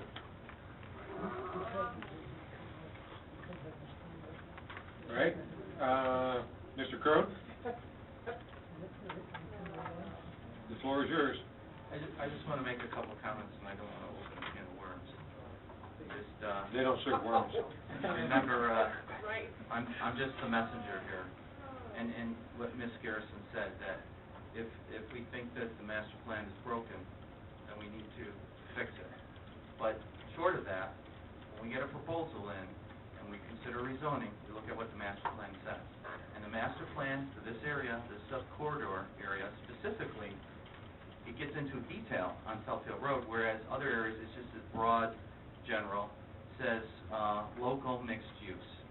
and the B2 is consistent with that. So that's the first test. One of the survey questions in the master plan that was asked of residents was, what type of restaurant do you want? The number one answer was mid-priced family-style restaurant, 36%. That was the number highest response. So we said, well, it passes that test. Number two, 19% was the higher end. And then we go through a series of tests to consider.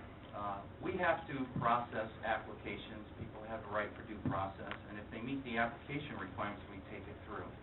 I just wanted you to know the Planning Commission held 5 meetings on this alone, and we spent several hours listening to the residents' concerns, all of them that were valid.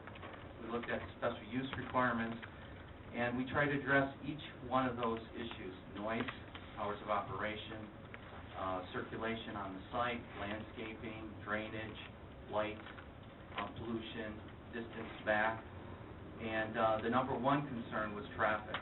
And through the process of the Planning Commission, very exhaustive meetings, each one of those issues was addressed to the satisfaction of the majority of the residents. Not making everybody happy, the Planning Commission felt that we did an adequate job of addressing those issues and got a higher level plan than would otherwise. I believe this is like the 5th iteration of the plan. The very first 2, and Mr. Patel will tell you, I asked him politely to leave the office because I didn't feel that was even up to a standard, the Southfield standard, to even accept as an application. And we have spent several months.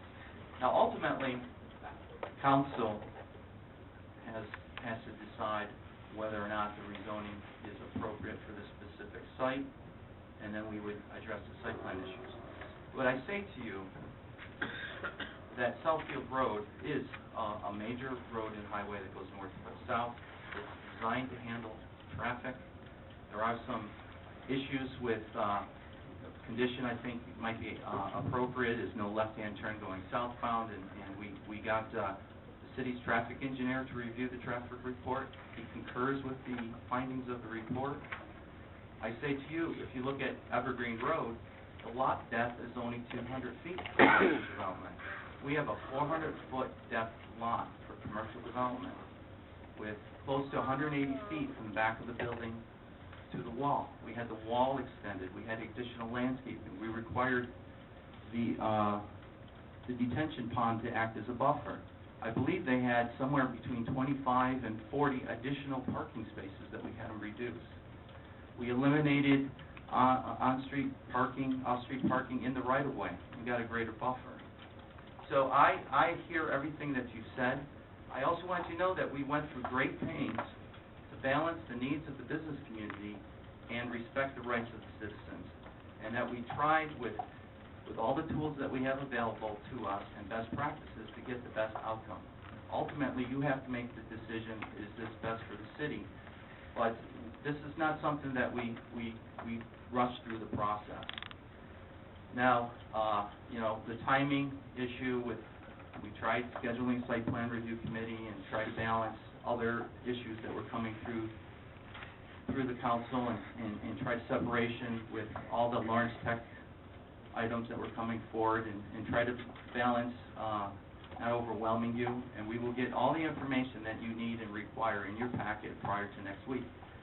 We have a public hearing that has been scheduled. That doesn't necessarily mean if you're not comfortable that you have to act on it, but we have scheduled the public hearing, and we've tried to use tonight as a study session to answer your questions and to get additional questions so that they can come back and answer them to your satisfaction before you make an informed decision, and that's ultimately what we've tried to do.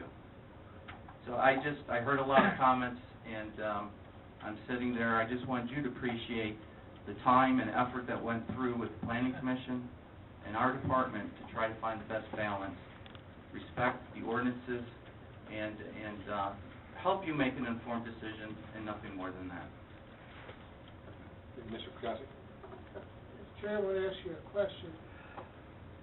The owner stated he didn't know the demographics, the census tracts. Everybody who goes into business today knows everything there is to know about your city. Do you think that census that they use to find the location why they're located in Southfield. I'm not gonna speak for him, but, and we have a representative from Golden Corral, but I would say that they would not be here if their demographic, it didn't meet their demographics. If the price point, they know exactly what the household income is Yeah, and I'd the like to travel. know, hear from them what And- they came up with and their demographics and their tracks. And just prior to this meeting, I did request that they provide some marketing information so that you have that available. I don't know if they're prepared to talk about that tonight, I can talk about but, I'll let him address it. First of all, we are not, Kurt is pleading with his heart, as a businessman would. He's not a professional speaker. I don't pretend to be one myself. He knows what the demos are, but he's sitting up here spending a lot of money, a lot of time trying to do the right thing. But you're not. But here's your question, okay? Good. In a 5-mile ring for this site, there's 259,829 people. You've lost 4.17 people in this community under our census. The total population in 2014 is going to be 253,083, down 2.6. 2009 households within 5 miles is 118,000. 2014 looks like 119,000. Total employees in 5 miles here, to answer your question, is 250,000 people working in 5 miles of this restaurant looking for a place to eat. Whether it's Golden Corral, whether it's a fancy steakhouse with a tablecloth, whatever it is. Of the 250,000 people, 140,949 are we call Golden Corral Day Park people. We do a psychoanalysis study that says that 140,000 people in 5 miles love Golden Corral. It's the facts. Just like the impact study, the facts, these are the facts. Here's even one better. The average income in 5 miles is $71,791. Where does Southfield? Don't give me 5 miles. 5 miles is what? It's like Birmingham, Brookfield Hills. 5 miles is what? Okay, I'll give it to you. In 1 mile, I'll give you 1 mile of the site, 77,183. 2 miles, 79,808. This could be in your area, in your what? But if you take, 3 miles. but if you take Scott out of the mix, how much is that? The bottom line, Chair, the bottom line to respect you is our customers are not driving Mercedes and BMWs. $76,000, that's probably a 2-family working couple making $35,000 apiece. They're not going to Scotty's or Billy's for dinner, okay? Here's even one better than that. In weighted households, weighted, that means everything thrown into one pot. If there's 119,000 households in 5 miles, 41,000 of those households love Golden Corral. That's the facts. At the top, we have a thing we call a dirt strength, dirt analysis, dirt study. If a site doesn't score in the top 20% of our company, it won't even come to the market. This site blows the charts way off. This is probably the best site plan I've seen in Golden Corral in my, well, I've only been doing this for 4 years now because I was a franchisee in Indianapolis. I built 8 stores, sold them, and came back on the corporate side about 4 years ago. This is a home run, and the numbers show it. These are facts. This is no make-believe stuff because our CEO, Ted Fowler, who's been our CEO for 30 years, if the numbers don't work, we're not letting him take $5 million of chips and put them on the table and say, good luck. We're saying, put your money on the table because you're going to hit a home run. Do you have Southfield's figures? I have 1 mile, 2 mile, 3 mile, 5 You don't have miles. just Southfield. Well, would you say, I'm not from here, so I don't know. No, the census has. Is each 1 mile city, outside of Southfield? Could be. Different report, Larry. That report is not in here. No, I just worry about what's around my store. 1 mile. You can get that for next week. I'll get whatever you want. Can I get a copy of that? Sir. Before Friday's package. Okay, here's another example for you. Of the top 20, my eyes aren't that good. Of the top 25 stores in the company, we are looking for 30 to the top stores in the company between 30 and 35,000 cars. We're showing 45,000 cars here on Southfield Road. I mean, all these numbers, we do a graph, it just blows the charts off. I mean, we wouldn't exhaust all, believe me, we wouldn't exhaust all this time, and I'm not here to complain. He's already spent $150,000 on this.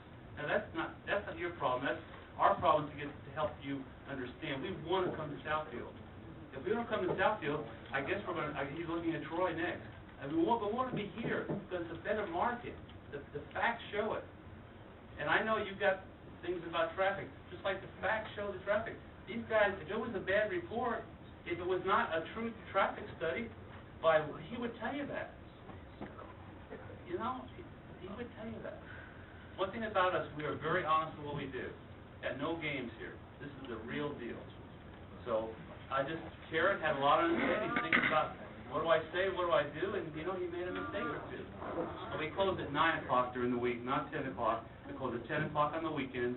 That means it takes an hour and a half to clean. We're out of there by 10:30, not midnight during the week.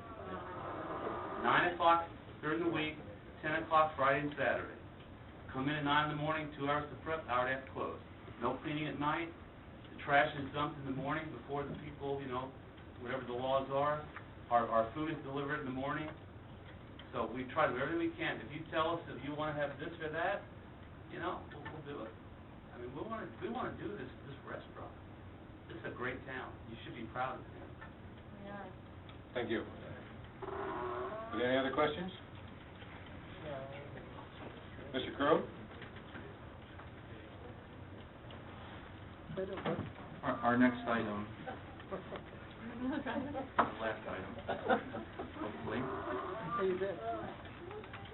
is, if you recall, at the July 18th Planning Commission meeting, excuse me, at the July 18th City Council meeting, I brought forth a number of text amendments. Before we get into the next item, this is going to appear on our next week's agenda? It's for the public hearing? Yes. For a public hearing? One last question. Before, when they were doing the traffic study, did they consider a roundabout? Yes. Yes, and we talked about it.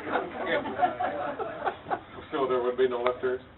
For telegraph and I told them there was full endorsement by the City Council for a roundabout. Okay, I'm sorry, go ahead. It was in, I had to get out. Okay.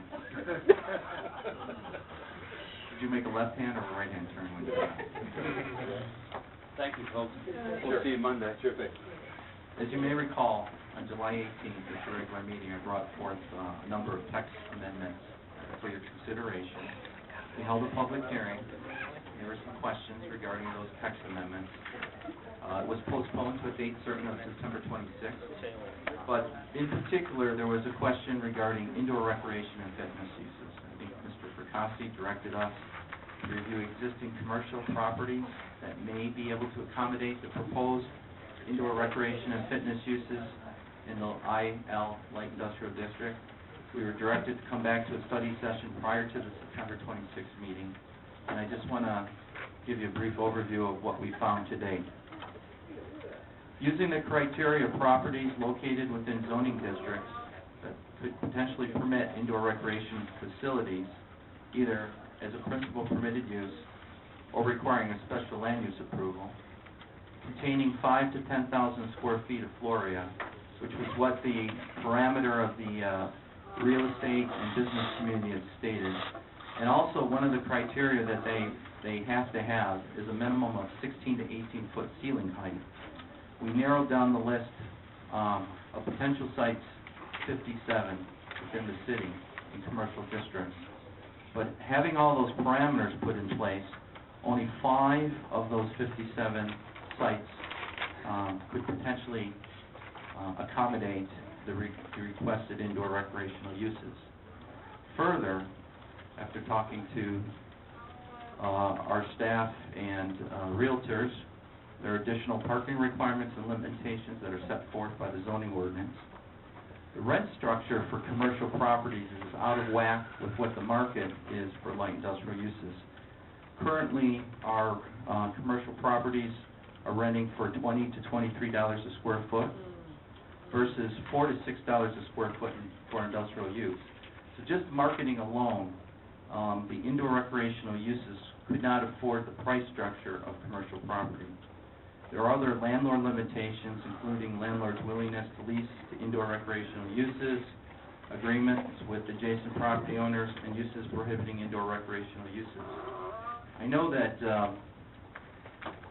that reviewing a number of commercial property strip centers that have been developed here, the average one is getting about a 30% variance on parking, because our parking standards are requiring much more than actually what the businesses are requesting. And we're allowing these strip centers to open up with about 2/3 occupancy, and then they worry about accommodating future businesses and then deal with the parking. And many times they're going back to the zoning board of appeals and requiring a variance. So, in your packet, we've included the potential 57 properties. And then we've narrowed that down based on zoning and based on the specific site requirements that these indoor recreational uses are requesting. Just just to refresh your memory, we were approached by the light industrial districts and the marketing realtors requesting, because they have such a high vacancy and because rental rates have gone down substantially in the light industrial, until things get better, they're looking at any way that they can reasonably accommodate their existing businesses and rent out until the price points come up and the demand comes back. So we considered allowing these inflatable play areas, dance studios, gymnastic places in these large spaces that are already vacant and that have the ceiling height to accommodate these proposed uses. And more importantly, they also meet the price structure that they can afford to pay versus what the rental rates are. So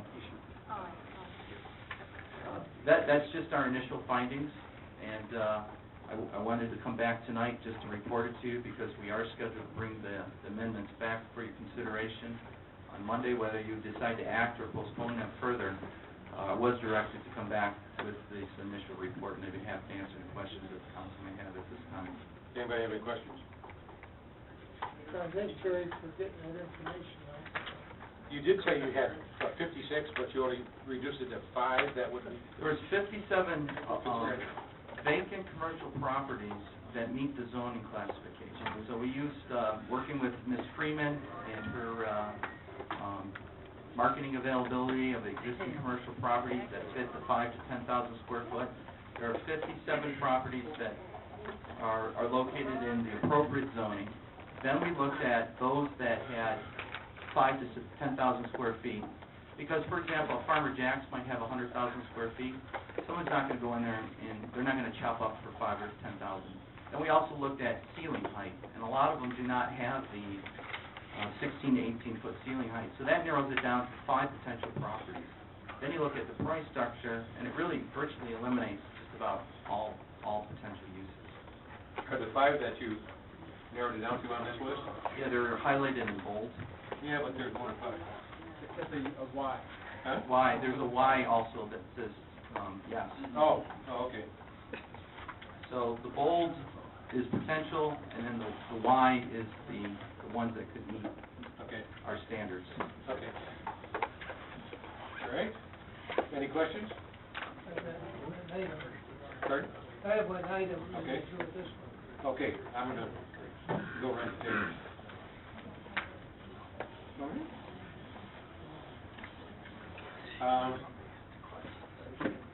That's our regular agenda. Thank you, Mr. Crode. Ms. Seymour, do you have anything? Mr. Cyber? Just a very brief report on our foreclosure and avoiding foreclosure and short sale summer. It was a big success. We had 80 people show up. We got dragging out more chairs. Good. Because everything that I'm reading says we're having another wave. Yeah. Yeah.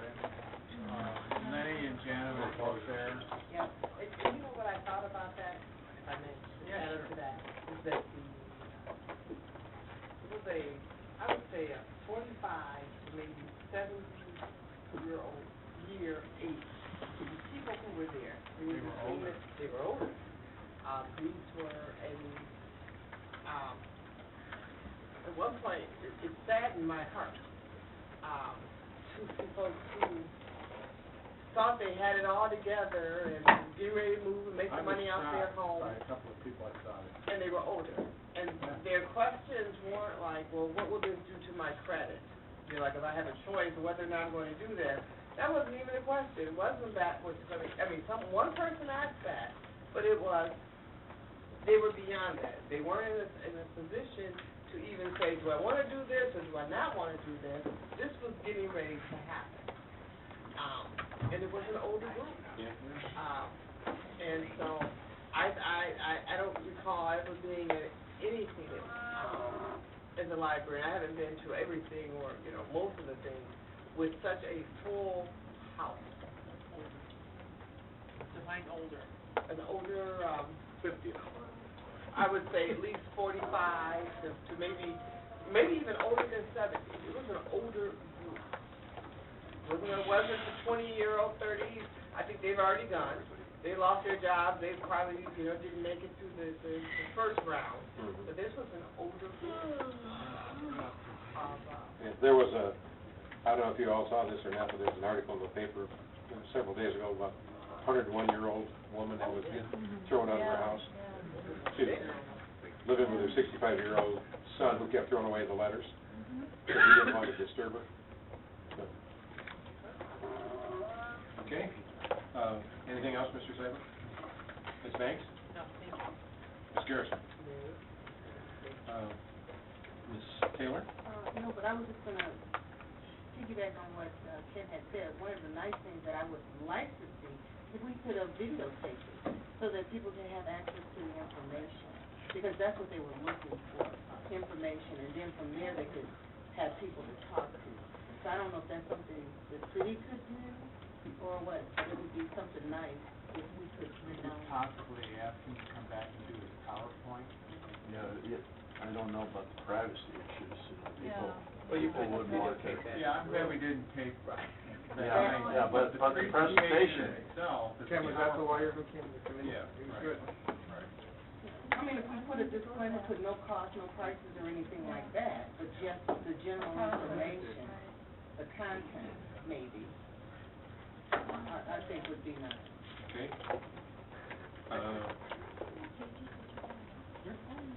You didn't get it. Nancy, you're picking on the... Picking on me, she left out those chart, recalls, The, qualified in industrial. yeah, yeah. in a light industrial. No, she doesn't. Mr. Percassi? Yeah, three things I think we really have to follow up on big time. And that is somehow we've got to see how we can get MDOT and SMART, so that what really happens is, for example, you talk about the amount of employees this place needs. The real fact is that DDOT only goes to North Ryan and dumps people. Sometimes it's an hour and a half that you have to wait for a SMART bus, or 2 hours to get into Southfield and to get to work. And when I had my restaurant, we had a jitney that used to pick up people, Golden Corral Restaurant and Excalibur had a jitney that would pick up our employees and drop them off and then drop them back off. But that little thing has to stop. In other words, if you get on in Detroit, you can go down Southfield Road, wherever you want to go. You shouldn't be limited to go to a bus stop and then try to get a transfer to go somewhere else, because they don't work. The other thing is, when you look at the unemployment in the city, and you look at the investments that these people have made or not made, you know, that is what's hitting them in the foreclosures. And I read a lot on these foreclosures that the aged people are not getting any help. They're not helping them through this economy. You know, I mean, they don't get it. They really don't get it. And now they're going to cut off food stamps and assistance. I mean, they cut off training, $1 million in a training program. I mean, I don't know where these guys are headed. I talked to Brooks, the were at the Northern Rice game Sunday, and he said this property tax is going to cost the county $19 million. Well, you know, the state can't even pay the federal government what they owe on the pension interest. So how are they going to, where are they going to find money to replace our money? I mean, it's got to the point, you know, where the county road commission stood here and said they're going to turn their asphalt roads back to gravel, you know, and we're talking about putting in sidewalks. I mean, none of this stuff really, when you think about it, you know, it's a time in our lives that I've never seen before, and the more I read, the more aggravated I get. Yeah. I mean, you know, we're supposed to be on the health food kick. You know, leave half your food on the plate, and there we go. All you can eat for $10. You know? So, anyways. Okay, I'm gonna watch you. You know, when you're talking about the personal property tax, the lieutenant governor, who is spearheading this whole thing, is saying, let's get rid of the personal property tax, and I'm not gonna guarantee you that we're gonna find anything to replace it. Oh, wait a minute, well, I'll tell you worse than that, what Gregory said this morning. He said that they're headed for regional government, and they're gonna abandon cities. And that's their plan, is to abandon cities. And if you listen to Richardville, where's he from, Monroe, he says that cities can go down, so to speak. You underlined his, you emailed me. What did he say? He said, yeah, you don't need cities anymore. Yeah, they're obsolete, yeah. Because I mean, they'll set us up for that. They'll cut our money off that we all within there. You're going to be forced to be a regional government, and the schools are going to be regional, your cities are going to be regional, and, He's gonna make sure that his decisions, they have all these emergency managers. I'll prepare the deed for Southfield and hand it to him. By the way, I'm sorry I didn't make your picnic, but Me too. Before, Mr. Bear, do you have anything else? Nope. Mr. City Administrator? Okay. I've got three things. One is, for the legislative committee, were you going to talk about Bradford Academy at your meeting, the one that's being rescheduled? Because if you recall, there was a concern about people parking in the parking lot after hours and doing bad things and stuff. That was referred to the legislative committee. Okay. All right. And meet with. We're going to have heavy work at that meeting. Okay, the second thing is, and I presume you're going to. You know, I know I'm really a little bit unfair. Did you know? I have to be pretty.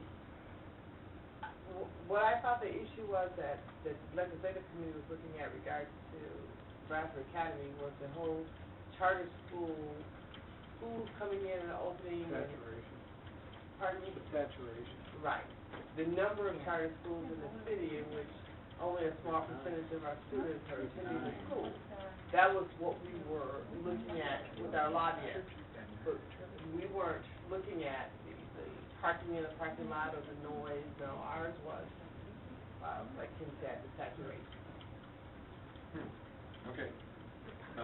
But, I mean, I'm not sure. Yeah, Mr. Bunker came in and was talking about, their, people are coming in there 6:30 in the morning, 6 o'clock in the morning, making a lot of racket. By the way, he called and thanked the council administrator because he made the calls to the police department, they showed up. Yeah.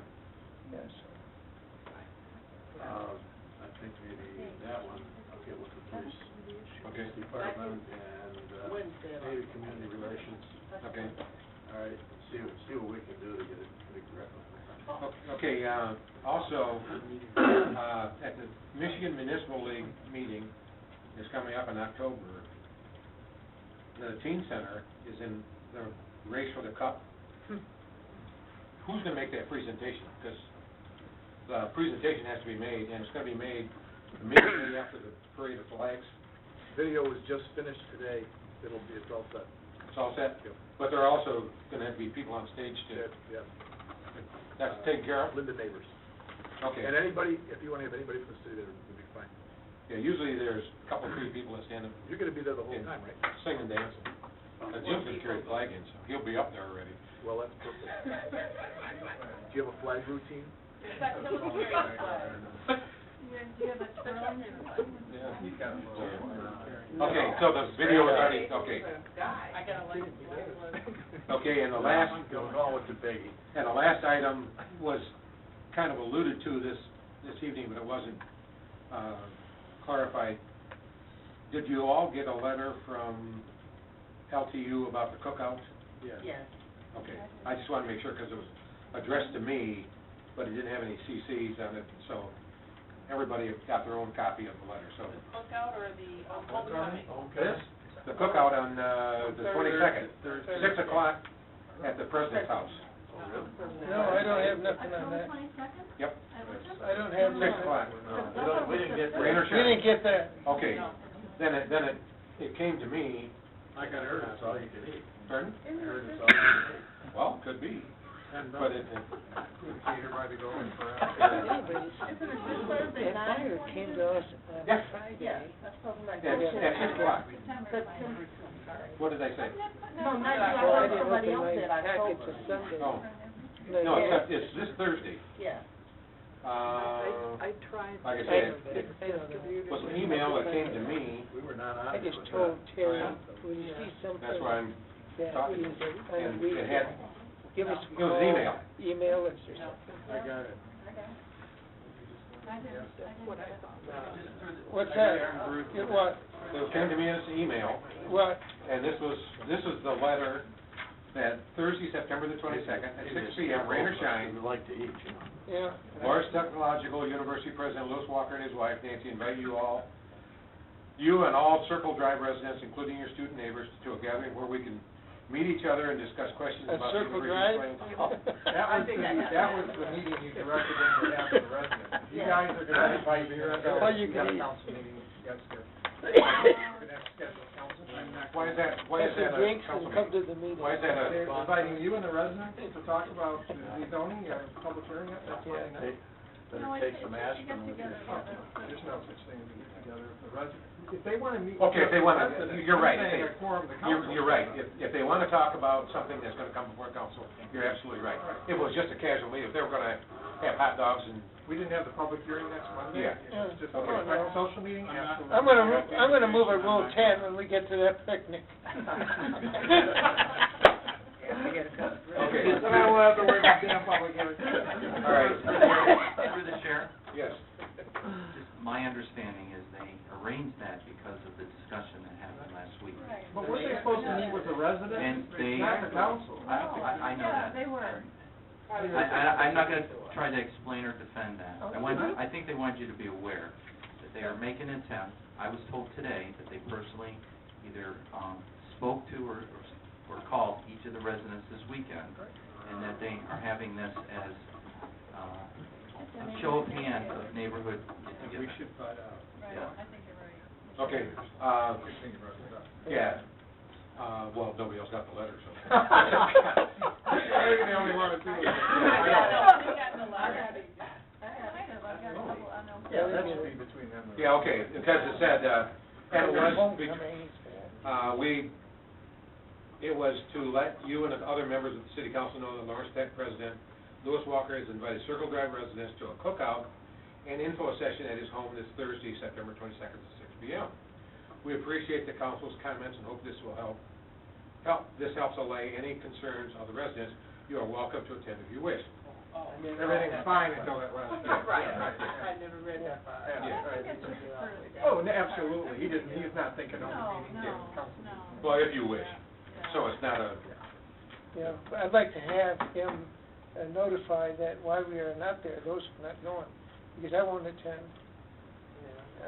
is anybody else going?